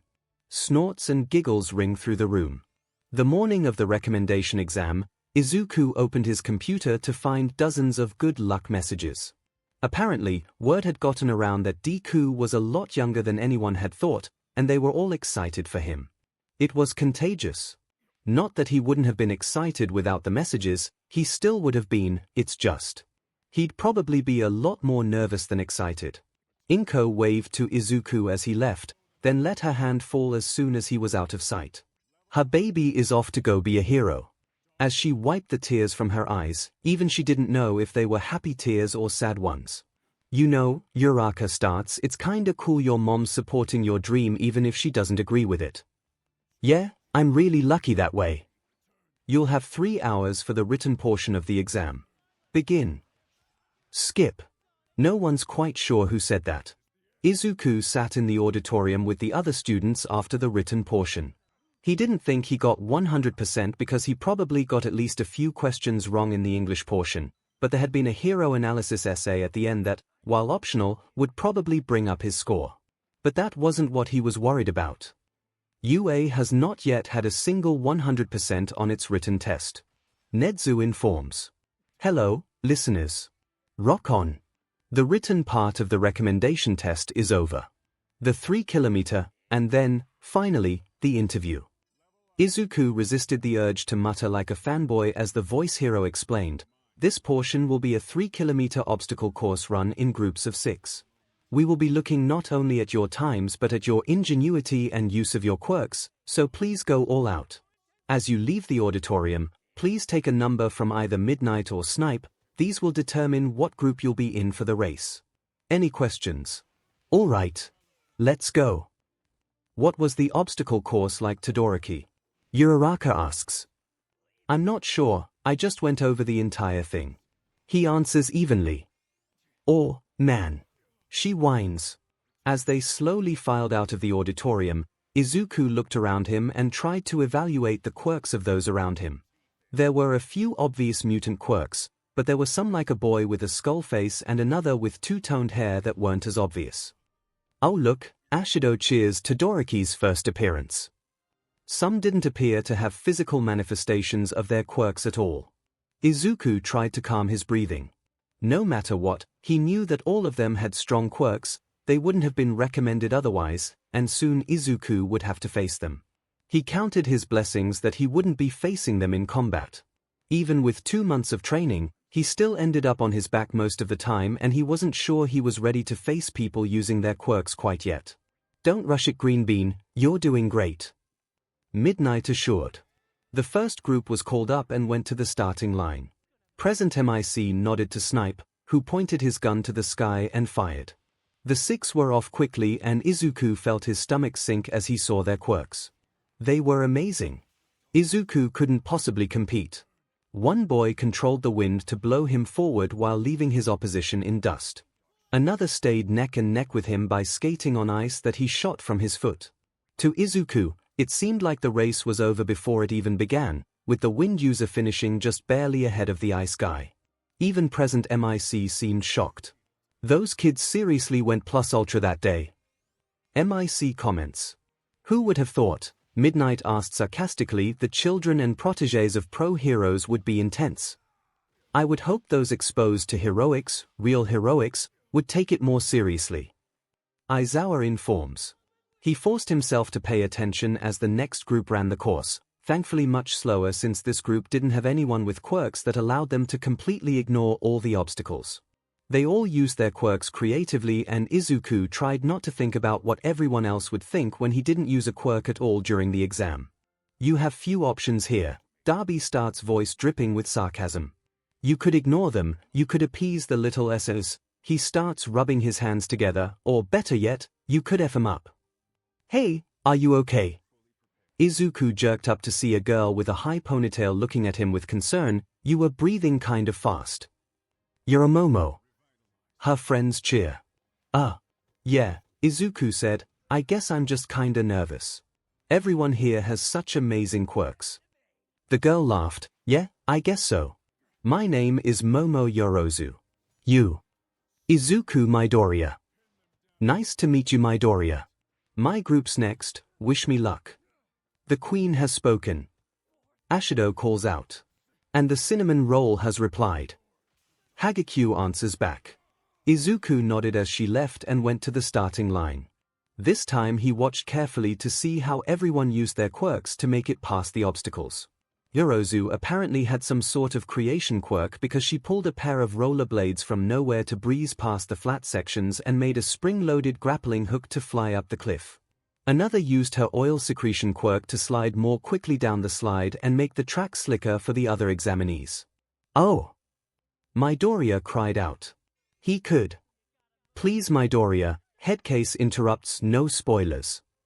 Izuku grins brightly as he bounces up and down in his seat in excitement. With each group that went, Izuku got more and more ideas on how to pass the obstacles and he got more and more excited.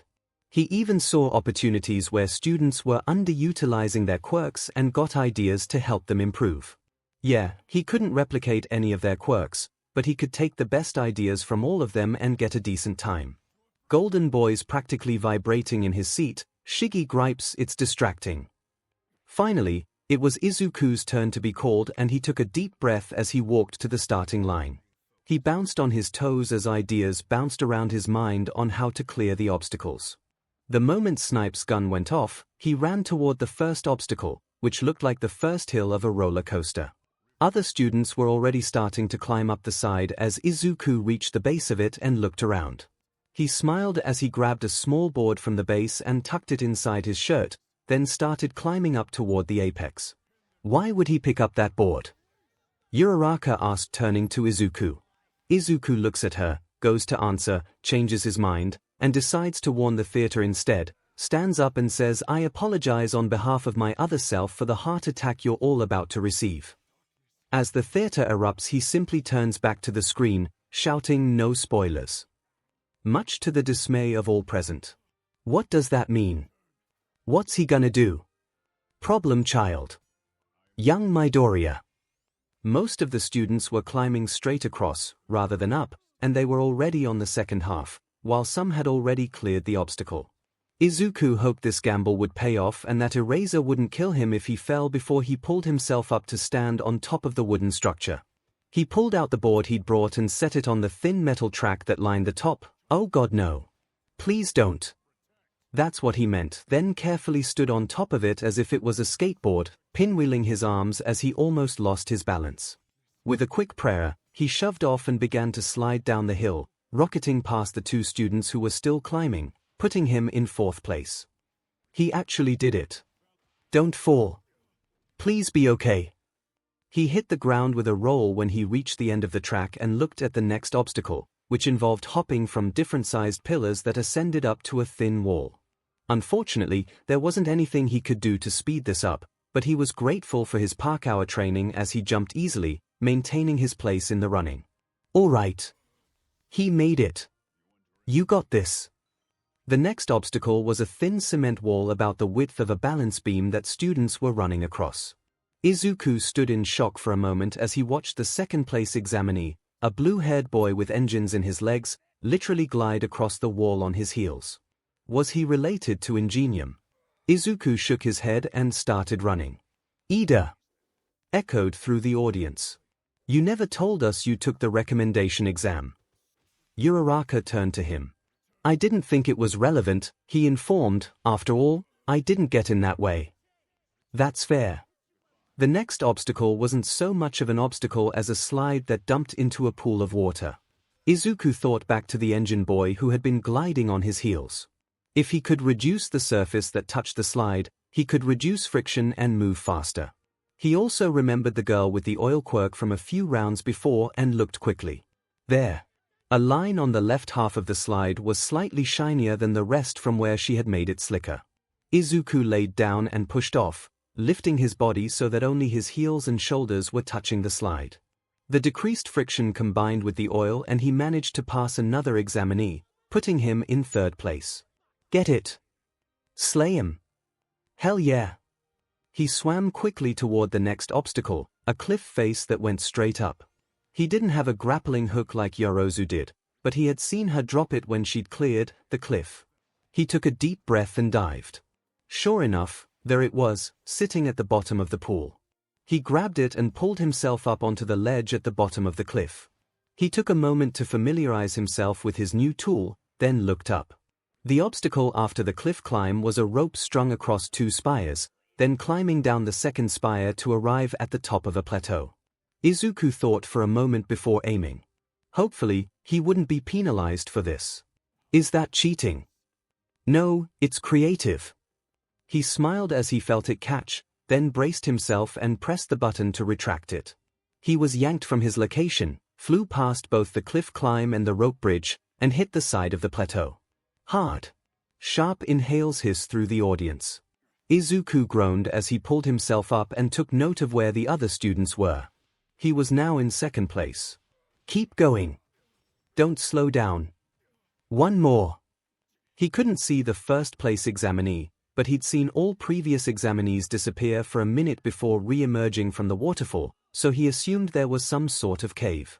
He paused as he saw a narrow fissure in the middle of the plateau with rock-climbing holds on both sides going down. The gap was only about 4 feet wide in most areas, and Izuku was just over 5 feet tall, so he nodded resolutely, then braced himself with an arm and a leg on either side of the fissure and shimmied down as quickly as he could. Wiggle, wiggle, wiggle, Kaminari sang as quietly as he could, causing Ashido to giggle and Zero to snort. At the bottom of the fissure was a short tunnel that Izuku would have to army crawl through, and the first examinee had just entered it. Thankfully, the tunnel was wide enough for multiple people. Izuku got down on his stomach and moved as quickly as he could, passing the first place examinee at the very end of the tunnel. Woo! First place! Almost there. There was a waterfall in front of them and Izuku ran straight toward it without pausing. He'd seen plenty of others run out of the waterfall in the previous rounds. The water was cold and almost knocked him over, but he kept running until he could breathe again. Come on! Let's go! You got this! But Mini Ingenium was too fast on a straightaway and he zoomed past Izuku, dim in it. So close, who crossed the finish line a full 5 seconds after. Gasping for breath and fighting tears. Second place. Good, but not good enough. He needed to be the best if he was going to prove that a quirkless student belonged in the hero course. You were 5 seconds behind someone with a goddamn speed quirk, Uraraka shouted at the screen. You're a certified badass. Izuku covers his face in embarrassment. Hey, Midoriya. Yorozu was at his side. That was amazing. I hadn't even considered that anyone else would try to use my grappling hook. I wish I'd thought to bypass an obstacle like that. That was shameful. Mini Ingenium cried, chopping his hands through the air. You are supposed to use your own quirk. Not coast by on the work of others. Oh, I see it now, Ida remarks. This is why Bakugo says I have a stick up my butt, isn't it? You've gotten much better. Izuku comforts. Izuku felt his heart sink. Mini Ingenium was right, he wouldn't have done half as well if he hadn't paid attention to the other rounds and used them to his advantage. He really was worthless, wasn't he? Why did he think he deserved this? No. He was doing so well. You're not worthless. Hey now, listener, don't be so HRD on him. Present MIC interrupted. We told everyone to go all out and this examinee showed great creativity and used the environment to his advantage, an essential trait for any hero. Not everyone has physical quirks, YA no. You tell him. Yay, MIC sensei. Exactly. Mini Ingenium straightened, my apologies. He bowed to Midoriya. I see that I was in the wrong. On further consideration, it really was truly impressive how you managed to get ahead of the other examinees. My name is Tenya Ida, what is yours? Izuku's eyes widened. He didn't think anyone had ever apologized to him before. Aiku and Midoriya, he stuttered out, nice to meet you. He's never been apologized to. What the F? How is this kid so nice? Mini Ingenium, Ida, smiled. It is a pleasure to meet you as well. All right. Present MIC yelled, now don't get too down if you didn't get first in the obstacle courses. We'll be deciding who gets the recommendation spots based on a combination of the written, physical, and interview. So if you did poorly, don't lose hope. And if you did well, don't get too comfortable. Now go. Get to the locker rooms and get cleaned up. Interviews will be in Principal Nedzu's office in 30 minutes. Don't be late. Now playing Mastermind, strategist for higher first meetings. It had been a week since Jiran started following him and Izuku was beginning to get frustrated. The guy was supposedly one of the best brokers in the underground and was obviously good enough to find him, so 1 week should be more than enough time for him to confirm his suspicions. Izuku knew that he didn't really look the part of a villain, because what criminal mastermind lets himself be bullied every day, but come on. Jiran is cautious when it comes to vetting talent. Darby gripes. Seriously, getting into the league was harder than it needed to be. Toga whines.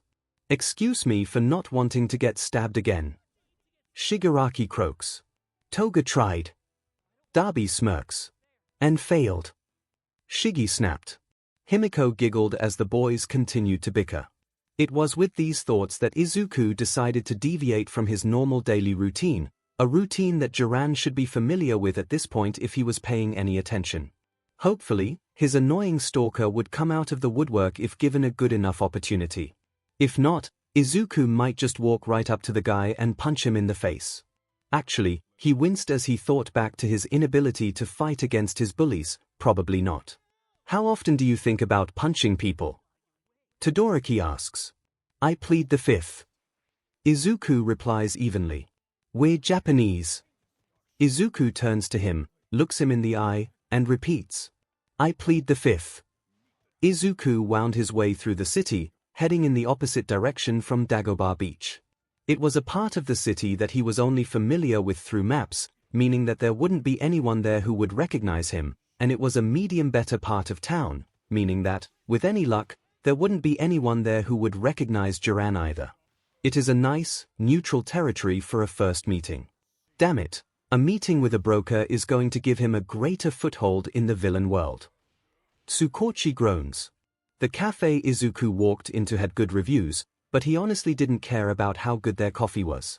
What Izuku cared about was that it was busy this time of day, which meant there was enough ambient noise that he and Jiran would be able to talk without being overheard, and there was the added bonus that no one would be suspicious over two strangers sharing a table. Izuku walked up to the counter and gave his order. Now all that was left was for his stalker to take the bait. And another random cafe making them both hard to track. Aizawa gripes.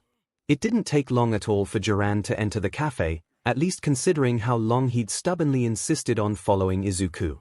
If he'd taken any longer, Izuku was considering messaging the guy to just come inside. The boy watched the broker wait in line out of the corner of his eye, chuckling when he noticed that Jiran had even put out his ever-present cigarette. He was halfway through his coffee when Jiran slid into the seat across from him. I was wondering if you were ever going to actually talk to me. A look of shock briefly crossed the broker's face before he let out a surprised laugh. Komatsupi, you knew I was following you. No SHT Sherlock. Bakugo growled. I make a living being more observant than most people. Of course I knew. Izuku took another sip of his coffee. What I don't know is why you insisted on observing for a full week before coming to talk to me. You must have had pretty good intel on who I was. Watching my daily routine wasn't going to change that. Jiran chuckled and shook his head. Well, it took me a week to be sure I had the right guy, and even now you're sitting here confirming it and I'm still not sure. Izuku hummed. Yeah, I guess my whole weak and innocent act does tend to throw people off. If it almost fooled you, then just imagine what the heroes will be thinking when they have their pride on the line. Midnight cringed. I hate that he's not wrong. Maybe for daylights, but undergrounds know to look deeper. Aizawa corrects. But the bullied, quirkless kid. MIC countered. Let's be honest, even you are gonna have problems with this one. Jiran smiled. Now there's the ruthless mastermind we know and love. You've been doing pretty well for yourself online from what I've heard, but you know that you're not going to be able to hide in the shadows forever, right? Izuku sighed and put down his cup. Yeah, the copycats are already starting to get on my nerves. He reached into his bag and pulled out a folder, sliding it across the table. That's why I need your help. You are the best at what you do, right? You would show up with a shopping list. Uraraka comments. How else is he supposed to test the broker? Izuku replies. Jiran raised his eyebrows as he took the folder and began looking through it. There was a design for a villain costume and a list of weapons that Izuku thought he'd need, including a lot of knives. The broker looked over the designs silently for a few minutes, then nodded. This should be doable, but I should warn you that this'll cost you a pretty penny, the weapons especially. You know what my rates are, Jiran. I can afford it. Plus I'll even let you introduce me to a few of the contacts you've been hounding me about. Jiran smiled. You sure know how to tell a man what he wants to hear. I'll start calling around. But you'll be packing some serious heat. Jiran pulled out the weapons list and placed it in front of Izuku. Are you sure you know how to use all these? Izuku shook his head. Not yet. That's actually the last thing I need your help with. Jiran ped his eyebrow, still smiling, and gestured for him to continue. I want to meet Himiko Toga. I get to meet him first. Toga screeched in excitement. Pay up, beaches. The boys grumble as they hand over their pocket change and immediately start betting on who meets him next. That wiped the smile off the broker's face. The serial killer? He asked in shock. Izuku nodded. You followed me, so I trust you know about my quirk situation. Jiran nodded hesitantly. Well, since I don't have a quirk to fall back on, I'm going to have to rely primarily on weapons. Knives are the best option for both close combat and ranged, once you factor in throwing knives, and there's no one better than Toga when it comes to knives. I want her to teach me how to fight. I'm gonna teach him. Toga bounces in her seat. Your knife skills and his strategies. Shigaraki muses. He gonna FSHT up. Darby grins. This is gonna be amazing. We're so fed. Jiran was solemn now. I hate to ask it, but what if she kills you? Izuku just smiled, wondering if it made him just a little bit crazy that he was asking to be trained by a serial killer. I think I can hold my own. Besides, you won't let her kill me, I'll be making you too much money. He's seriously about to learn from a serial killer. Kaminari squeaked. And his smiling, Ashido whines make it stop. Izuku started to get up to leave, but Jiran grabbed his arm. Before you leave, I have a gift for you. He grabbed a laptop bag from the floor and put it on the table. This is top of the line, virtually untraceable. Internet cafes are great and all, but I think you'll agree this is the easier option. Izuku booted up the computer and looked it over. It was nice and really would make his work much easier. He quickly checked to make sure there weren't any tracking apps or spyware installed before closing it. Meanwhile, Jiran pulled out a simple smartphone. This is also untraceable. I already have the number and put my contact info in as well. I'll text you an address when your gear is ready and you can pick it up. I'll also text you when I manage to get a hold of Toga. She's slippery, but shouldn't be too hard to find. I'll be honest, I really hope you know what you're doing. And there goes the cafe lead. Tsukochi gripes. We will find another way, we always do. Nedzu comforts. Izuku just tucked the phone in his pocket and slung the laptop bag over his shoulder as he stood and grabbed his cup. If I didn't, I wouldn't have chosen to call myself Mastermind. Jiran watched the boy leave. This kid is crazy, his smile turned greedy. Look out, heroes.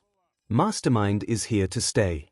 As the screen fades, discussions surrounding Mastermind becoming a knife-wielding maniac can be heard throughout the theater. The villains excitedly bet on when and how they would meet him. The heroes throw out capture methods. The students wonder if they will lose someone close to them in the world they are watching. If only they knew. Now playing Vidian, the green guide fame Shota tightened his capture weapon and pushed the villain more firmly against the wall. It's illogical to resist, just tell me what I need to know. Dude, it's just some drags. The villain said. If you have a problem with that, then maybe you should get out more. I've got a couple samples that'd be good for a first-timer. How often does that happen? Kaminari asks, turning to the teachers. Every 4 to 6 dealers. Aizawa deadpans. Shota rolled his eyes. Yes, offer to sell drags to the hero that's arresting you. And honestly, if it were just party drags, I probably wouldn't care that much. But this is Trigger, so I'll ask you one more time, where do you get the drags? F you. Shota sighed. Fine, have it your way. He dialed Tsukochi and waited until the detective's half-awake voice groaned over the line.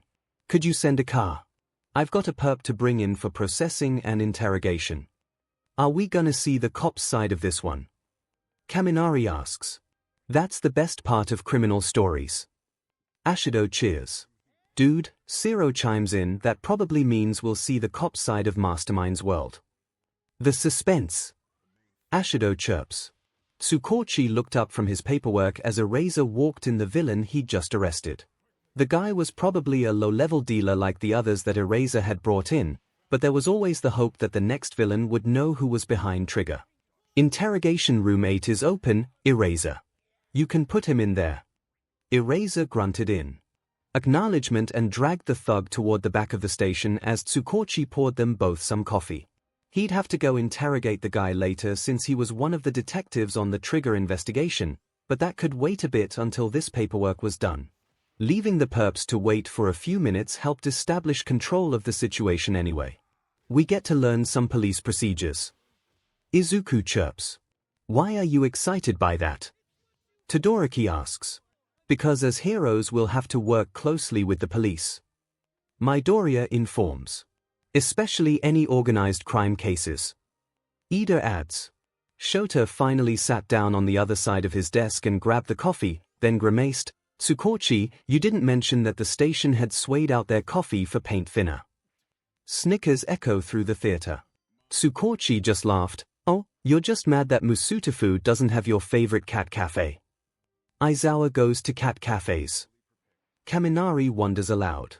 His grouchy likes to trick us, and it's constantly taking naps. Bakugo snarks he is a cat. What can I say, the Hotta brothers make a mean cup of coffee. Shota shrugged. You got those forms. I want to get this over with as fast as possible. Tsukochi shook his head, but grabbed the villain intake form from the drawer at his right and handed it to Shota, who started to fill it out with both annoyance and boredom.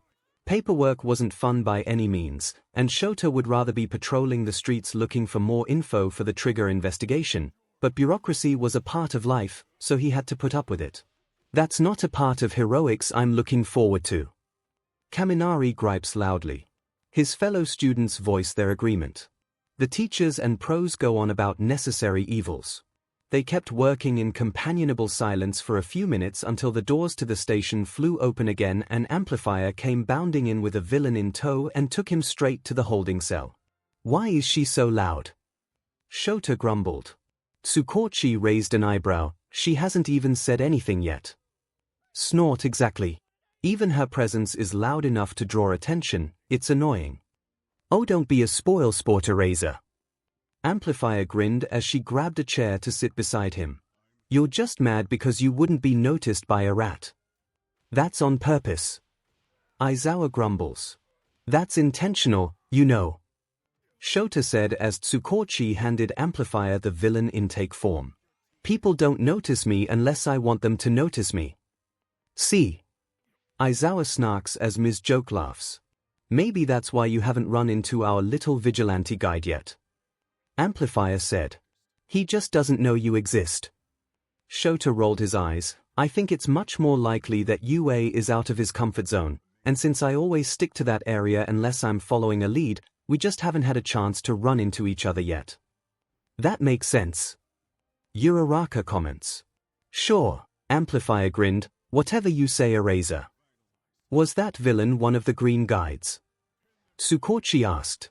That depends on your definition. Amplifier said. If you mean, did he lead me to the guy, then yes, but if you mean did he take the guy down himself, then no. Shota frowned. I thought the green guide didn't ever take down villains on his own. And yet, he did. Aizawa gripes. Tsukochi sighed. He didn't, at least until last night when we responded to a call about an attempted assault, only to find the perp already knocked out and tied up with pieces of an old t-shirt. The victim said the guy who did it was a kid in a green hoodie and goggles. Shota rubbed his temples to try and ease the coming headache. This problem child was going to be the death of him. How? From what you told me, the kid is skin and bones. How did he take down an actual villain? He hasn't even met Vidian and is already calling him problem child. Midoriya whines as his friends pat his back in comfort. With a tin can. Shota stopped and stared at Tsukochi. He had to have heard that Wong. What? God show, MIC Snickers, you look so done. I watched that fight and part of me still can't believe it. Aizawa defends. Can't really blame him. Midnight comments. Tsukochi nodded. You heard me right. According to the victim, the green guide started fighting the guy, but couldn't get the upper hand until he grabbed a can of beans and started beating the guy with it like it was a pair of improvised brass knuckles. It was pretty brutal, but also effective. Shota didn't know whether to be proud of the kid for his quick thinking under pressure or angry because he ran straight into danger. Probably both. Story of my life. Izuku snarks. This wouldn't happen if you didn't jump into fights unprepared. Ida replies, to which Izuku turns to him with a look that says really. Ah. Amplifier squealed. Our little boy is growing up. Taking down villains all by himself and everything. Shota scowled. I don't think that's a good thing. Yeah, I think I have to agree with Eraser on this one. Tsukochi said. The victim said that he seemed in over his head. I'd much rather he kept running to get heroes rather than running into fights he's unprepared for. Now that's just wishful thinking. Aizawa remarks. Oh, come on. Amplifier groaned. You guys gotta admit that beating a criminal with nothing more than your wits and a tin can is pretty impressive. Shota just shot her an unimpressed look. Nothing more than wits, a tin can, and a probable speed quirk. That's a theory. Todoroki remarks. You know that's not true. Izuku deadpans. You don't want to know what they think Vidian might have. Izuku pauses for a moment before breaking into a mischievous grin. This is gonna be fun. Come on. Shota sighed. Fine, I'll admit that he's quick-witted and definitely good at using improvised weapons, but the kid obviously lacks the required training. I don't want him getting in fights if he's just gonna get himself killed. Or, Ashido gushes, he does care. Well, Crawler and Pop Step didn't have any formal training either when they first started out. Tsukochi pointed out. That may be true, but they also had Knuckle Duster to mentor them and get them out of any tough scrapes. Shota argued. The Green Guide doesn't even have that. Well then maybe you should fill that role. Amplifier grinned. Shota glared at her. I have enough brats to worry about at you, thanks. I don't need to add teaching a wannabe on top of that. You jinxed it, here's your problem now. MIC comments. Just face it. Midnight teases. Amplifier shrugged. Just a thought, Eraser, considering how protective you are of a kid you've never even met. Oh, and about the kid's name, I don't think he's going by Green Guide anymore. Tsukochi furrowed his brow in keywords. What? Why change it? Amplifier looked between the two of them in shock. Did you guys not see the article this morning? They shook their heads and Amplifier smiled and got out her phone. Apparently the woman he saved last night is a reporter. Since he didn't give her a vigilante name to call him, she's named him Vidian. Kinda catchy, right? Tsukochi frowned. How did I not see this? Screwed up the key words like the dumbass you are. Darby snarks. Amplifier shrugged. Probably because the keywords were wrong. You've most likely got your computer set up to ping you if the news mentions a Green Guide, but because this reporter used a different name, it didn't trip your system. I like Vidian better anyway. It is easier to say, vigilantes gaining public notoriety is never a good thing. Shota grumbled. It goes straight to their heads and they end up putting themselves in even more danger to impress their fans. He sighed. The kid is probably soaking up his fame as we speak. And that's where you're wrong, Eraserhead. Midoriya calls out. What do you mean problem, child? Aizawa asks. You'll see. Izuku was freaking out. See. He couldn't get that article out of his head, even as he ran around the streets leading heroes to crimes. When Izuku had seen the article on his way home from school, he'd had to fight off a panic attack and he almost hadn't gone out that night. He didn't want to be famous. The more people paid attention to him, the more likely it was that they'd figure out that he was quirkless and the faster he could say goodbye to any positive reputation he'd gained. He wasn't even technically a vigilante, so why did he have to have a name? Because no one knows you aren't a vigilante. 𝐔𝐬𝐽 giggles. But apparently that woman he'd saved was a reporter. So she'd written about how he'd taken down the villain and she'd apparently done some digging to see that he normally stayed out of the fights himself. Izuku didn't deserve to have articles written about him like the heroes did, so he couldn't help feeling like he'd tricked that reporter somehow. He hadn't been trying to fool her into thinking that he wasn't worthless, but that's apparently what happened since her article was so positive. He'd just been trying to help her. You're good. You didn't trick her. Poor thing. Which was ultimately why he was out on the streets again tonight. Sure, he wasn't necessarily happy about the article, but he also wasn't about to let that stop him from helping people either. And he was helping people. He was helping the heroes find the people that needed saving. He was doing good.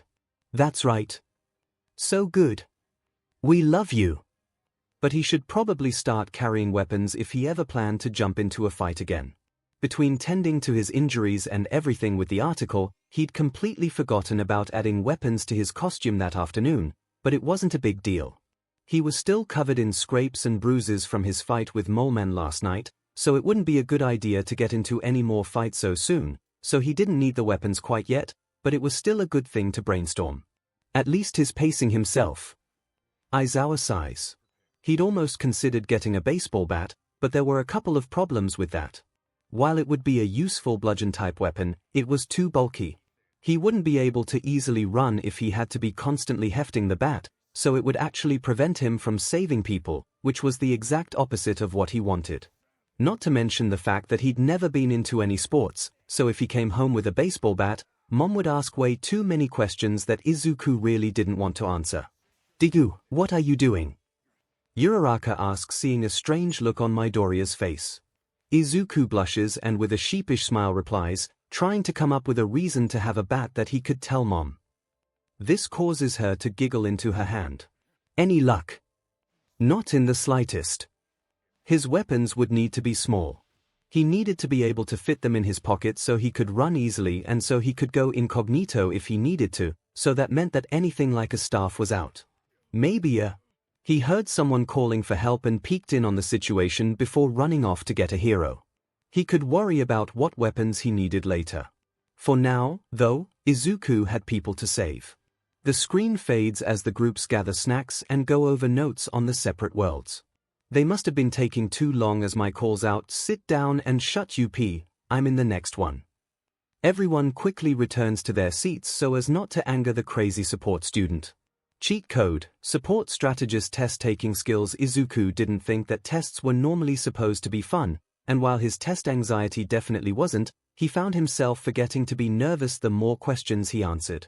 Even though the questions for the general section weren't extremely interesting, since they only covered the standard subjects he'd learned in middle school, they were challenging enough to make up for it. Izuku was glad that he'd studied in preparation for the test because that meant that instead of being intimidating, the more difficult questions were actually invigorating. He actually enjoys taking tests. Kaminari asks in abject horror. He's a DM and nerd, of course he likes taking tests. Bakugo snaps back. Are we really gonna watch him take the whole test? Ashido whines. I mean, Zero starts he is doing intelligent stuff so it makes sense. I guess. She grumbles. And then came the support section. Izuku assumed that part of its purpose was to gauge each student's potential for the other tracks because the questions were pulled from all three. Izuku felt like he did decently well on the design questions, even if that wasn't exactly his passion, but the only questions about inventions that he could even make sense of were the ones that dealt with computer hardware. Maybe he should have studied mechanics a little more. Oh well, it was too late for that now. The lack of knowledge for one track will not in any way be held against him. Nezu comments. To Izuku's surprise, there were only 2 questions about analysis and both of them were essays, so he could only hope that would be enough to show his skills and set him apart from the other applicants. Nezu suppresses a chuckle. No spoilers. He didn't want to have to think about what he'd do if his new dream got crushed like his last one had been. I want to hug him so bad. 𝐒𝐻𝐽 exclaims. For the first analysis question, he was given a quirk registration form and told to their eyes about the strengths and weaknesses of the quirk, as well as give suggestions about how to use it. To his surprise, he actually recognized the quirk. It belonged to a retired hero named Glimmer who could manipulate light energy around her body in the form of sparkles. I don't recognize that hero. Izuku says, eyebrows furrowed. Really? Uraraka asks. At his nod she waves down headcase. Our Deku doesn't recognize her. Did she not become a hero in our world? I'm not even sure she exists in your world. If she does, she might be younger or older, maybe even a part of a different generation. That's so cool. Izuku and Okiko cheered together. At first, it didn't seem like a very powerful quirk, but Izuku knew better. The sparkles that Glimmer controlled didn't just look pretty, they could get bright enough that looking at them was like staring into the sun. Tempting, sure, but definitely not recommended. As a pro hero, she had used it to blind and disorient her opponents, leading to a high rate of capture. So she's probably a combat hero with a focus on distraction. Izuku mumbles as he writes in his notebook. The drawbacks, of course, were that if Ghimiya wasn't careful she could permanently blind villains, bystanders, or even herself. She had to carefully manipulate the light of her quirk to make sure that it was bright enough to be effective without causing permanent damage, which was a pretty fine line. She wasn't a well-known hero, but from what Izuku knew about her, she had done her job well. That sounds so tricky. Kirishima comments. As someone who has to carefully manage the strength of her acid, I can imagine. Ashido replies offhandedly. All of that was common knowledge, though, if someone knew where to look, so while it was necessary to list that out, Izuku didn't think that a basic level of analysis would help him stand out. But what else? Well, he was supposed to give suggestions, right? It felt kind of blasphemous to give suggestions to such a successful pro-hero, but Izuku forced himself to look at it like it was any other quirk. The test hadn't actually specified that the quirk belonged to a pro, after all, so he couldn't let that hold back his analysis, not to mention that if he was accepted into the support course, he'd be giving pro suggestions for a living. Oh god! Izuku jolts. What's wrong? Uraraka turns quickly. I just imagined a life of criticizing heroes. He replies looking pale. His friends giggle and huff in amusement, turning back to the screen. So how could the quirk go beyond what Glimmer had used it for? Well, she manipulated light energy, right? But Izuku's eyes widened and he started writing the ideas as fast as he could structure them. Not all light was visible, so what if she could manipulate not only the intensity of the lights but also the wavelength? From the footage he'd seen, some of the sparkles Glimmer had used had appeared colorful, especially that one time she'd produced rainbow sparkles during a pride parade, so it was definitely possible for her to shift the wavelength within the visible spectrum. And if she could do that much, she could probably train enough to create ultraviolet light and infrared light, which meant that she could use her quirk to burn rather than blind and maybe even use it like a black light to find forensic evidence at crime scenes. As the on-screen Midoriya continued his analysis, Nezu's grin widens as the teachers shiver in cautious curiosity as to what this world might hold. In the end, Izuku's essay ended up being 3 pages long, 2 of which were entirely suggestions based on his theory that Glimmer could manipulate the wavelength of light. It really made him wonder why she'd never used it that way. It would have effectively negated a lot of the drawbacks of her quirk since she wouldn't have had to worry about blinding anyone if her light was invisible. It would also make her much more difficult to fight since the threats wouldn't be as obvious. It was almost a shame that she had already retired because Izuku would have loved to see if any of his theories were actually useful. 1 million. Mai turns to him. Yes. Izuku questions nervously. You gotta show me your notes on your classmates so I can make them some sweet babies. Maybe. He rubs the back of his neck. I'll think about it. Mai pouts slightly at his hesitance but turns back to the screen regardless. He didn't recognize the other quirk, so he didn't have the advantage of previous knowledge, but then again, he also didn't go into the analysis with any biases, so it all balanced out. It was some sort of jet quirk that allowed the user to blow air out of the bottoms of their feet, Gran Torino. Izuku calls out as the old man in question smirks.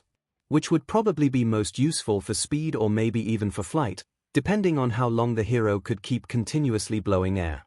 They would need specialized shoes that protected their feet while still allowing the air to flow, and the rest of their costume might need extra ventilation as well, depending on where the air came from. It was probable that the quirk actually worked by taking air in through the skin to power the quirk, or maybe it was powered by the breath. Midoriya turns to Gran hoping he would finally answer some questions, at which he gets not a chance in response, turning back to the screen in disappointment. If the hero could manipulate the temperature of the air, that opened a whole new field of opportunities. He could use hot air to make himself rise faster, or cool air to help victims during fire rescues. There were just so many possibilities, but Izuku limited those speculations to less than a page. He didn't know if temperature manipulation was actually within the limits of the quirk, so he didn't want to waste too much time on suggestions that might not actually be useful. Instead, Izuku tried to focus his analysis on ideas that were possible with only the information he'd been given. Beyond mobility, the quirk could probably be used to impair an opponent's vision, since if the hero could aim the jets at a villain's eyes, it would dry them out pretty quickly. It would be difficult to keep one's eyes open in a targeted windstorm, but even a brief puff to the face would force the villain to blink, which could make him a perfect counter to Eraserhead if he came up on him from behind. Problem child. Aizawa grabs his attention. Do you pit heroes against each other in all your analysis? Not all the time. He smiles sheepishly. Izuku debated about whether he should actually include that tidbit before deciding to just leave it in. It probably wasn't necessary, but at the same time, any little bit of information could mean the difference between being accepted to his dream school or having to find a third dream in under a year, so Izuku didn't want to take any chances. It couldn't hurt, right? Unless they thought it was creepy. What if they thought he was creepy? But then again, the entire analysis section was kinda creepy, just by the way it was designed. But what if his classmates were right and his notebooks weren't useful at all and he made UA hate him because he saw too many weaknesses in the quirks they gave him? Better an ally than an enemy. Nezu comments. Izuku hurried and finished the essay before he could work himself into a panic about it and used the rest of the time to check his answers in the general section as a way to distract himself. He was already here, at UA, taking the entrance exam, so it was way too late to second-guess himself now, right? And maybe UA would be like Mai, who didn't think he was creepy at all, but maybe that was because Mai was a little creepy herself. And proud of it. Mai cheers. By the time Power Loader announced the end of the test, Izuku had successfully talked himself down from his anxiety attack. Ectoplasm must be one of the teachers at UA because it was his clones that came to collect everyone's tests once the time was called. It was kind of surreal that there were so many real pro heroes in the building right now. Izuku hoped that, if he actually got into UA, he'd be able to rein Aiizukana fanboy enough to not make a fool of himself around every single one of the teachers. Oh boy, yeah, that was gonna be difficult. Knowing what a fanboy you are, Uraraka starts really explains some things about the start of the year. Yeah, it was a challenge. As soon as Ectoplasm grabbed her test, Mai was immediately back in Izuku's personal space, grinning like a mad woman. How did you do, Aizuku-an? I bet those analysis questions were a piece of cake for you, here. I could make so many babies to help those heroes, it's amazing. I already have so many ideas. Maybe that's what I'll build in the practical, but I have so many other baby ideas too. Oh, this is gonna be so much fun. Izuku couldn't help smiling as Mai cackled, even if the other examinees were shooting them strange looks, but her ramblings reminded him that he still didn't know what his practical exam was going to be. Analysts didn't have anything physical to show off, unlike inventors and designers, so what were they going to ask him to do? And why didn't Power Loader mention it along with the others? After a few minutes, they were excused to make their way to the practical exams and there was a flurry of movement as all the examinees stretched and gathered their things to leave the room. Izuku turned to Mai and smiled. Good luck with your practical, Mai-chan. I hope you make it in. My babies are amazing, the proctors won't be able to ignore them. Mai declared confidently. And you're not allowed to fail, either, Aizuku-an. You have to make it into UA so we can make awesome babies together. Do you know how that sounds? Ida asks Mai.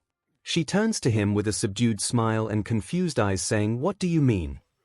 He debated explaining it to her before turning back to the screen.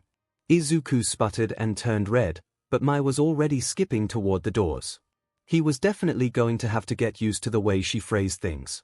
Did she even realize how she sounded or did she just not care? Honestly, from what Izuku had seen from her so far, it could be either one. Still, it was comforting to know that he'd have at least one friend if he made it into the support course. Well, one person who didn't hate him at the very least. That was gonna be weird. And just like that it's depressing again. Kaminari comments. Come on, my guy, Ashido replies every good story has its ups and downs. Doesn't mean I have to like the downs. He shoots back. Izuku shook his head and grabbed his bag, then made his way to the front of the room, where Power Loader was sitting at a large desk next to the pro hero Midnight, who must have arrived sometime while they were taking the written exam. Izuku didn't want to interrupt their conversation, but he also didn't want to be late for the practical just because he didn't know where it was. There was a possibility that there were signs outside that he could follow since that seemed to be the case for the invention and design tracks, but considering that Power Loader hadn't even mentioned the analysis track since Izuku had arrived, he wasn't willing to bet on that. Izuku hesitated another moment before speaking. He was gonna feel so stupid if they told him to just follow the signs. Excuse me. Midnight stopped halfway through whatever story she had been telling, and both heroes turned to look at Izuku, who fidgeted in place at the sudden attention. Hey, hot stuff. Midnight purred. What can we do for you? Really? Aizawa deadpanned. It's my gimmick and he's so nervous it's cute. Midnight defends. I was just wondering, Izuku grimaced. Way to make a good first impression. Do you know where the intelligence and analytics test will be? I mean, of course, you know, you're in charge, it's just that you didn't say anything about it, 𝐺, sir, so I, just was kinda confused and Izuku trailed off awkwardly. The heroes seemed a little shocked, for some reason. Oh, just wait. MIC shivers. But they didn't seem annoyed by his question, so that was something. 𝐺 flipped through some papers on the desk in front of him before looking up at Izuku again. You're Izuku Midoriya, correct? Izuku nodded and the heroes shared a look that Izuku couldn't read before 𝐺 turned back to him. Sorry for the confusion, Midoriya, it's just that most years, we don't actually have any applicants for that emphasis, so it's easy to forget it exists.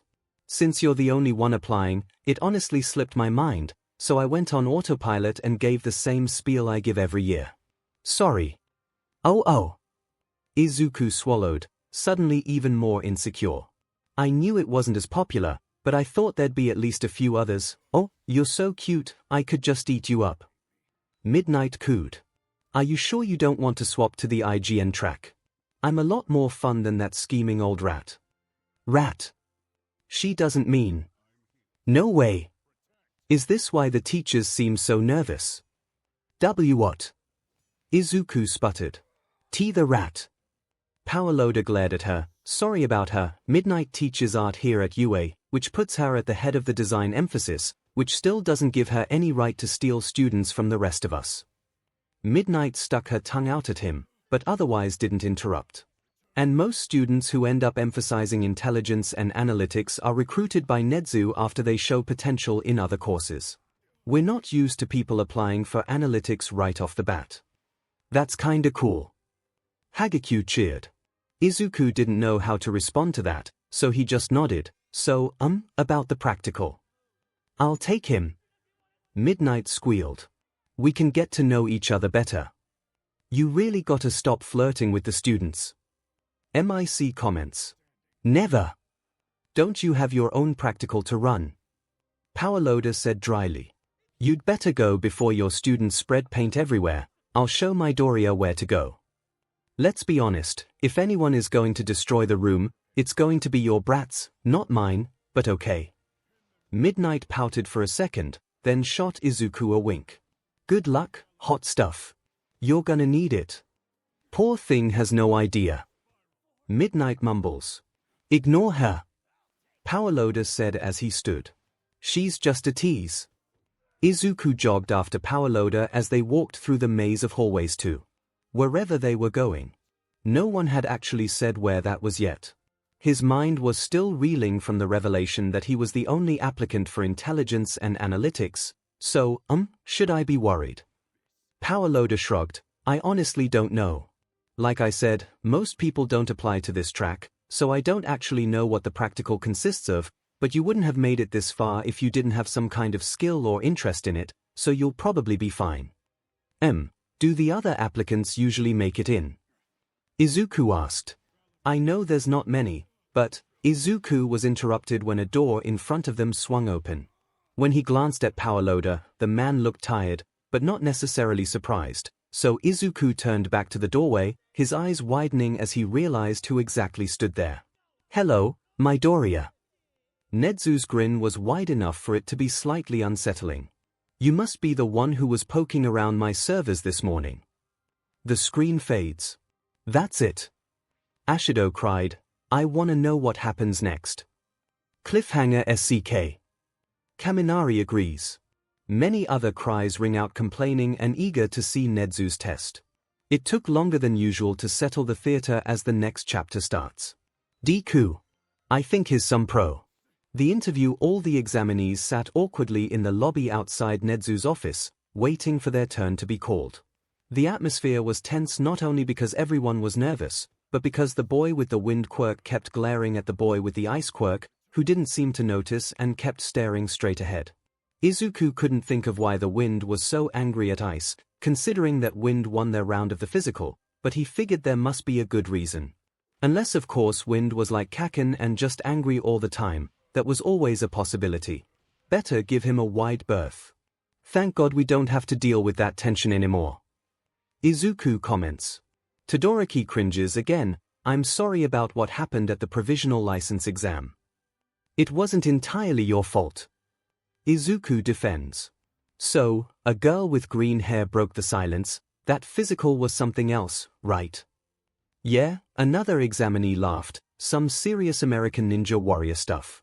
Do you really think we'll have to climb that much as heroes? My arms are still sore. I love that show. Kaminari cheers. I think it'll depend on what kind of hero you want to be. Izuku hadn't even realized he'd opened his mouth until everyone was looking at him. Oh no. He hurried on in a panic. I mean, well, daylight heroes probably don't have to climb as much since most daytime villains are on street level, but it's very helpful for underground heroes to get a bird's eye view of situations, and they spend most of their time patrolling from the rooftops rather than the street. Daylight heroes stay on the street so that people can see them, so they don't have much use for climbing, except for maybe in a rescue situation and… I'll shut up now. Are we gonna have park hour lessons? Kaminari wonders aloud. That'd be kinda cool. Ashido comments. Until you fall off a roof. Kirishima jabs. Izuku's face was hot in embarrassment and he looked at the floor as the rest of the examinees stared at him. I'd never thought of it that way, Yorozu said, and Izuku shot her a grateful look. I'm planning on being a spotlight hero myself. I never really hear about underground heroes, so I sometimes forget they exist. That's the point. Aizawa grumbles. That's kind of the point of underground heroes, though, isn't it? So that no one really knows they exist. The green-haired girl spoke up. I've considered going that route, but I'm not really sure. My quirk is kinda gross, so I'm not sure I'd ever be very popular anyway. That's no reason to choose your path. Izuku remarks concerned. Izuku perked up. Your quirk involves disconnecting your limbs, right? I saw you use it a few times during the practical. How much muscle control do you have over a body part when it's disconnected? What would happen if a body part was injured or destroyed when it wasn't connected? Izuku realized he was rambling and quickly slammed his mouth shut. The green-haired girl sat in shock for a moment before responding. Yeah. My quirk is called Lizard Tail Splitter and it allows me to disconnect any part of my body at will. I can split into up to 50 pieces at a time. Her right hand disconnected and scuttered toward Izuku and up his arm, poking him in the cheek. I can fully control them, even disconnected, and levitate them. If any are destroyed, I can regenerate them, but it takes a lot of energy, so I prefer to just call them back if I can. That's so cool. Izuku shouts in unison with the screen. That's so cool. Izuku gushed. That would be great for underground work. Most villains wouldn't think to look for an eye or an ear hiding in the corner of a room, so your quirk would be perfect for intelligence gathering. It would also probably be useful for sabotage since a hand could easily fit into small spaces. You'll make a wonderful underground hero if you choose, but don't just do it because you think your quirk is gross. She smiled widely. Thanks. I'd never thought of it like that. I really didn't, thanks Green Bean. Setsuna calls out. Izuku nodded. Yorozu, your quirk is some kind of creation, right? That grappling hook was really complicated, but you made it with no problem. What kind of objects can you create? Analysis mode, engaged. Kaminari joked, causing a few snickers. Yorozu smiled. My quirk is called creation. I can transform the lipids in my body into any non-living thing I want, but I have to understand the molecular structure. I've been studying chemistry since I first developed my quirk, so I can produce any element on the periodic table fairly easily as well as most known molecules. It's just a question of how they all come together. Most of the other examinees were paying attention to the conversation now and they were quick to pipe up with their own observations of Yayuru's quirk. After that, another person piped up and soon everyone was sharing their quirks. Even wind and ice had been roped into the discussion. Yeah. My quirk is whirlwind. I can control any wind and I am super passionate about hero work. Izuku was almost physically blown back by the sheer energy that wind put off. Okay, so being constantly angry like Kaken was out, but if he said passion was so important, it was easy to see why he didn't like Ice, who remained blank-faced and probably didn't express passion for anything. That makes sense, I guess. Todoroki winces. You've gotten a lot better socially. Uraraka pipes. It helps that I live with people who care. Todoroki whispers to himself. Izuku leans over and subtly squeezes his hand as Uraraka turns to him concerned. Noticing her look, Izuku says, "Let's just watch the screen." Accepting the dismissal for what it was, the squad turns back to the screen. Now it was Ice's turn. He paused for a moment, then said flatly, "My quirk is called half hot, half cold. I can produce ice from my right side and fire from my left, but I don't use my fire." His tone clearly communicated that he was done talking, and everyone sat awkwardly for a moment as they digested his declaration. Wind was glaring at him again with even more intensity than before.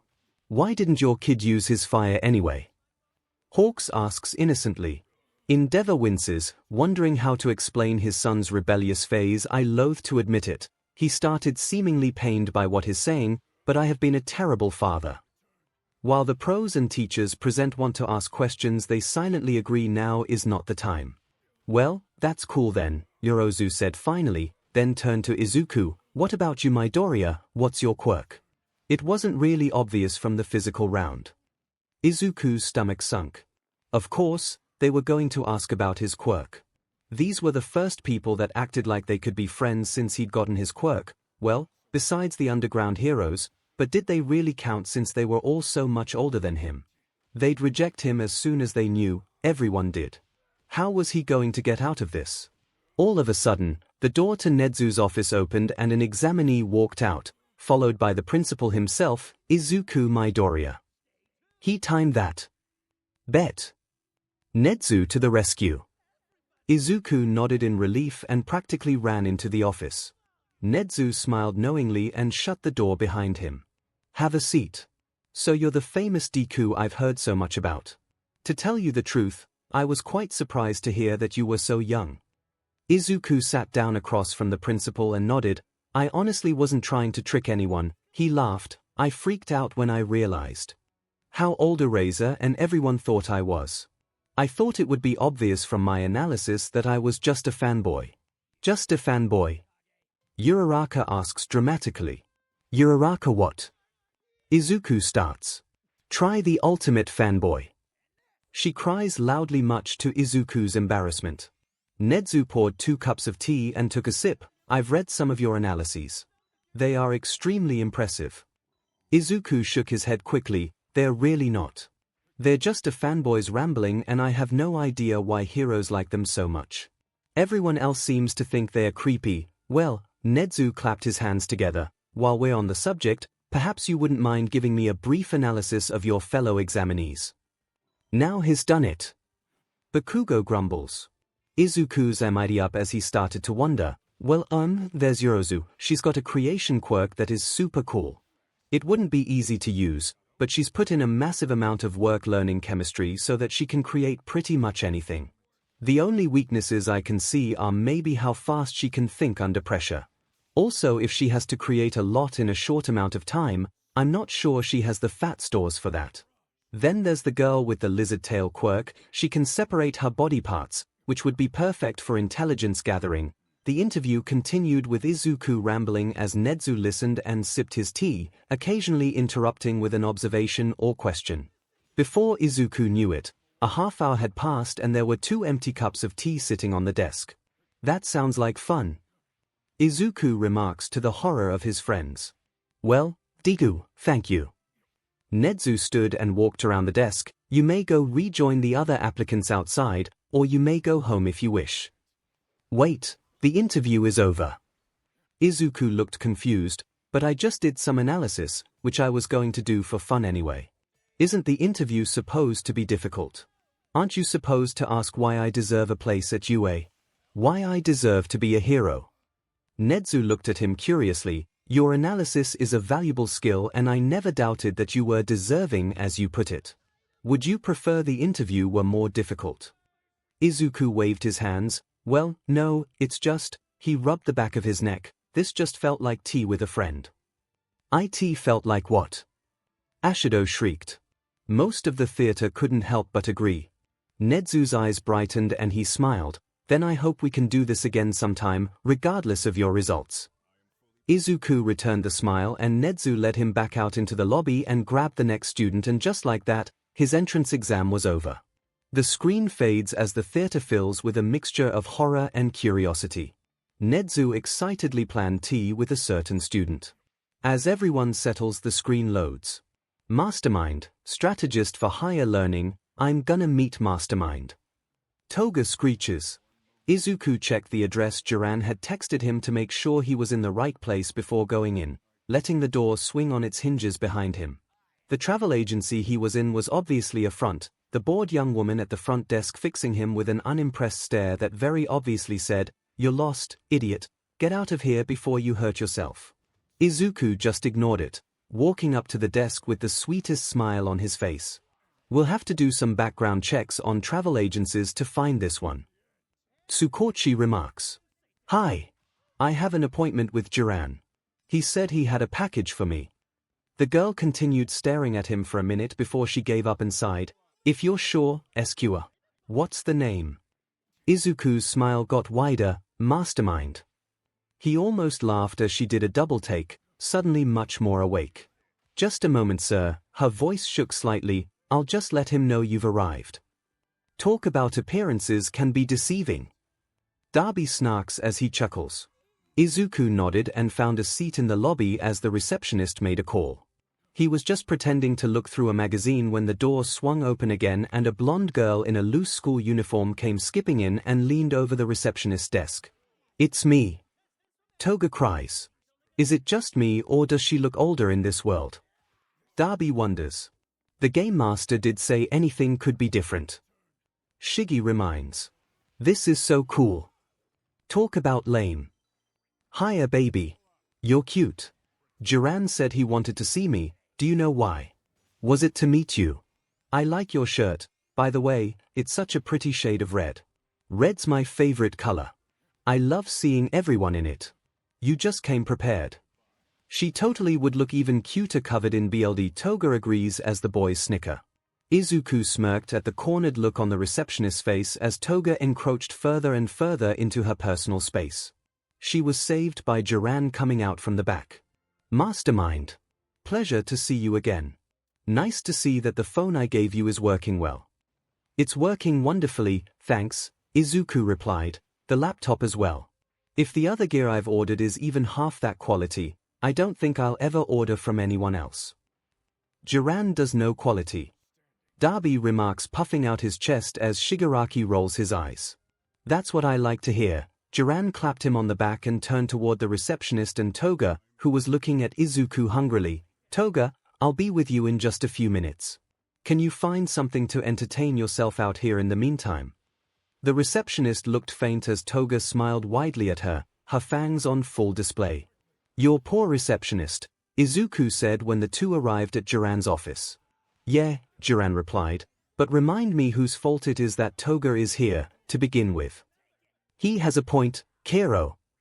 I doubt Mastermind cares. Izuku replies. Point taken, Izuku chuckled, so, you have my villain outfit. Instead of replying, Jiran just took a large box and put it on the desk. Izuku looked over the contents, inspecting the armored breathes, shirt, and jacket before moving on to the gas mask. Overall, it was simple and more than a little plain compared to the flashy hero costumes plastered all over the news, and it was exactly what Izuku wanted. He'll be able to hide better this way. Aizawa grumbles. He just keeps getting harder to find. Tsukochi sighs. It all looks good. And the weapons. In the gym where you'll be training with Toga. Speaking of, I don't really like the idea of having to find a new receptionist. I just barely hired this one. The gym is the last door on the left, I'll go get Toga and meet you there. He isn't really gonna let him just wander around, is he? Ashido asks. The doors are probably all locked and Bakugo snaps. Izuku nodded and made his way down the hall. He tried a few of the other doors, but they were all locked. See? Good, Jiran's not just a trusting idiot. The gym wasn't huge, but there was enough room to move around comfortably. There were a variety of different-sized boxes stacked against the walls so that they could train with obstacles when they were ready, and there was a large display of weapons on the wall beside the door. Izuku guessed that this room was normally used for demonstrations of the most common weapons Jiran sold. He noticed an innocent-looking cardboard box sitting on the ground under the weapons display and was halfway to wondering what was inside before he saw the name Mastermind written in small black letters in one corner. He smiled and opened it. All the weapons he'd ordered were there, as well as a few extra training versions, which were basically the same, except dull instead of sharp. I'm so excited. Toga squealed, bouncing in her seat. Is this really him? Is this Mastermind? He's so tiny. It was a wonder this girl was such an effective killer, considering she probably wouldn't know stealth if it bit her in the butt. Izuku really hoped that this wasn't one of those smart people make stupid decisions moments because he wasn't really ready to die today. Maybe he should have put his affairs in order before showing up. Probably. Darby snarks. Something must have shown on his face because Jiran laughed. I would say she won't bite, but honestly I don't know. Yeah, Toga, this kid is Mastermind. Don't let his size fool you though, he's probably one of the smartest villains I've ever met. Mastermind, I'm sure you already know this is Toga Himiko, considering you're the one that wanted this meeting. Oh. Himiko squealed, Mastermind knows who I am. And he's so cute. You need a cute nickname to match. Like Stainy. Mastermindy. MSTR-chan. Mine-chan. Mine-chan. That's perfect. Jiran said you asked for me, Mine-chan. Why does a cutie like you want to meet an adorable killer like me? Mine-chan. Toga cheered. Izuku swallowed his doubts and smiled. It was getting easier to understand her the more he listened. Her excitement wasn't too different from his own ramblings after all. And Jiran probably wouldn't let her kill him. Probably. Well, you probably know that not many people have met me, yet. So, I need to learn how to defend myself, and, you're really good at knife combat, so, yeah. He cringed and saw Jiran mirroring the expression. Smooth. Toga, however, didn't really care. On good, that was awkward. Izuku whined. Most of the room cringed along with him. Wow. So you want me to teach you how to fight, Mine-chan? That's so cool. I don't really know what I'm doing half the time. I just like to see people in red, so I don't know if I'll be a good teacher, but it'll be lots of fun to try. Despite his common sense screaming at him to get as far away from this girl as possible, her enthusiasm was contagious. Perfect, Toga-sensei. You. Toga cringed. If you'll try to be a good teacher, I'll do my best to be a good student. It was Toga's turn to cringe. Toga-sensei. That's not cute at all. Just call me Himiko, Mine-chan. And then she ran at him with a knife. Just jump right in there. Darby grumbled. Izuku didn't think he had ever been sorer in his life. He was currently stretched out on the couch, icing his bruises with bags of frozen peas. Thankfully, the training knives he and Toga had been using only left bruises instead of slashes. Toga wasn't too happy about that. She insisted that red was a much prettier color than purple. That's because it is. Toga called out. Izuku heard the door open but didn't bother moving. He wasn't even sure he could at this point, but maybe he was just being dramatic. Oh. Izuku sweetie, are you okay? What happened? Hi Mom. Izuku tried to smile, but it came out as more of a pained grimace. I just spent the afternoon with a few friends. One of them is pretty good at martial arts and she was trying to teach me. She's just, really enthusiastic. That's one way to put it. Todoroki deadpans. His mom didn't seem any less worried, but seemed to decide to take his word for it. Did you learn a lot? What's she like? Izuku lit up. Yeah, I did. We basically spent the whole time going over some basics and getting them into my body. She said I'm a really fast learner. What else? Like I said, she's really enthusiastic and not just about fighting. Himiko just does everything with about twice as much energy as anyone else, so she's actually a lot of fun to be around. It was a little intimidating at first, but I'm getting used to her, so it's not too bad. At least someone appreciates my energy. Toga pouts at the boys. Mom was smiling too now. I'm so happy you're making friends, Izuku. She sounds really nice. Maybe you should bring her around for dinner sometime. Oh man, can you imagine? Izuku asks in horror. Yeah, no, that would not be happening. You've been so happy these past few months. I was so worried about you after Katsuki was attacked by that awful villain. You were just so quiet for months after, and then that whole thing with trying to find a job. I don't know what changed, but you seem to be thriving now. Izuku thought about it for a minute. It definitely hadn't been a smooth transition from wannabe hero to up-and-coming villain, but was he happier now? He thought of his fight with Toga and how she didn't ever ask about his quirk, just pouted that she wasn't allowed to make him bleed. He thought of Jiran and how he treated him like an equal. He thought about his overflowing inbox, full of people who respected him and wanted to be associated with him, and he felt a small smile tug at the corners of his mouth as he looked up at his mom. Yeah, I guess I am. I found people who like me and I'm doing something I enjoy. For the first time in a while, I think I'm really happy. As the screen fades, the theater sat in silence. Even the villains were solemn in the fact that he could only find happiness in the pain of others, though they each understood. As the people shook off their melancholy, the next chapter began. Viridian, the green guide trigger when Izuku rolled out of bed and immediately started his nightly stretches before getting dressed in his vigilante clothes. Was it weird that the middle of the night was turning into his favorite time of day? It probably was. Kaken would probably think he was crazy for wanting to go out in the middle of the night to bother heroes. Considering he goes to bed at 8, I wouldn't be surprised. Todoroki comments. Izuku snuck out to the front door but froze with his hand on the doorknob. Hadn't he decided yesterday that he really needed to take weapons with him? He hesitated another long moment while he debated the merits of just going out weaponless again. He could always just rely on what trash he could find, right? It had worked just fine last time. Relying on street trash is a good way to get yourself injured. Aizawa grumbles. But while he could do that, he probably shouldn't. Mom would kill him if she knew he was running into fights without any kind of weapon or plan of attack, and while he wasn't planning on her finding out, it was the principle of the thing. When she finds out about this, she's gonna lose her mind. Izuku whines. So something small and easy to hide, but also something he could grab quickly so he didn't cut too much into his vigilante time tonight. Cut. Maybe he should bring some sort of knife. As logical as that is, I'm not sure if I like the problem child using one. Aizawa gripes. I'm sure young Viridian will figure it out. All Might reassures. Let's not forget Mastermind is also planning to wield knives. Nezu chirps. The teachers grumble and gripe at the villain and vigilante taking to knives. He turned on his phone's flashlight and went into the kitchen.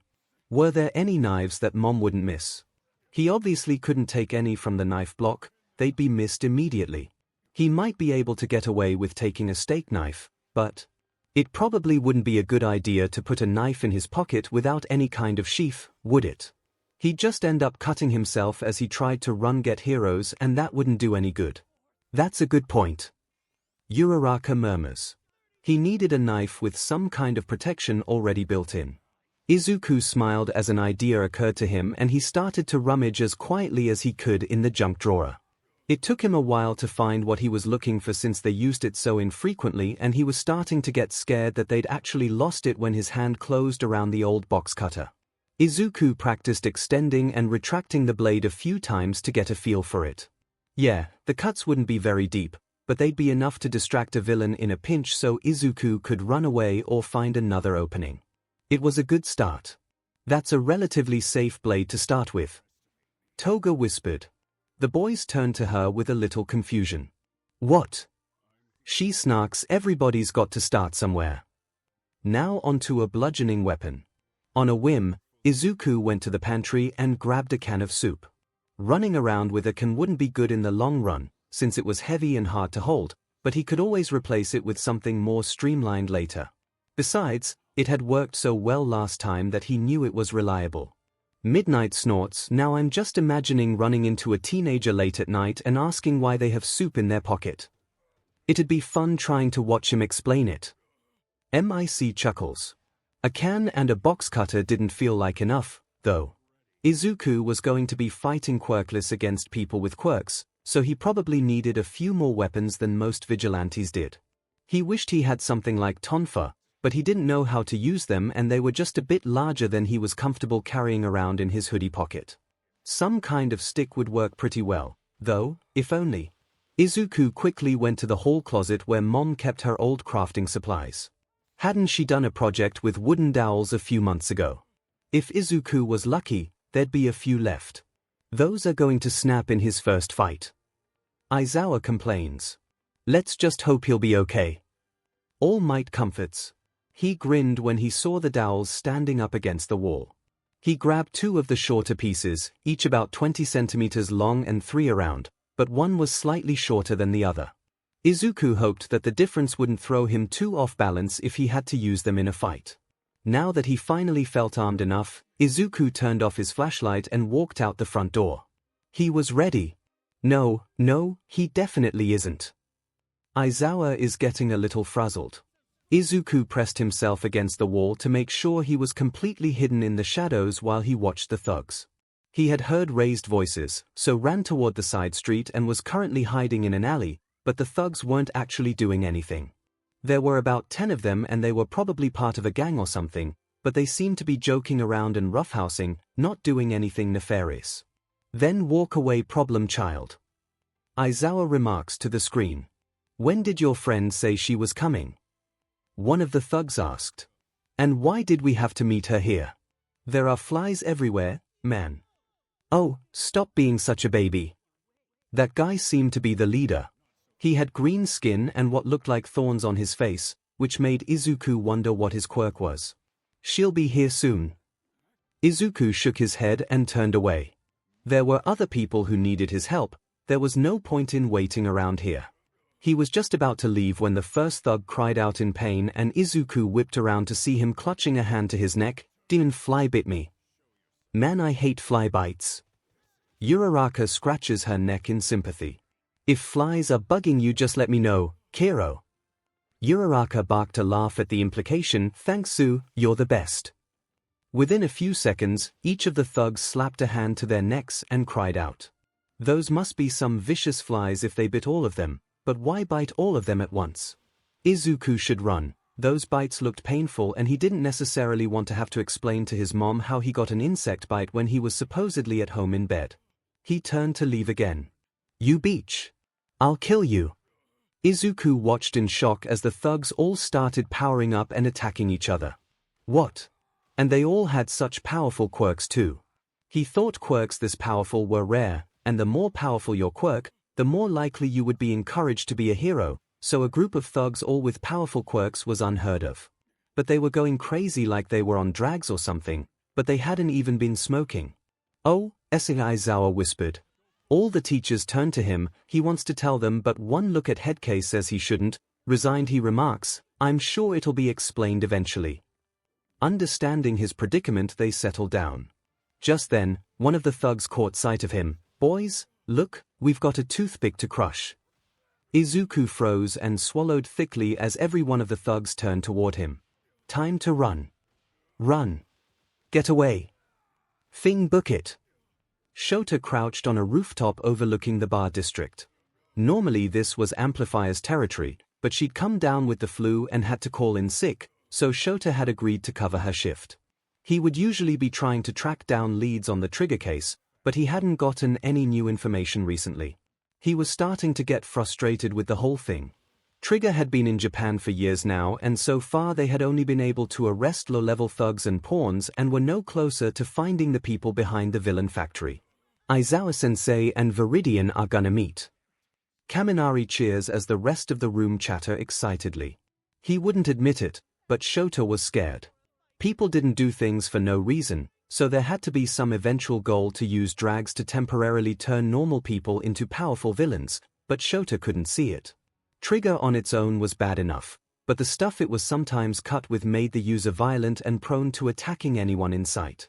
And that wasn't even counting the people who had been abducted and had their bodies modified to accommodate their more powerful quirks. That sounds like human experimentation. Ida remarks. Who needs drags when you could have my babies? Mai exclaims loudly. Phrasing.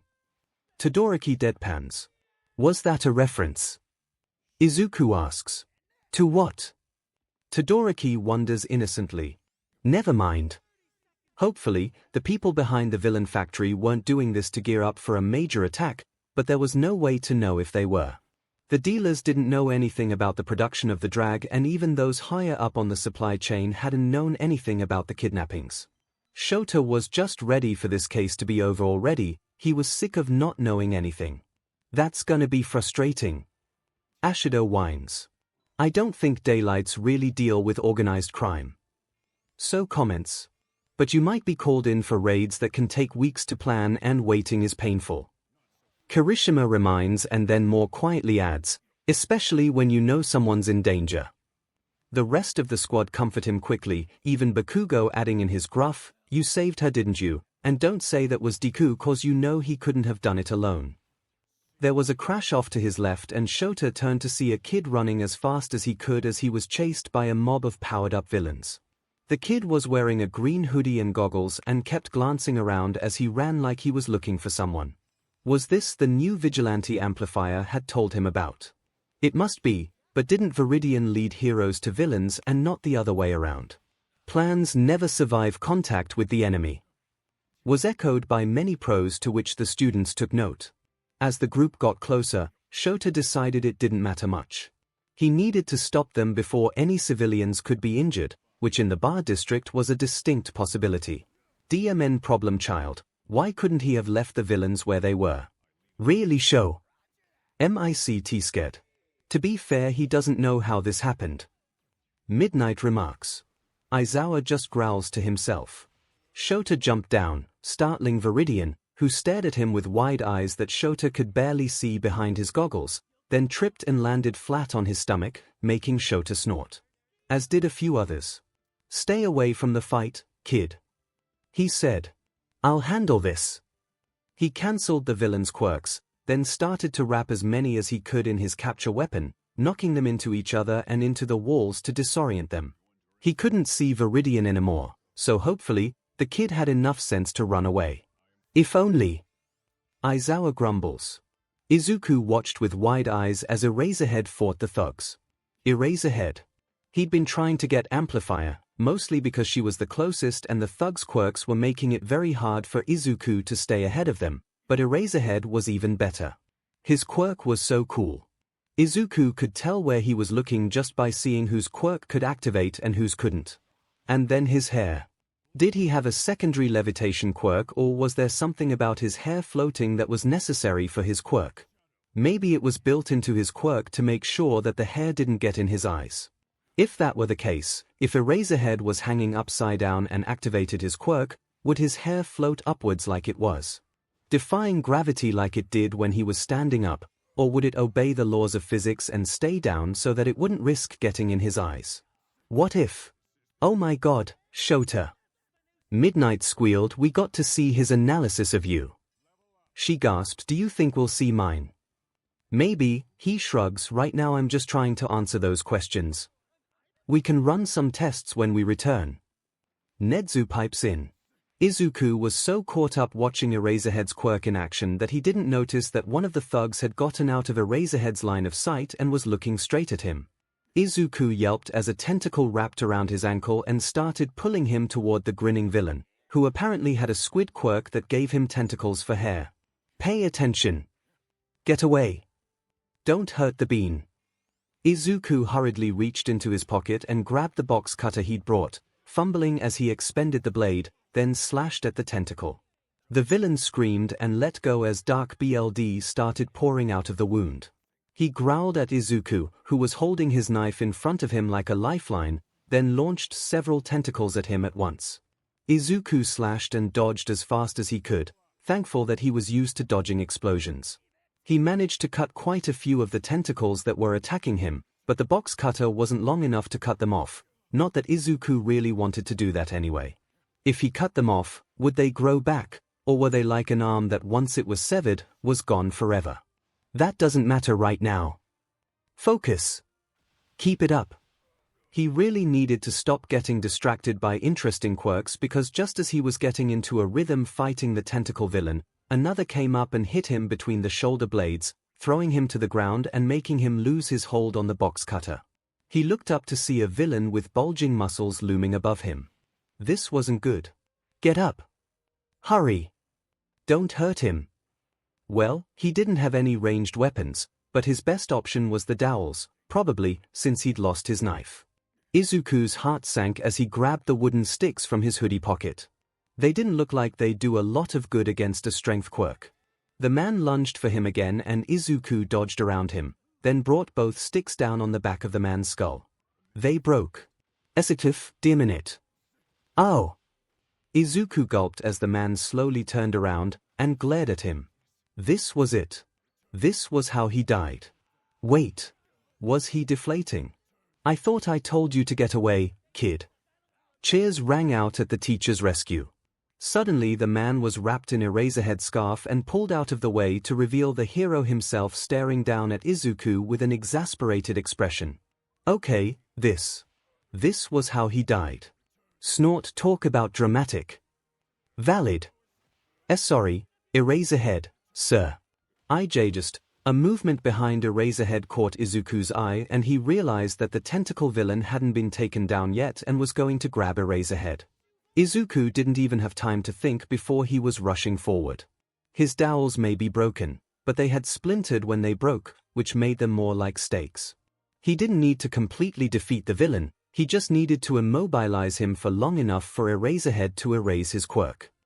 Get him. Let's go. Don't encourage him. He can't hear us.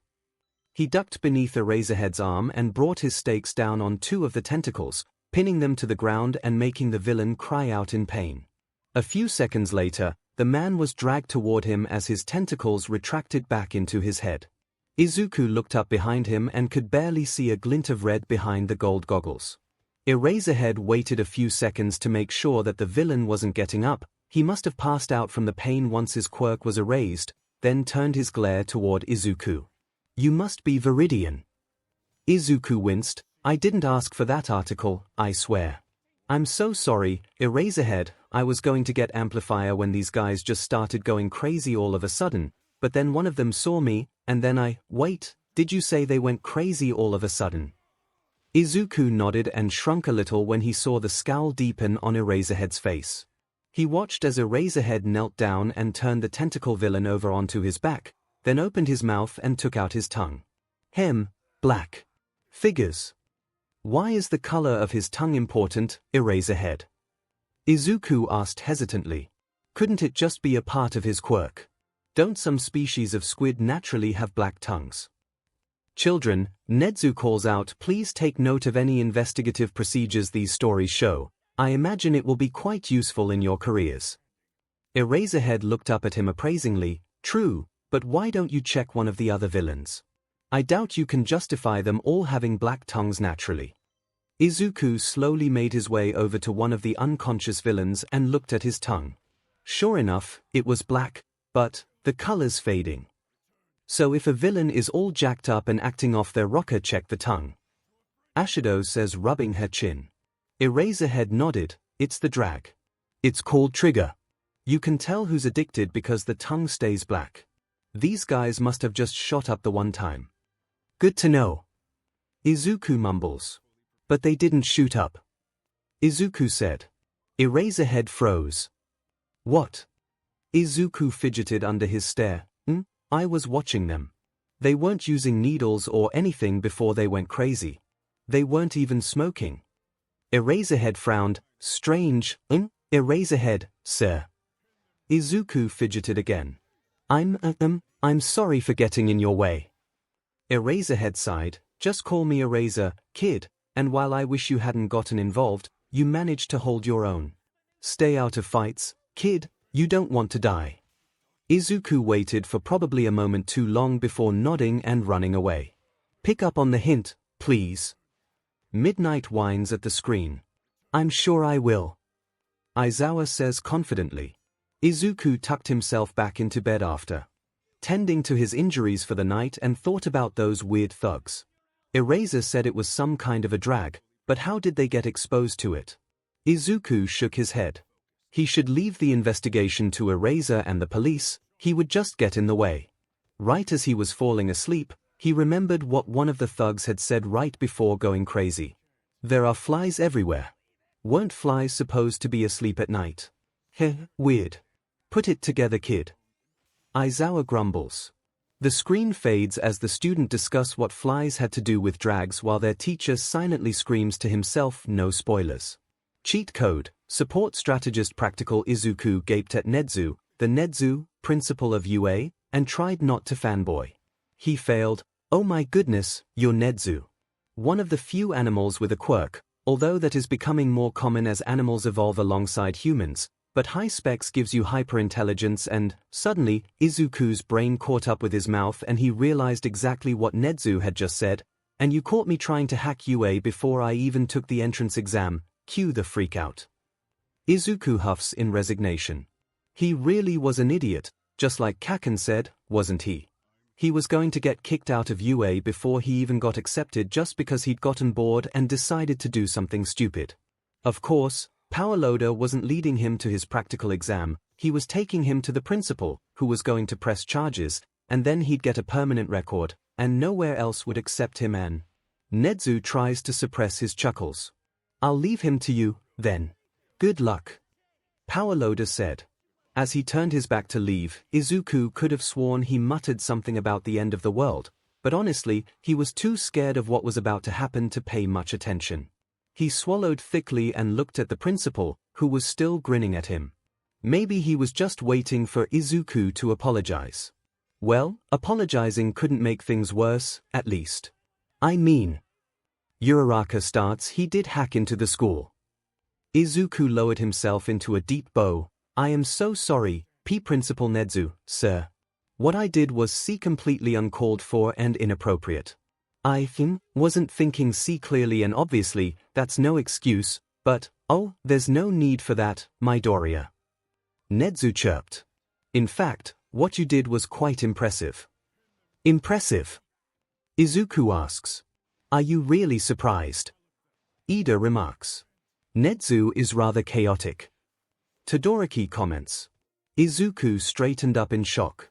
The principal's expression was hard to read, on account of his face not being human, but he couldn't see any anger or malice. What? You're not mad. Oh no. Nedzu stepped aside and gestured for Izuku to come in. In fact, I was quite delighted. It's not often that people are brave enough to try, so it's quite fun to test my defenses against new faces. That makes too much sense. My comments. Izuku nodded numbly and sat in the chair Nedzu offered him. He still couldn't believe that he wasn't in trouble, but apparently, Mai had been right about him making a good first impression. Or maybe Nedzu was just getting his hopes up to crush them later. It wouldn't be the first time. And it's sad again. Kaminari whines while Ashido pats him on the back. Nedzu carefully poured the tea and set a cup down in front of Izuku. So, how long have you been hacking? I think about 8 months. Izuku took the cup and held it while he waited for it to cool. I only picked it up after I decided to apply to the support course. I thought it'd be useful for information gathering. Quite astute. Nedzu chirps. Oh, I agree completely. Nedzu chirped and took a sip of his tea. But I am surprised that you're still so new to it, considering your creativity this morning. Was applying to support a recent decision. You could say that. Darby snarks. Well, Izuku chuckled awkwardly. I thought that hero support was just inventing stuff. I didn't think to look into the analysis track until. Sorry, I'm rambling, but well, since I really enjoy analyzing heroes and quirks, it just seemed perfect, I guess. Nedzu smiled knowingly. It's not often that we get young people applying to be analysts. Most people assume that support is simply the invention of support items like you did, and while analysis is an important part of creating those support items, many people overlook its potential in strategy and intelligence gathering. Speaking of your analysis, May I see your portfolio? The moment of truth. MIC comments. I'm both excited and terrified at the thought of him being Nezu's student. Midnight chimes. Izuku nodded and dug the notebook out of his backpack to hand to Nezu, who eagerly started leafing through it. Izuku wondered if he was just skimming his writing or if his quirk gave him the ability to speed read. If it was the latter, then how fast could he read? Was the speed limited by his quirk, or could he train himself to read even faster? If he wasn't limited by his brain, then his speed would probably be limited by how fast he could physically turn the pages, but if he was reading something that scrolled automatically, like on a computer, how would that affect the speed? All these questions I didn't even know to ask. Aizawa comments in well-hidden awe. I'm not as fast as all that, Midoriya. Nezu chuckled. I still have to wait for my brain to catch up before I can turn the page, and while my quirk definitely helps, most of my speed reading is actually a skill I've cultivated. Izuku flushed red and slammed his mouth shut. Sorry, I know my muttering is creepy. On the contrary, it was a wonderful demonstration of your real-time analysis skills. Nezu said simply, turning back to the portfolio, and while it will most likely be useful to learn to be aware of when you are muttering, there is nothing inherently wrong with the habit. As Izuku looks at the screen with awe, his friends take the opportunity to encourage him to speak up during his mutter storms. Izuku's eyes widened and he stared at Nezu silently while he finished the portfolio. His muttering wasn't bad. That just seemed so weird to him. Kaken had always said that it was annoying and creepy, but then again, he'd said the same things about Izuku's notebooks. Maybe it was creepy if a hero did it, but was simply an eccentricity when an analyst did. That would make sense. Yeah, an eccentricity, not an annoying habit that he had to get rid of. Izuku liked that. Oh, 𝐔𝐸𝐽 starts, I'm all warm and fuzzy now. Nezu finally turned the final page of his portfolio and set it aside. This is quite impressive. I am assuming that you have been analyzing heroes for much longer than you've been hacking. Yes, sir. Izuku said. I started analyzing heroes as a hobby when I was 4, I just didn't realize it was a marketable skill. Would it be alright if I held on to this so I can peruse it more thoroughly at a later date? Nezu asked. Izuku nodded, a weird sense of pride growing in his chest the more the principal praised him. I already assumed that I wasn't going to be getting it back since it's part of my application. Maybe I should share my notebooks after all. Izuku whispers to himself. His friends brighten but leave him be so as to not overwhelm him. Excellent. Nezu clapped his paws together. Now, you have your laptop with you, correct? Yes. Izuku dug out his laptop and set it on the desk in front of him. Perfect. Nezu said. Now onto the practical portion of your exam. Izuku swallowed nervously, thinking of all the ominous good luck wishes from Midnight and 𝐺𝑒𝐿𝐿. What will I be doing exactly? As I said, I was very impressed with your efforts this morning, so I simply want you to continue what you were doing then. Nezu's eyes twinkled with mischief. I want you to hack into UA. That's just mean. Is that really his test? Izuku blinked away tears of exhaustion and frustration as he limped away from UA, sore from sitting hunched over his laptop for the past few hours. He tried everything he could think of, every backdoor, every little trick, even a hastily made virus, but by the end of the exam, Izuku had barely made it past the first round of defenses. It didn't matter how much Nezu had enjoyed his portfolio, or how well he'd done on the written exam, he'd completely failed the practical. Poor baby. You probably did better than you think. Don't be sad. What was his mom going to think? After all these months of her going out of her way to support him, would they grow apart again? Would she be disappointed in him? Where was he going to go to school? What job would even take a stupid, weak, quirkless nobody like him? His spiraling. 𝐔𝐸𝐽 warns. Quick! Someone comfort him. Ashido cheers. Suddenly, Izuku was rammed into by somebody going full speed. Immediately, he froze and curled in on himself to try to become a smaller target. Kaken shouldn't still be here, should he? 𝐻𝐻𝐻 had left sometime during 𝐒𝐿𝐿𝐼's exam to go monitor the hero course practical, and 𝐒𝐿𝐼 had tried to use that time to hack UA using 𝐻𝐻𝐻's computer but couldn't even crack the password. But 𝐻𝐻𝐻 had come back pretty quickly, so 𝐭𝐚𝐲 should already be at home by now. What if it was someone else who had learned he was quirkless and was going to beat him up and they'd never find his body? And good lord dude, 𝐤𝐸 turns to Bakugo, that world's version of you did a number on that kid. I've noticed. He snaps back. Whoa, Aizu-kun, are you okay?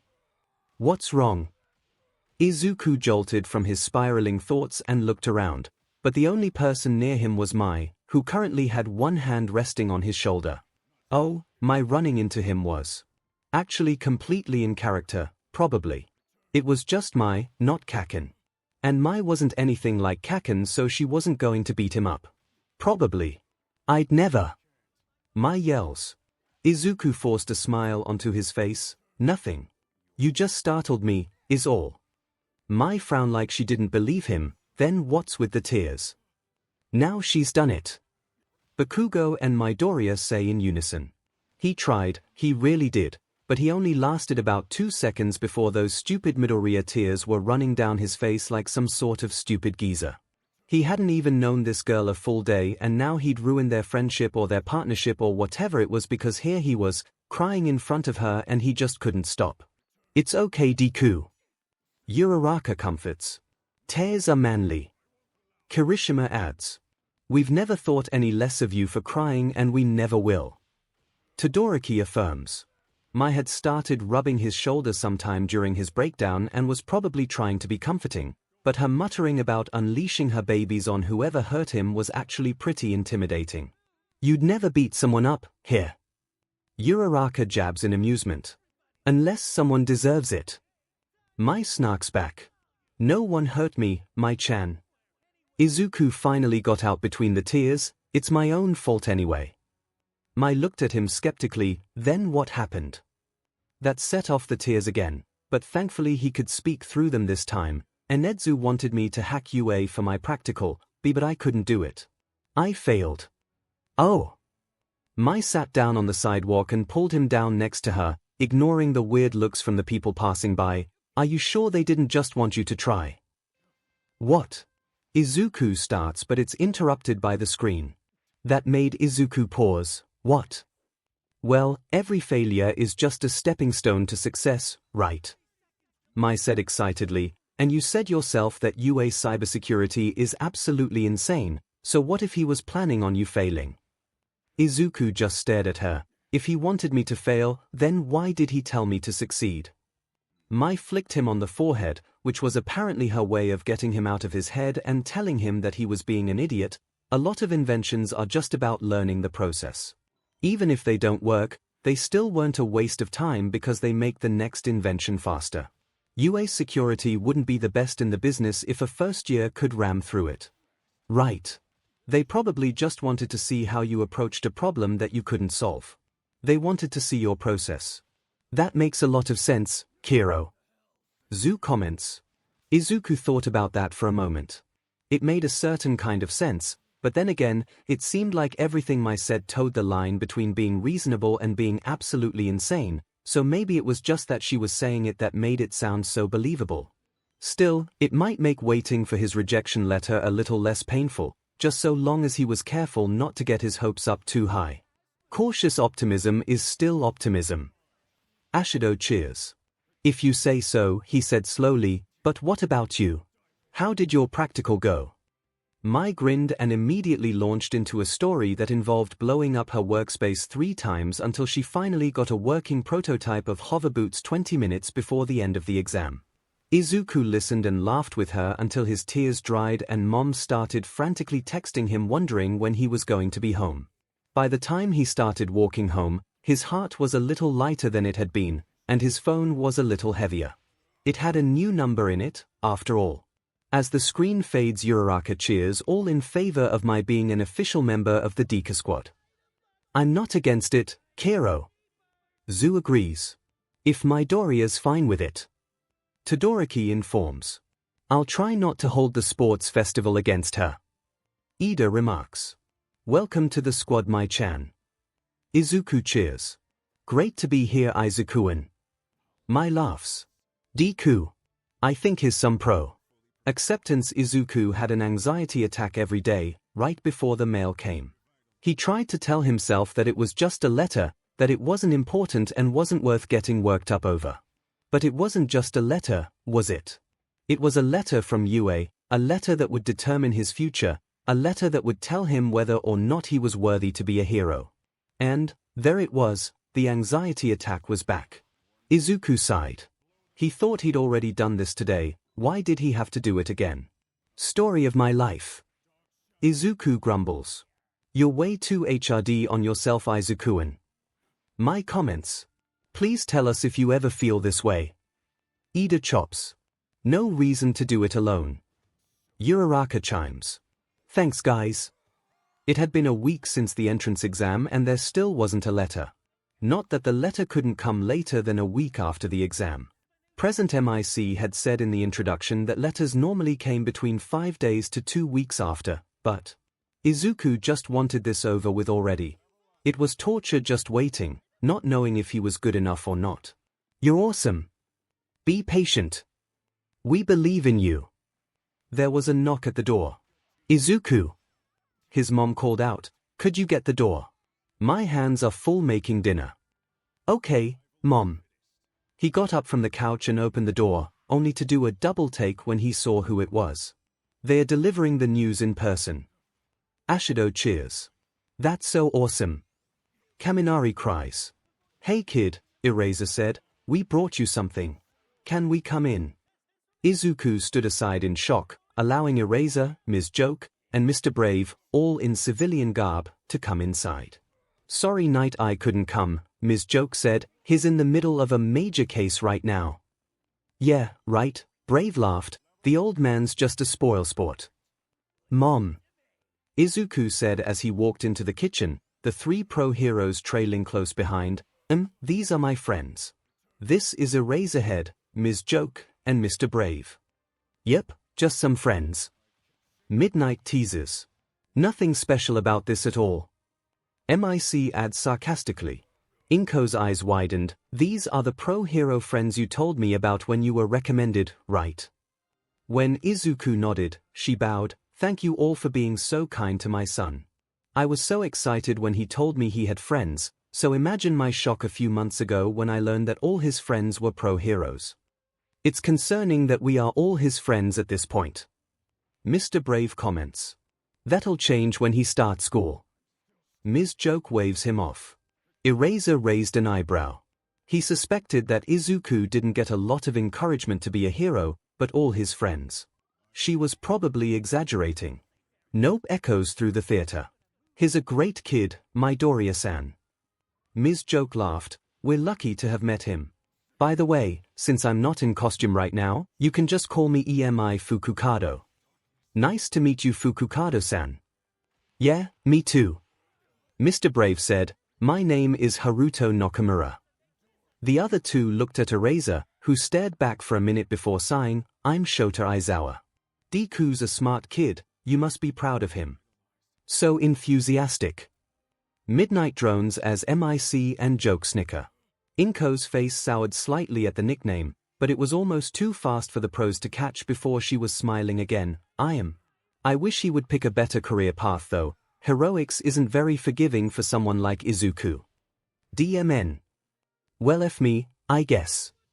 Yeesh. Izuku looked like he wanted to sink into the floor as the room went cold. Fix this, so why are you guys here? Not that you're not welcome, you totally are, it's just that you've never come over before and you guys sounded like you planned it, but I didn't know about it unless I forgot. Oh no. Did I forget? Mr. Brave, Nakamura, laughed. No Deku, you didn't forget. We wanted to surprise you. Show him Eraser. Aizawa rolled his eyes but had a small smile as he reached into his pocket and took out an envelope. My UA letter. No SHT, Sherlock. Darby snarked. Aizawa handed it to the kid, who looked at it with wide eyes. Of course, kid. Did you forget I work at UA? We wanted to be here when you open it. Aizawa-sensei's a surprisingly good friend. Kaminari comments. Dude. 𝐤𝐬𝐽 chastises. What was that, Kaminari? Aizawa calls out. Nothing, sir. He squeaks back. Izuku looked to his mother, who smiled sadly. You and your friends go open it in the living room. I'll keep working on dinner and you all can come eat after, okay? Izuku nodded and went back to sit on the couch. Aizawa sat beside him, while Nakamura sat on the chair and Fukukado made her home on the floor. All three looked at Izuku in anticipation and he took a deep breath before tearing open the envelope. He then promptly started crying. Typical. Uraraka, Bakugo, and All Might said in unison. Oh no. Eraser. I thought you said it was good news. I'm going to kill you. Fukukado screamed. Don't do that. They are happy tears. That's just how he is. Aizawa looked slightly panicked. It is good news. I don't know why he's crying, I swear. I'm just so happy. Izuku choked out, saving Aizawa from being physically wrestled to the floor. I made it. I'm going to UA. I'm gonna be a hero. Little Green does that a lot, I take it. Brave remarks. That'd take some getting used to. Joke giggled. Congratulations, Deku. Nakamura said, you deserve it. Fukukado gave him a big hug. Oh, I'm so excited for you. I kinda wish you were coming to Ketsubutsu with me, but you're gonna need Nezu to help you with that big brain of yours. She sighed. Oh well, there's still internships, and I'm sure you'll hear about me all the time since Eraser's madly in love with me. 1A does their best to suppress their laughter as the other students whisper in confusion. The villains are just as confused, looking back at Eraserhead, noting the mix of confusion and amusement as the man in question seethes in his seat. No, I'm not. Aizawa denied. Stop telling people that, joke. It's not a joke, I am. Fukukado laughed loudly and tried to mess up Aizawa's hair, but he dodged and scowled at her. She responded by sticking out her tongue. I ship it. Ashido whispers conspiratorially. I swear even Deku is more mature than you. Maturity is overrated. Nakamura said, then crossed his eyes and pulled a face, making Izuku giggle. The theater starts to crack, much to Aizawa's dismay. Aizawa looked dead inside. You're all impossible. I hate all of you. Except for Joke. Nakamura said, you love her. Izuku laughed even harder. So this is what having friends really felt like. Somehow when Joke teased, it didn't feel the same as when Kaken did it. It wasn't hurtful at all, it was just friends giving each other a hard time. It was nice. Hell yeah it is. Uraraka cheered as the theater reins themselves in. Dinner's ready. Inko looked to where her son was laughing on the floor with his friends. Even if she didn't want him to be a hero, she thought she could deal with it if it meant he had friends like these. If. Ouch. Geez. Thanks, Mom. Izuku led his friends back to the kitchen and they all sat down. Thanks for the food, Midoriya-san. Fukukado said as they dug in. Yeah, this tastes amazing. Nakamura added. Of course it does, my mom made it. Izuku mumbled and then turned red at the realization he said that aloud. Inko smiled. It's really the least I could do. And besides, we have to celebrate my baby boy getting into his dream school. She leveled a serious look at Aizawa. I trust you'll take care of him and make sure he stays safe. I'd rather face 1,000 villains than an angry mother. MIC shivers. You're just saying that because you can punch a villain. Midnight teases. So you'd rather willingly fail a student in some way than face a villain? Aizawa asked, efficiently shutting her up. Aizawa nodded solemnly. Of course, Midoriya-san, I would never send Deku into a situation he wasn't prepared for. When we take him along on internships, we'll always be with him to protect him if things get dangerous. Deku may be smarter than most pros, but is still a student, and he'll be treated accordingly. Good, Inko sighed. I'll hold you to that, Aizawa-san. So Eraser, I guess you can't expel your whole class this semester, Brave smiled, because that would mean expelling Deku too. Wait, that actually happened? Kaminari asked in horror. Many others did the same, albeit quietly and to themselves. You expelled a whole class. Inko was wide-eyed. Aizawa put down his fork. I only expel kids who have no potential. It's cruel to let them continue when they'll only end up getting themselves or others killed. I won't expel Deku because he has potential. I wouldn't have recommended him otherwise. Guys! 𝐻𝐻𝐿 cried out in excitement, we all have potential. The rest of the class preened at that revelation. I find it hard to believe that an entire class was completely devoid of potential, Izuku insisted. They must have had strong quirks. You're living proof that quirks aren't everything, Aizawa said. They might have had strong quirks, but their personalities convinced me they didn't have what it takes. Spoiled brats, every single one of them. No one had ever told them no and let them get away with murder just because of their quirks. That's not how you raise a hero. Heroes have to be willing to protect people and give their all, not just coast by or be the best. By the sounds of it, Mineta and Bakugo seem most likely to get expelled. Shoji comments. Indeed, though Bakugo has improved since the year began. Tokoyami retorts. Izuku couldn't help but think of Kaken. Everyone praised him no matter what he did simply because his quirk was perfect for heroics. But Eraser couldn't be talking about people like Kaken, could he? After all, Kaken would be an amazing hero. If one were to look at the Baku squad, one might notice how unusually quiet they were. Most teachers aren't as strict on expulsions as Eraser here, Midoriya-san, Fukukado explained. I teach at another hero school and I probably expel maybe one student a year. Sometimes I don't expel any at all, it all depends on the class.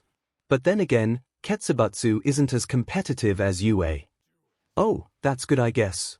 One of Izuku's oldest friends is going to be applying to UA as well, and I wouldn't want to have to deal with Mitsuki if her son gets expelled. Izuku shivers violently at the thought. Don't worry about Kaken, Mom. I'm sure he won't have any problem getting in, and I know he'll be the best hero. Inko smiled. You're right. It's silly to worry. Who knows, maybe you two will be in the same class. Aizawa hoped he was imagining the tension that came into Deku's shoulders at that. Maybe, have we been misreading their relationship all year? Aizawa asks. Sometimes things slip through the cracks, show. MIC comforts. Though that does beg the question, how much of this did our Bakugo do? Midnight posits, no matter what, you'll probably make some of the best friends you've ever had in hero school, Nakamura said. I know I did. And I have. Izuku beams, making his friends swell in joy. Maybe you'll find someone you have instant chemistry with, like me and Eraser. Fukukado said while Aizawa rolled his eyes. Oh, are you together? Inko asked, how did you two meet? We're not, Aizawa started, but Fukukado interrupted him. Our agencies were nearby when we were first starting out. In between missions and drama, a mutual love blossomed. No, it didn't, Aizawa muttered. Nakamura and Izuku snickered. As did much of the audience. That sounds so romantic. Inko sighed. We aren't dating, Midoriya-san. Aizawa said. Not yet, Fukukado said, but don't worry, Midoriya-san, I'll win him over eventually. A mischievous glint came into Inko's eye as she looked between the two and Aizawa gulped. The poor thing. Izuku whispers. It's all right, Fukukado-san, I understand completely, Inko said. Did you know that I had known Izuku's father for almost a year by the time he realized I was flirting with him? Mom! Izuku cried out in betrayal. Fukukado just laughed. And the theater erupted in laughter. Well, at least we've passed that stage of the courtship. I doubt Eraser could ignore my flirting. Neither can anyone else, that's the problem. Aizawa said. Oh, snap! Ashido cried with her laughter. Oh, so you want me to be more subtle in my affections? I can do that. Aizawa just sighed as everyone laughed at him. Deku, don't encourage her. Why not? Izuku said innocently, you two are so cute together. Izuku promptly smacked his hands over his mouth to muffle his laughter as Aizawa called out a gruff, that little a. This made Nakamura spit out his drink as Aizawa looked betrayed. I trusted you, Deku. I trusted you and you stabbed me in the back and left me with her. God, it's too much. Kaminari chuckles. That was amazing, Deku. Fukukado held out her hand for a fist bump, which Izuku took her up on. And don't be so dramatic, Eraser. I'll win you over eventually and you know it. Aizawa just sighed and shook his head, more like you'll wear me down. Your way of flirting is like a war of attrition. He turned to look at Izuku as he pointedly changed the subject. So Deku, we need to talk about internship options. The room starts to settle at that. Don't internships happen after school starts? Inko asked. Normally, yes. Your son, however, is a special case. He's been working with us in an advisory role for several months at this point, and there is a raid coming up that we invited him on before knowing how young he is. We still think that his input will be essential, but he'll need to be part of an official internship in order to come. Inko looked worried. We will make sure he stays safe while still allowing him to contribute to the mission. This is gonna be so cool. Izuku enthuses. Internships for first years normally only last a week, and we've been arguing non-stop about who gets to take you. Fukukado said, one of the options we've thought of is having you do a few different internships in the next 2 months leading up to the raid. That way, you'd get more intensive training to make sure you're ready and we can all stop fighting. Multiple internships. Izuku cries excitedly for his counterpart. Izuku's eyes went wide. That sounds amazing. Can I, Mom? Please. Inko looked at him for a long moment before caving. You're sure that these internships will help him be safe? The three heroes nodded. Then okay, but don't put yourself in any more danger than you need to and listen to the heroes, okay? Durr. Izuku snarks. His friends pointedly remained silent at that. Okay. He hugged her tightly. Thank you so much, Mom. Thanks for dinner, Midoriya-san. Congratulations, Deku. Fukukado said as the heroes left, see you for training and internships. And don't forget there's a planning meeting Saturday, Nakamura said. Detective Tsukochi'll be picking you up. I still don't understand why I can't just walk, Izuku said sullenly. It's because you're still a kid. Aizawa ruffled Izuku's hair. Problem child. As the screen fades, teasing and excitement rose through most of the room. It took some time for everything to calm down, but once it did, many remembered what story came next, and all but the villains, who were eager, became greatly on edge. Mastermind, strategist for hire. Face-to-face Mastermind looked back at Izuku from the full-length mirror in Jiran's office. He didn't want to get dressed in his villain outfit at home and potentially risk getting caught by his mom or the neighbors. If everything went well tonight, he would be finding his own base soon enough. But until then, Jiran's office would have to do. A secondary location will make him even harder to track. Tsukochi sighs. His villain outfit was practical, but still managed to look intimidating. Or at least it would, if Izuku wasn't so short. People will get over that real quick. Darby snarks. The black armored breaths were fitted, but flexible, and were paired with a black armored shirt made from the same material, but what tied the outfit together was the jacket. It was dark green and had a hood he had pulled up, his hair just peeking out from underneath it. There were dozens of pockets that had smoke bombs, grenades, flashbangs, and, of course, his knives. Talk about armed to the teeth. Uraraka comments. Plus ultra. Izuku grins. She gasps, Deku no. I'm sorry. He laughs back. You don't sound sorry. Todoroki deadpans. He also had knives strapped to each of his legs and a few hidden in his dark red boots for emergencies. After a few months of training with Toga, he was deadly with a knife, if not quite as good as his teacher. The last thing he put on was his mask. It was a solid black and covered his entire face below the nose. It didn't look like a standard gas mask, looking instead like a simple ski mask, but Jiran assured him it would filter out any harmful gas attacks. Looking in the mirror, the effect was stunning.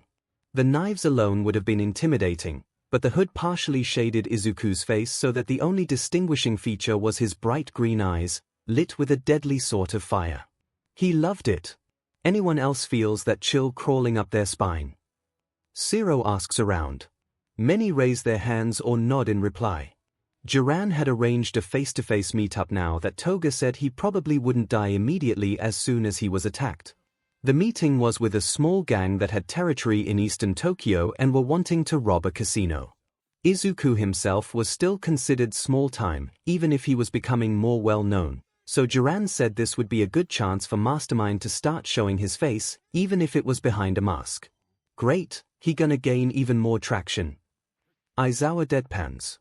Looking pretty snazzy. Jiran was leaning against the doorframe, smoking his ever-present cigarette. I'd say knock 'em dead, but that'd be bad for business. Izuku rolled his eyes, again marveling at how they stood out against his outfit. Let's go. The sooner we get this over with, the sooner I can pretend I'm not nervous. Mood. Izuku says. You can tell us if and when you feel that way, Kiro. Stuff like that's what friends are for. Uraraka cheers. I think we should all keep that in mind. Ida informs. Jiran chuckled, but grabbed his keys. You're such a smart kid, I keep forgetting how new to the game you are. Normally it takes years for small fry like you to get to this point in their careers. Yeah well, normally small fry don't make a living killing heroes. Since when was Golden Boy sassy? Darby smirks. The drive to the warehouse was short, but maybe that was because there was not really any traffic at 2 o'clock in the morning. As they walked in, Jiran and Mastermind were met with a dozen armed guards surrounding a man almost as big as Fat Gum who was obviously the head honcho. Izuku immediately started analyzing, matching the people and quirks he saw to the research he'd done beforehand. Mind-chan's first meeting, Toga bounces, so exciting. The head honcho was sneering at him. Jiran, I said I wanted to meet with Mastermind, not some kid who's still wearing diapers. What kind of a joke are you trying to pull here? Oh, he's gonna get it. Darby grins and rubs his hands together, leaning forward in anticipation. Jiran just smirked. Izuku was fairly certain it was his default expression, but there was a possibility that he was genuinely amused by the situation. Yeah, I know he doesn't look like much, but I guarantee you he's the real deal. Apparently, you don't have to be tall to be smart. And he about to prove it. Shiggy grins menacingly. Izuku's nervousness was slowly morphing into anger and determination. If there was anything he was used to from his life before villainy, it was JRKS who thought it was their right to look down on him. The head honcho had gone on a rant about Jiran not taking him seriously and how he was powerful and blah, blah blah. Izuku just sat down on the chair provided for him and spoke quietly, the determination in his voice and eyes passing for confidence in his words. Takumi Fujito. Age, quirk, spines. You convert the fat in your body into spines that can be detached. However, they have a tendency to bleed when you do that, so you avoid detaching them if at all possible. Family. You have a wife that you married 10 years ago and 4 kids, all under the age of your youngest just turned 6 last Wednesday. Congratulations, by the way. Weaknesses. Your family, the dependence of your quirk on your previous fat stores, and the risk of BLD loss if forced to use it in the wrong way. You also have a severe allergy to shellfish. Did I get anything wrong? Oh snap. Twice calls out that was nothing. Can you imagine being on the receiving end of that? Darby asks, still grinning. I'd prefer not to. Shiggy snaps. The room had gone completely silent and Izuku smiled innocently beneath his mask and looked directly at the head honcho, who gulped. So, Izuku said pleasantly, shall we begin? Did we get all that? Aizawa asks. Word for word. Nedzu chirps happily. I'll add it to the files when we return. Tsukochi sighs. Detective Tsukochi rubbed his eyes in frustration before taking another gulp of his coffee. The Mastermind case was rapidly turning from a minor headache to a massive migraine. The guy had been on the scene for less than 10 months and he was already becoming one of the most dangerous villains the detective had ever been tasked with finding. Now we get to see how the cops and heroes are handling Mastermind. Ashido grins. Best part of crime shows. Kaminari replies. He looked at the file again, filled with whatever neatly written plans they had managed to confiscate from villains and a handful of blurry photographs pulled from security cameras at internet cafes. All the evidence pointed to one thing: Mastermind was a ghost. The police hadn't even known about his existence until months after his first murder, and it was the media who first caught on to the fact that all the recent hero deaths were connected. The heroes and police hadn't even thought to check. Why would they? Each murder was committed by different people with different quirks and there wasn't any signature connecting the deaths. So it took a long time to figure out he even existed because they didn't have anything in common. 𝐒𝐿 concludes. So not manly. Kirishima agrees. It wasn't until Nezu noticed that the villains committing the crimes weren't smart enough to pull off the kinds of heists they were doing that they began looking for a strategist rather than a serial killer. A strategist for hire. Looking at it now, it seemed obvious and simple. The murders were only possible because there was some genius pulling the strings from behind, making sure that the villains knew every possible weakness and how to exploit it. Nezu was anxious to catch Mastermind mostly because he wanted an intellectual equal to play chess with, but 𝐒𝐭𝐴 wanted to catch him because the more his influence grew, the more dangerous he became. This version of me seems rather crass. Nezu remarks. I'd hope you wouldn't track down a career criminal for a simple game of chess. 𝐒𝐭𝐴 adds. Such a thing would be little more than icing on the cake. He replies. The only comforting fact about the entire case was that Mastermind never agreed to in-person meetups, which limited his influence considerably. The theater cringes at that. So who wants to tell him? Jiru snarks. If the police and heroes could catch him before he got up the courage to show his face, then they might be able to nip this in the bud, but Mastermind was starting to change his MO and that made 𝐒𝐭𝐴 nervous. For a long time, Mastermind had used internet cafes to communicate with the villains who hired him, which had been the only solid lead the police could get on the guy, as thin as it was. He had been caught on camera multiple times, but always kept his hood up and seemed to know where the cameras were placed, so they still had no idea what he really looked like. 𝐒𝐭𝐴 and 𝐒𝐿 had gone to interview employees at the various cafes, but because they didn't know about Mastermind until several months after he became active, it had been too long for most to remember a random guy in a hoodie. The only thing they had to show for the interviews was one clerk who remembered a young man with green hair, but even he admitted it could have been black and the harsh fluorescent lights were just messing with his eyes. So close. Ojiru stressed. In short, they still had nothing, but were tracking any suspicious activity at dozens of internet cafes in the city. And then he stopped using them. The villains have started laughing at this point. The crimes continued, accelerated even, but there was no physical sign of Mastermind anywhere. 𝐒𝐭𝐴 and the rest of the police could only guess that he had either bought some sort of untraceable tech, or he had figured out how to build it himself. Either way, their most solid lead had gone cold and they were back to where they started. Well, almost. At least they knew the guy existed now. 'Cause that's an amazing comfort for the poor little heroes. Darby smirked sarcastically. A slight movement in the corner of his eye made 𝐒𝐭𝐴 reflexively drop the file and reach for his gun. Hey now, I didn't think I was being that quiet. 𝐒𝐭𝐴 curbed his panic for long enough to recognize the long white scarf, tangled hair, and tired eyes of the hero in front of him. He sighed in relief. The downside of stealth. 𝐔𝐬𝐽 giggles. Eraser.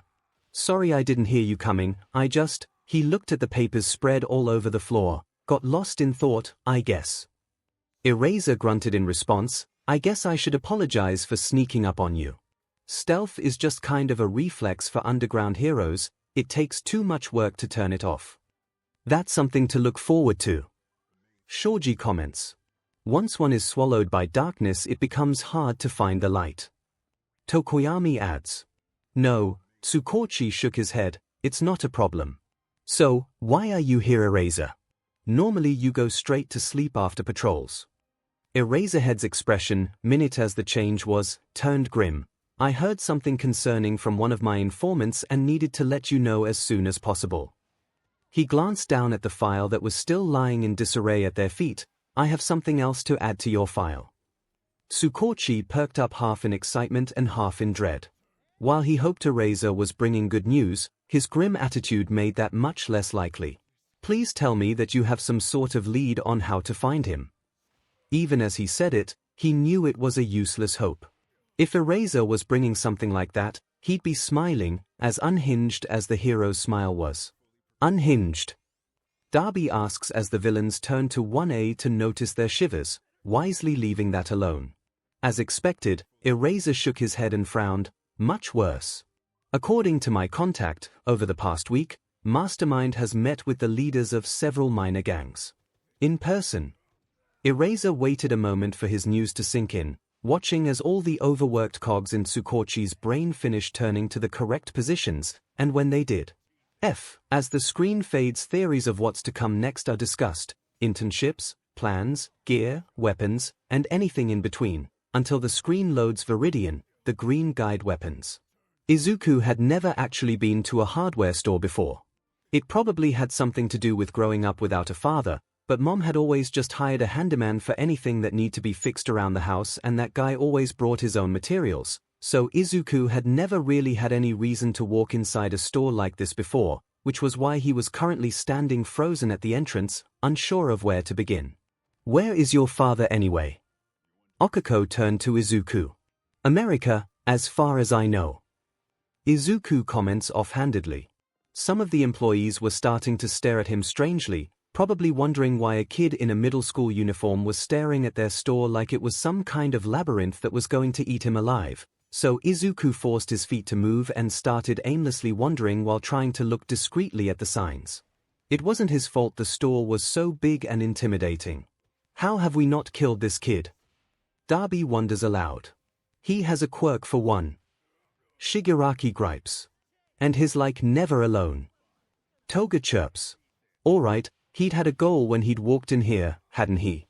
Oh, right, pipe. After the fight with those drugged-up villains last week, he decided that he needed to fine-tune his weapon selection. The dowels had worked great for the first few seconds, but they broke far too easily, and just because Mom hadn't realized they were missing from the closet. Yet didn't mean he could just keep taking them until they were gone. What if Mom wanted to use them for another project? He's such a good son. Midnight coos. Except for the sneaking out and risking his life without her knowledge. Eraser reminds. Killjoy. She mumbles back. So, anyway, a pipe hopefully wouldn't break as easily and it shouldn't be that hard to buy, right? But what section was he supposed to? Plumbing sounded promising. Plumbing used pipes, didn't it? Izuku fought to not facepalm at his own stupidity since he didn't need to give the staff any more reasons to question his sanity.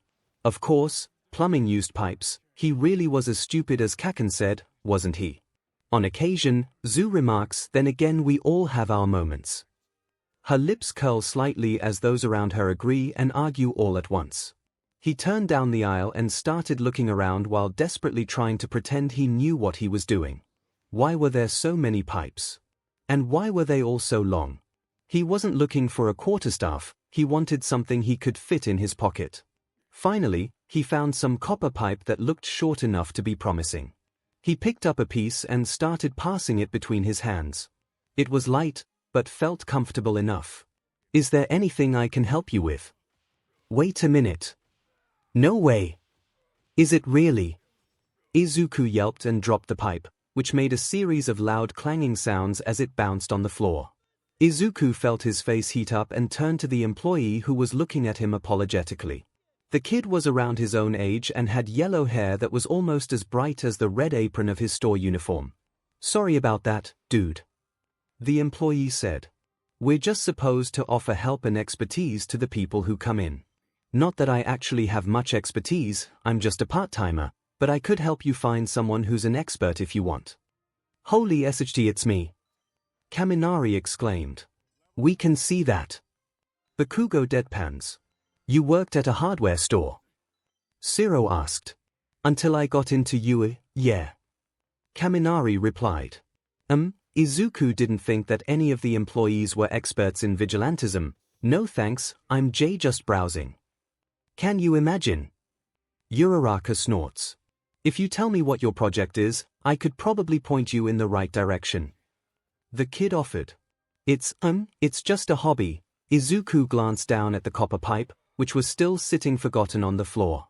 It seemed too conspicuous, like it was a physical reminder of how useless he was.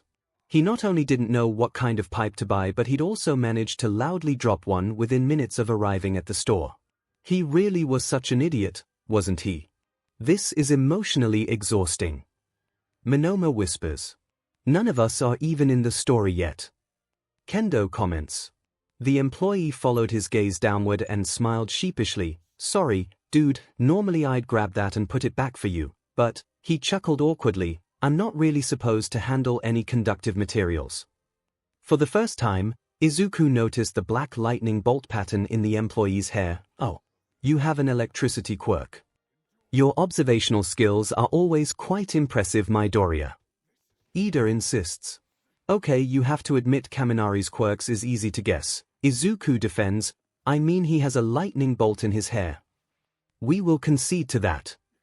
Todoroki confirms as the others begrudgingly agree. Yeah.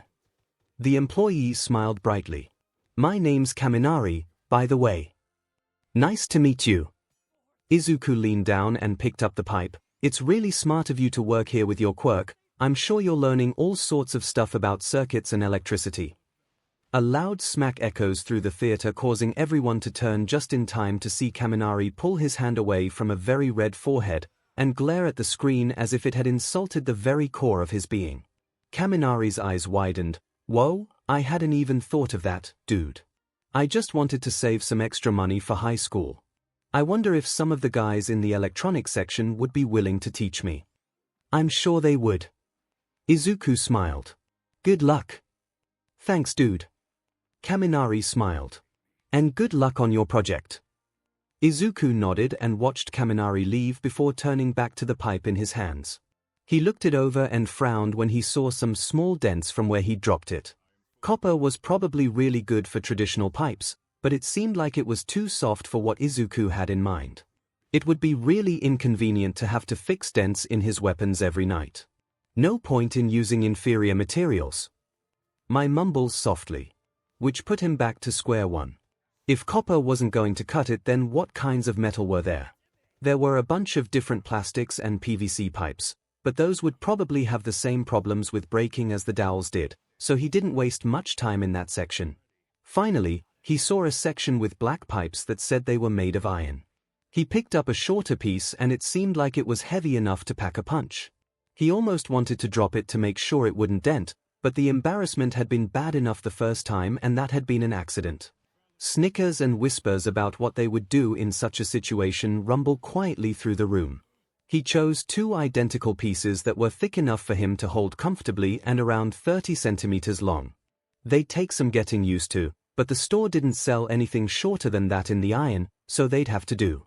He put his pipes in his basket and started wandering toward a sign that said tools. He probably wouldn't buy anything from there, but it wouldn't hurt to look right. Famous last words. Chorus most of the girls and a few of the boys, all of who could be considered impulse buyers. Maybe they'd have a larger box cutter or something similar. The one he had was functional, but it hadn't been long enough to do any meaningful damage to that tentacle villain, so it'd be good to have something with a longer blade as a backup. Looking at the box cutters, though, Izuku realized that they didn't really have a lot of variety when it came to blade length.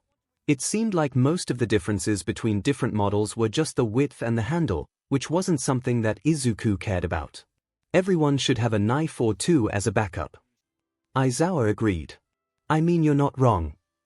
MIC comments. Though some of us can't carry knives. Endeavor comments absent-mindedly, causing a few raised eyebrows. Fire and metal doesn't typically mix well. He says in a way of explanation. Displayed right next to the box cutters, though, were a few utility knives. Izuku hesitated before looking at them. Was he really ready to carry a knife? That seemed more serious somehow. Like he was actually planning on hurting someone rather than just taking along a weapon in case of emergencies. But was a knife really all that different than a box cutter? They were both sharp and could do some damage, and the utility knife would be really useful. Get a bunch. Knives are so pretty, especially covered in BLD. Toga shouts at the screen. He gave in and got a generic-looking knife that was able to fold into its own handle so he wouldn't accidentally cut himself. It's not like he had to use it, right? It was just good to have. Between the knife and the pipes, though, Izuku was starting to get concerned about how he was going to carry everything. Sure, he had his hoodie pocket, but he'd already dropped his soup can 3 times while running and it had only been a week. Things just started to fall out from all the bouncing that running involved, so he should probably find a better solution. Amplifier Snickers, I can see it now, just chasing after this green guide, probably expecting a mugging, and this fool stops to pick up a can that fell out of his pocket. I might have an aneurysm just thinking about it. Rock grumbles. He wandered around the tool aisle a little longer before he saw a section labeled tool aprons. Some looked like actual aprons, like the kind Kaminari had been wearing, but others were more like utility belts. They had loops that were probably meant for hammers, but Izuku could easily modify them to hold his pipes and some pockets that would probably be perfect for his knife and can. He chose one made out of a dark green canvas-like material that would match well with the rest of his vigilante outfit and added it to his basket. It was a little pricey, but he hadn't bought any hero merch since. Well, the point was that he had a little extra allowance saved up, so he could afford it. It's sad that our resident fanboy isn't drowning in merch. 𝐔𝐬𝐽 bemoans. At least he can better protect himself. Ojiro comforts. And won't drop his can. Soto adds. Izuku made his way toward the checkout section but stopped when one of the displays at the end of the aisles caught his attention. Slingshots. Well, it would be nice to have something capable of long-range attacks. Good. Aizawa comments, less likely to get himself injured. One can only hope. Recovery Girl comments. He gave into temptation and read the packaging. Slingshots, a fun, effective tool perfect for hunting and survival. Simply put your preferred ammunition. We recommend steel shot, marbles, or even smooth rocks in the leather pouch and fire. There were some packages of steel shot in the same display, which basically looked like metal marbles, but Izuku didn't grab any. Firing metal at someone sounded really serious, like firing a bullet, and he really wasn't a serious vigilante. Besides, other people were probably a lot better at slingshots than he was, and if they were planning on using them for hunting or survival, then they needed the professional ammunition much more than he did. Of course, you're worried about the villains. Uraraka says fondly. Not all of them are bad people, Midoriya starts, some of them are just in bad situations. The cashier gave Izuku a weird look as he checked out, but he wasn't really paying attention. He should buy some marbles on the way home. They'd be perfect for his slingshot, plus, they'd solve a problem he'd been having finding rocks. Normally there was enough rubble from past hero fights that Izuku didn't have any trouble finding stuff to throw to get heroes' attention, but there had been a few times when it had taken a minute or two to find something to throw and the heroes had almost been too late. If he had marbles to throw, he wouldn't have to waste any time finding rocks. He wouldn't use his slingshot on the heroes, that'd be rude, but throwing them would work fine. We're totally gonna use those as souvenirs. Amplifier exclaimed. It'll become a competition, I'm calling it now. Rocklock added he chose a bigger toy store downtown, hoping they'd have a bigger variety of marbles. Thankfully, he didn't get nearly as many odd looks here, but it did feel weird to be here without making a beeline for the hero collectibles aisle. His classmates chime in with variations of poor baby and it'll be okay, much to Izuku's embarrassment. It took him a few minutes to find the marbles, but when he did, he was glad he'd come here rather than a smaller store.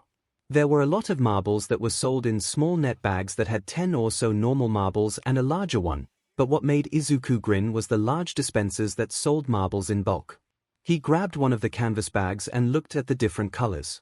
Whoever was in charge of naming marble colors should help students come up with their hero names, because they were obviously having way too much fun with their job if the crazy names like Tsunami or Wild Tiger were any indication. Can we? Midnight wonders. It would certainly be interesting.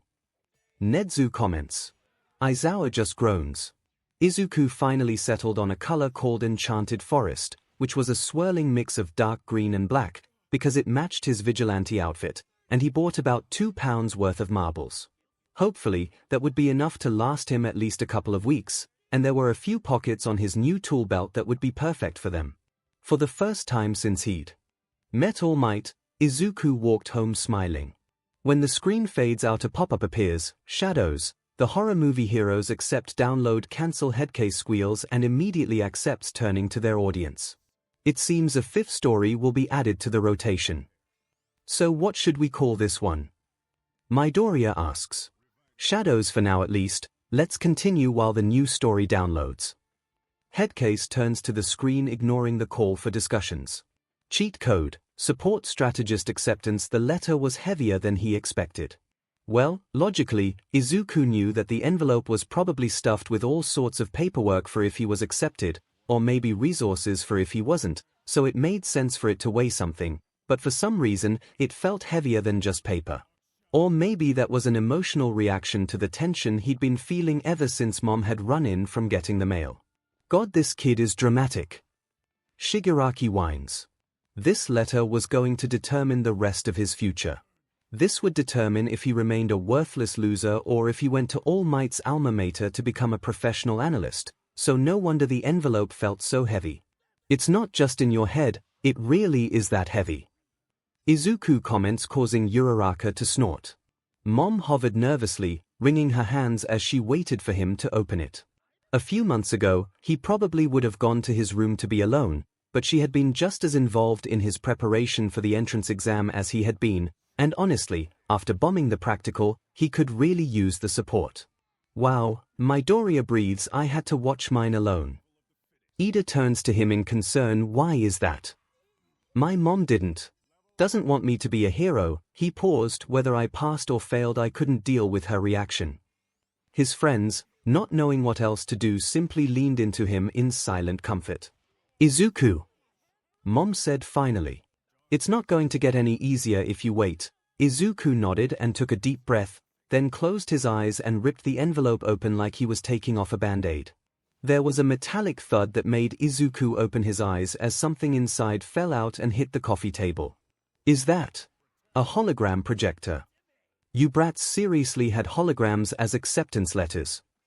Shiggy exclaims incredulously. Oh yeah, Gyro snarks very plus ultra. Almost as soon as he said that, the disc came to life and a small screen appeared. Powerloader was staring right at the camera, looking somewhat tired, which made sense if he'd had to make one of these for every student in the support course. Man, I do not envy the teachers that have to do that every year. Kaminari comments, especially if they sent out rejection videos too. Zero adds.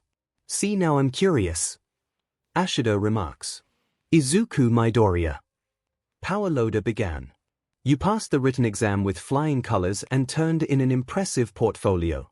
However, I have been told that during the practical exam, you did not succeed in hacking UA. Tears pricked at the corners of his eyes and he could feel Mom looking at him with pity as he stared at the ground. Of course, he knew that he'd failed the exam. As much as he wanted to believe that Mai had been right about them not expecting him to succeed, he hadn't been able to push away the dread whenever he thought about the test. He really was a failure. He was a quirkless nobody, just like Kaken always said. I'm glad. Maijima. Aizawa starts. In my defense, I don't know about his anxiety in that world. Not an excuse.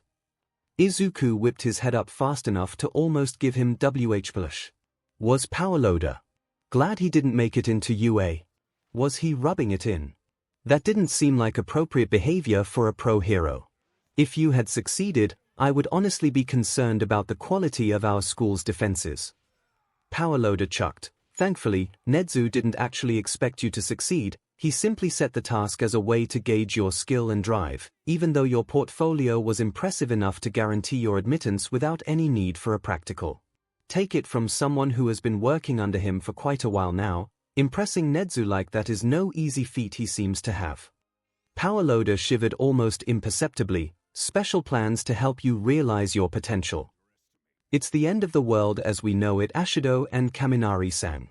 Izuku held his breath as Powerloader gave a tired smile. As the head of the support course at UA, welcome, Izuku Midoriya. This is your support academia.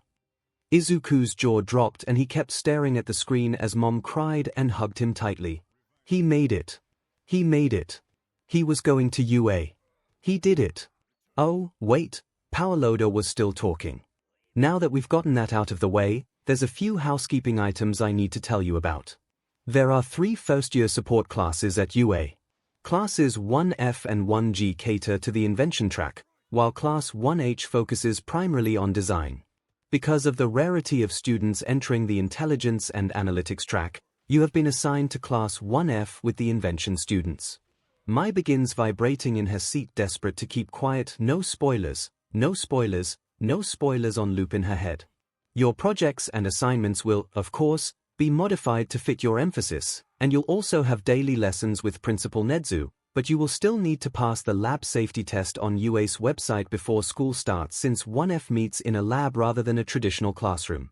Please fill out the forms included with your acceptance letter to inform us of any equipment or materials you need so we can have those ready for you on the first day of class. Congratulations, Midoriya. I look forward to seeing you in my class. And his friends and classmates cheer happily for the accomplishment of another version of their friend. Will you all just shut up?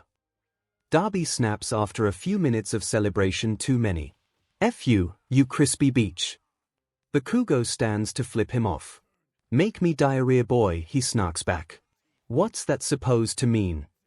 You're an explosive piece of SHT, that's what it means. Enough. Headcase interrupts their light dim to almost black. If you want to have a sing contest, wait until you're out of my theater. You ain't the boss of me, beach. Darby rounds on the entity.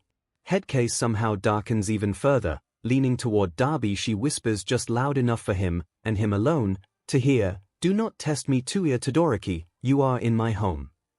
Darby, not being a complete fool, slowly sat down and looked toward the screen. You did it, baby. Mom hadn't stopped hugging him since Powerloader had said he was accepted. You worked so hard. I'm so proud of you. That was what finally pushed Izuku over the edge into tears of his own. He had no idea how much he needed to hear that. All those years of her apologizing for him being quirkless and telling him to choose a different dream were over. His mom believed in him now. She was proud of him.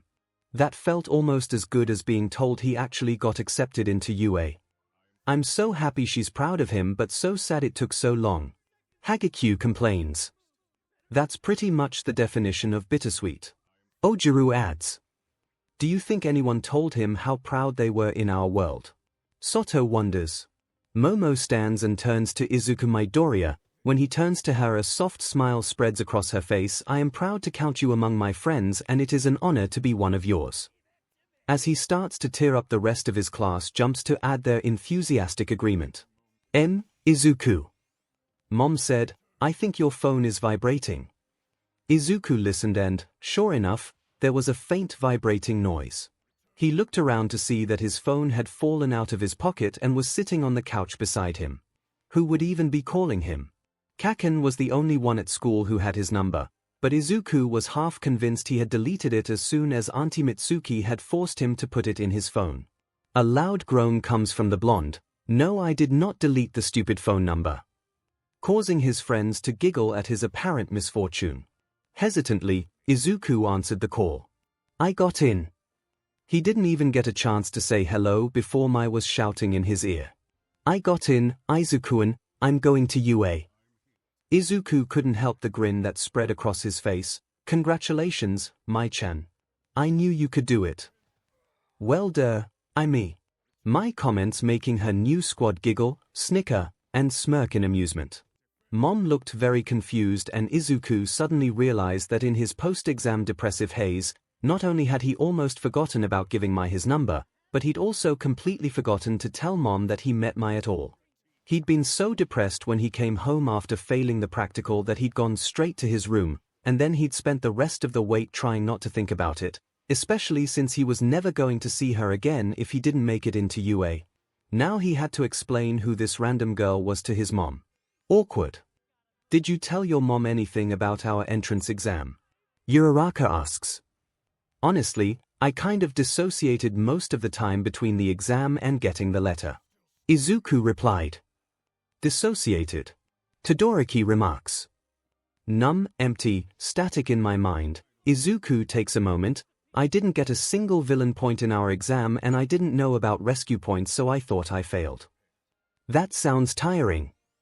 Ida replies softly it was. He pulled the phone away from his mouth and spoke quietly. Mai-chan is, well, Mai was acting like they were friends, but he still didn't want to assume anything. We met at the entrance exam. Mom nodded in understanding, but still seemed a little nervous. What about you, Izuku-an? The question made Izuku tune back into Mai's ramblings. Did you pass? Because if you didn't, I'm gonna march straight into UA and tell them that. No. Izuku screamed, but then realized that could be taken the wrong way. I mean, no, please don't do that, Mai-chan. I got in. Apparently, my final was just a formality and they didn't actually expect me to succeed. I told you so. My cackled, you dare doubt me.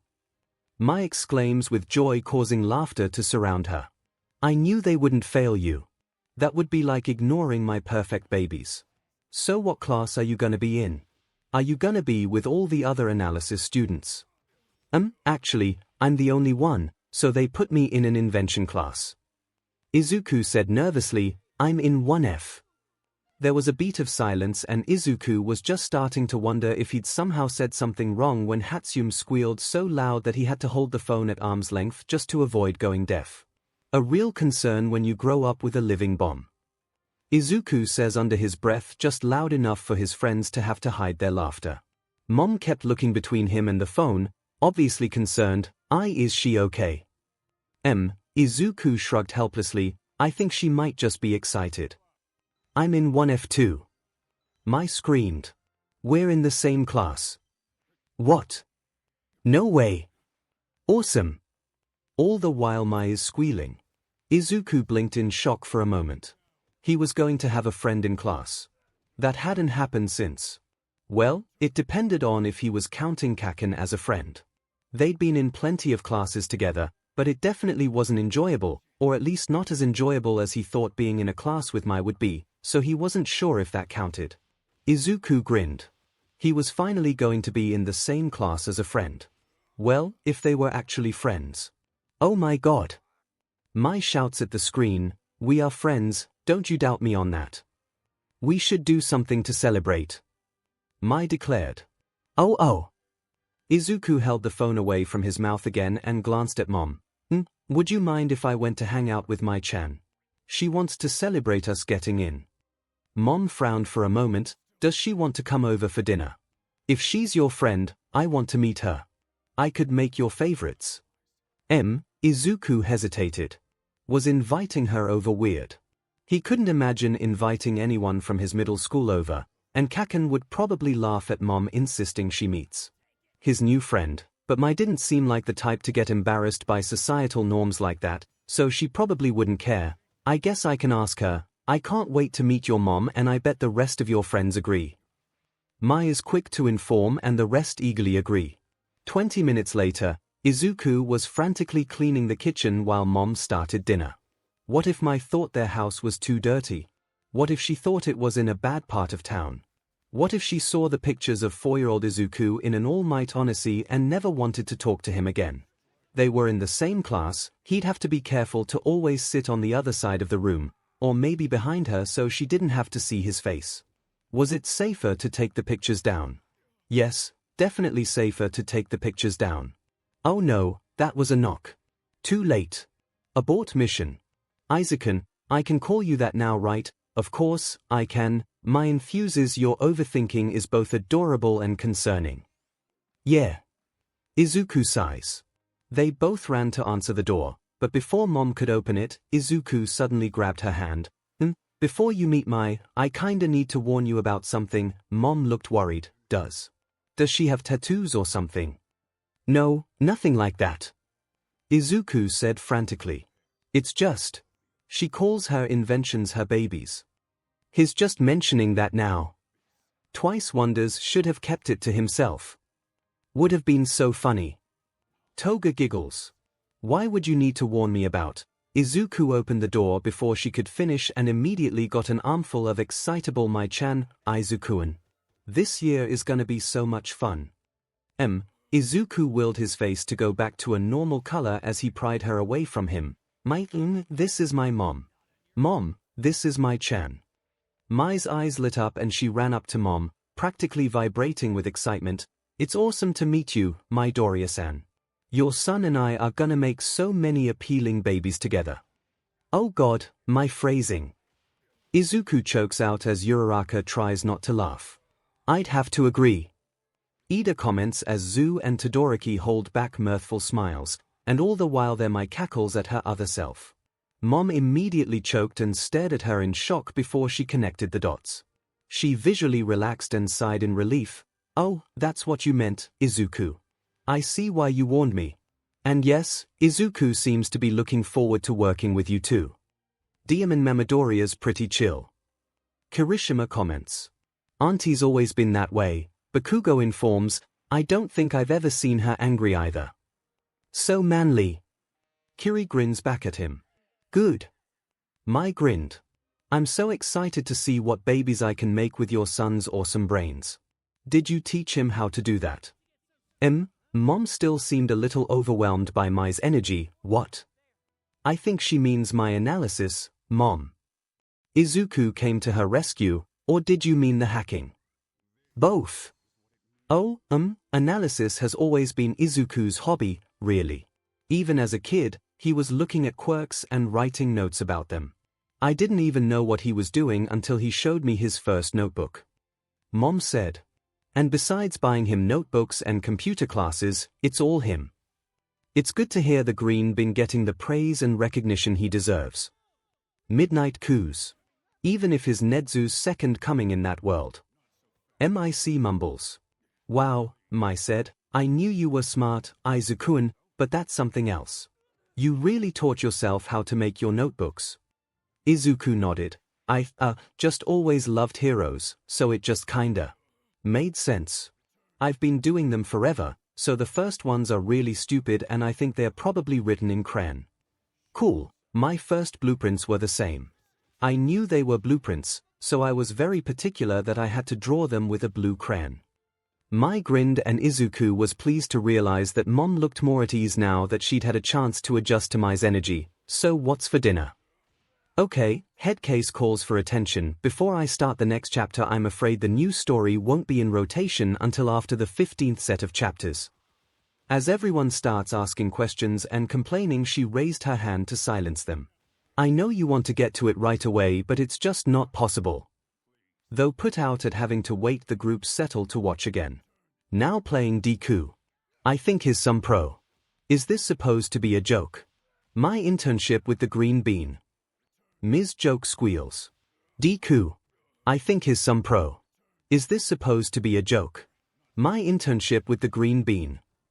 Ms. Joke squeals. So, Deku, you ready for your first internship? Izuku nodded as Ms. Joke led the way into the agency she shared with several other underground pros. He couldn't believe he was actually going to be staying the week, learning how to be a hero. Yeah, he knew he'd made it into UA, but this just felt more real, somehow. I react that way to everything. Izuku realizes. So do I. Uraraka comments. It's probably because each milestone means we're that much closer to being heroes, Kero. Zu affirms. Okay, we'll drop your bag off in your room, then our support department wants to meet you. Support department. Like the people who make your weapons. Joke nodded. That's part of what they do, but there's more too. The support department of a hero agency provides us with costumes, gear, and weapons, but they also do analysis, help us track down villains, and gather evidence to turn in to the police. Basically, kind of what you've been doing so far. That's why they're so eager to meet you. Just like cheat code. Mai exclaims. Oh okay. Joke led him up several floors to where they had several small rooms for internship purposes and let him drop off all his stuff before going to another floor and leading him down a long hallway to a dark room filled with various monitors and a team of people Izuku had never seen before. Hey everyone. Hey Joke. Who's the kid? Oh him. Joke smiled and pulled him out from where he had been trying to hide behind her. This is Deku. Izuku gave a hesitant wave as the team stared at him. That's Deku. I heard Deku was young, it's just. He's tiny. Izuku shrunk in on himself as the whispers continued. Of course, even Deku was cooler than him. He shouldn't have come. Maybe it wasn't too late to tell Joke he wanted to go home. He felt Joke put a hand on his shoulder and he looked up at her. No green bean, Ms. Joke coos, you're gonna do so good. She was smiling. Why don't you go show 'em what you got? She said softly. Hey, you got any videos Deku here can analyze? One of the support team pulled up a video from earlier that day and pressed play before Izuku could even get out his notebook. A bullet quirk. But why are the bullets ricocheting like that? They seem to be breaking the laws of physics. Maybe a telekinesis quirk. Is that her quirk or does she have a partner? She doesn't look betrayed when she's arrested, so probably no partner then. Most likely she brings along a limited number of bullets, then pretends to have a bullet quirk so people are more wary of her. Still, the speeds she's able to move them are really impressive. Wow. Izuku stopped and tried to stomp down his embarrassment at being caught muttering, "It really is Deku, no Sherlock." Darby snarks. "What? Did YA think I'd lie to YA?" Joke laughed. "I mean, you do have a tendency to pull pranks, so, that's fair. But I'm telling YA, the kid's the real deal. Nearly gave us all a heart attack the first time we saw him though. We were expecting some grey beard, then in walks a baby. He's 14. Izuku exclaims, causing many to giggle or chuckle. The team laughed and Izuku joined in. He really should be used to people being surprised at his age by now, but he still couldn't figure out why. His analysis really wasn't that spectacular, they were just being nice. Mastermind would beg to differ. Shigaraki huffs. Cheat code 2. Shoji adds offhandedly. So, Deku's here on an internship and he's not cleared for combat yet, but I'd like him to have an earpiece so I can talk to him during patrols. One of the support team members nodded and fiddled with something for a minute before handing it to Izuku. That's a standard hero commission earpiece, plus some. It will allow you to talk to the rest of the team, mostly just joke and then probably one of us, and it will allow us to see your location at all times. What a great way not to get separated from your internship host. Izuku comments. If only it was commonplace. Todoroki laments, turning toward Ida. Yes, Izuku pointedly stares at Ida, such a shame. Ida refuses to look at either of them. The girls are very confused. Izuku put it in his ear and smiled at Joke, who laughed and put an arm around his shoulder. Looking good, kid. You're all official now. So Deku, someone asked, I have to ask, when and how did you get started on analysis? Who taught you? Well, Izuku replied, I first started when I was about 4. He was about to say he thought it would help make up for his quirklessness, but he wasn't quite ready to have all that out in the open yet. I thought it might help me become a hero. I had my heart set on it even back then. I guess it worked. That made everyone laugh. To answer your other question, no one taught me. I just watched the news and started making notes on what I saw. He shrugged. I don't even want to look back at my first one. I've still got it, but I'm fairly certain I wrote at least half of it in crayon. When we get back, can we at least see that first notebook? Uraraka begs. I don't know. Izuku says warily. What if the rest of us track down some childhood art projects, Kero? Zu proposes. I didn't do art when I was younger. Todoroki informs. Perhaps your first theory then. Ida offers. That actually sounds fun. Izuku replies with a warm smile. They all smile back at him. My promise is to bring her first blueprints along. There was complete silence and Izuku turned to see every member of the support team staring at him with open mouths, while Joke simply smiled proudly. What happened? Did he say something wrong? Oh my goodness. One of them grabbed a notebook and pen that had been sitting on the desk. I need your autograph. I don't care that you're going to be an underground hero, that's amazing. Oh, wow, my first autograph and I'm not even the one signing it. Izuku chuckles to himself. Oh okay. Izuku looked up at Joke, who nodded, then took the paper. Do I sign as Deku or my real name? You go by Deku professionally, so I'd probably use that one. Joke said, I sign everything as Ms. Joke because no one knows who Emi Fukukado is. She laughed. Izuku smiled, I did. Dude, you're like the god of forbidden knowledge at this point. Kaminari calls out. How'd you know that old nickname? Izuku says a little too quickly. What? Denki replies. While Izuku pretends not to hear him, Bakugo gets him to pay attention again. You don't count. She ruffled his hair as he signed the notebook and gave it back. I'd actually like to ask you guys a few questions while we're here, he said. The head of the support team nodded. That's what we're here for. Shoot. Not again. Bakugo huffs. So about Ms. Joke's laugh mask, did you design it or did a support firm? Does it work by focusing her quirk like present MIC's directional speaker, or does it completely neutralize the quirk? If it doesn't, can it? How do you? They stayed for another hour or so while Izuku asked dozens of questions and the support team asked a few of their own. Ms. Joke just smiled proudly the whole time. She was thrilled to have gotten Deku first for internships, but the other heroes couldn't argue. She had called dibs, after all. Ah yes, the almighty dibs. Ashido speaks with fake seriousness, rivaled only by the sacred pinky promise. Zero adds in the same tone. Deku just looked so happy. In moments like this, it was hard to remember that no one had ever encouraged him, that he curled in on himself to make himself a smaller target, or that he stuttered and flinched whenever he realized he'd been rambling.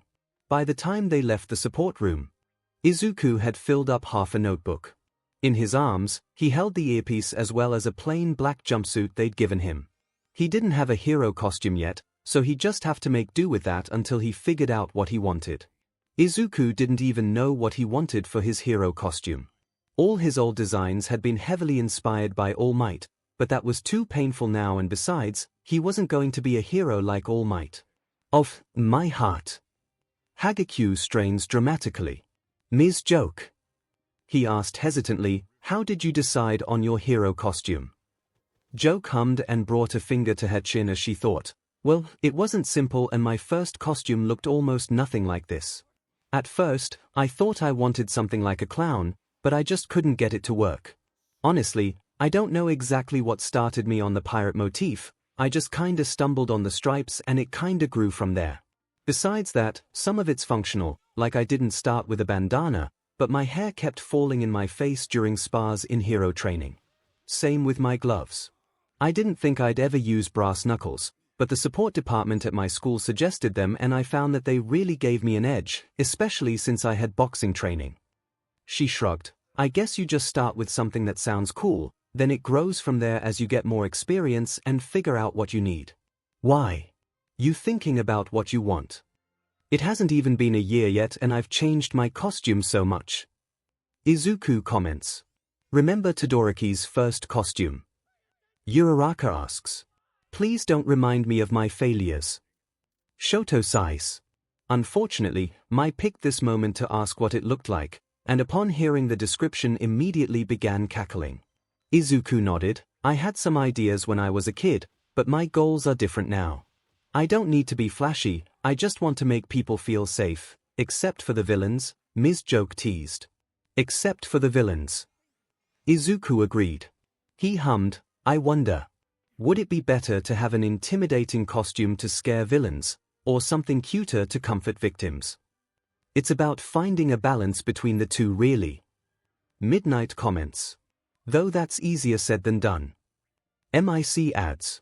Well, for underground heroes, it's often better to scare the villains.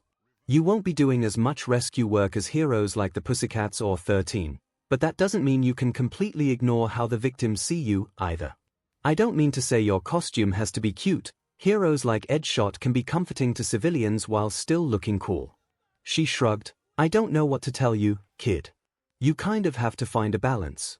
What's going to look intimidating to villains while comforting civilians? Izuku thought for a moment, if I had to say, I'd almost want to say epic. Good luck with that, brat. Shiggy snarks. Joke laughed, well, when you figure out how to transfer that into visuals, let me know. Izuku smiled. Yeah, epic seemed like a good start. / all right, Ms. Joke put her hands on her hips and looked Izuku in the eye. Here are the rules. Interns are allowed to tag along on patrols, but you have to do what I tell you to, okay? Izuku nodded. Should we make bets on how long it takes for him to break one of these rules? Midnight teases. That's a sucker's bet, no point to it. Aizawa grumbles.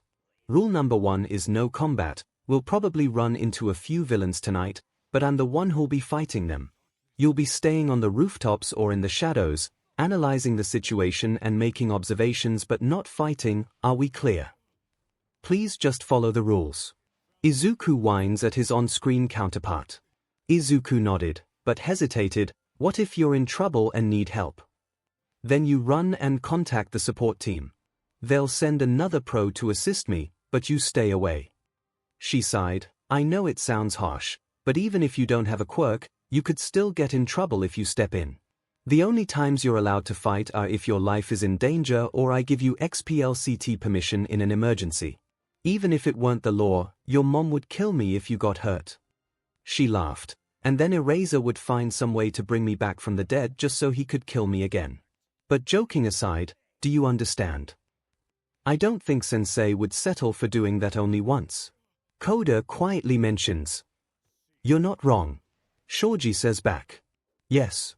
If you are in trouble, another pro will be much more help than I would be and I won't have to worry about getting hurt or in trouble. He pouted, doesn't mean I have to like it. Joke laughed again and ruffled his hair. Don't worry, kiddo, you'll have your license soon enough. Izuku looked up at her. So what other rules are there?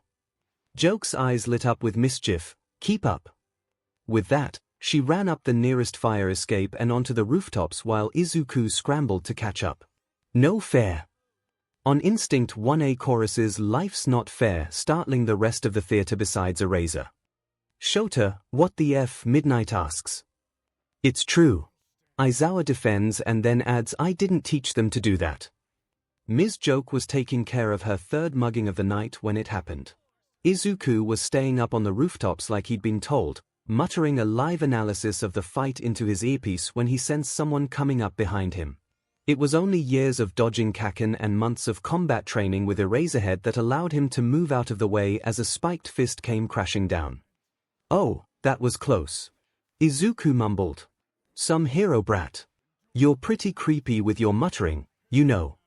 The villain backed Izuku against the wall and swung his fist back. Oi, shut the F up. Bakugo seems incensed by the villain's words. Deku. Ms. Joke cried, but the muggers on the street below came at her and wouldn't let her leave.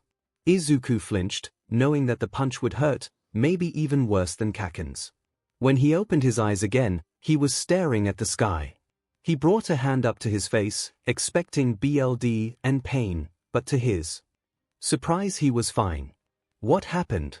Hey there, handsome, what were you doing up here in the middle of the night? Midnight squeals it's me in excitement. Midnight? He said in shock, did you knock out that guy? The heroine nodded, sorry it knocked you out too, but unfortunately my quirk just kinda goes everywhere. But that brings us back to what you're doing on a rooftop in the middle of the night. Is it just me or are you older in that world? MIC asks. Midnight takes a closer look at her other self and realizes he's right. How interesting, she comments, kiddo. Are you okay? Did he hurt you? I am so sorry. Ms. Joke climbed up onto the rooftop, having finally knocked out all the villains she'd been fighting. She was nearly frantic with worry when she finally saw Deku and Midnight. It's okay, Ms. Joke. Midnight saved me just in time. Oh, thank goodness. She turned to Midnight, thank you so much. I told him to stay on the rooftops while I fought the villains so that he'd be safe. I wasn't expecting a villain to attack him.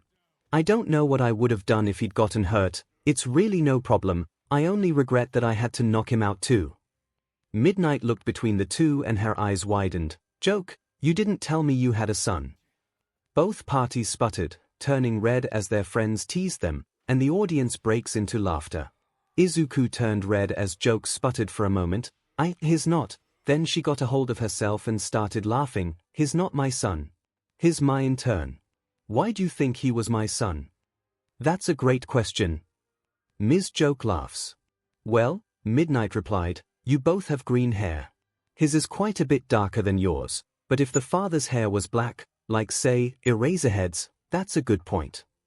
Todoroki comments. No, it's really not. Izuku huffs at his friend. Joke turned red and smacked Midnight in the arm. Shut up, you tease.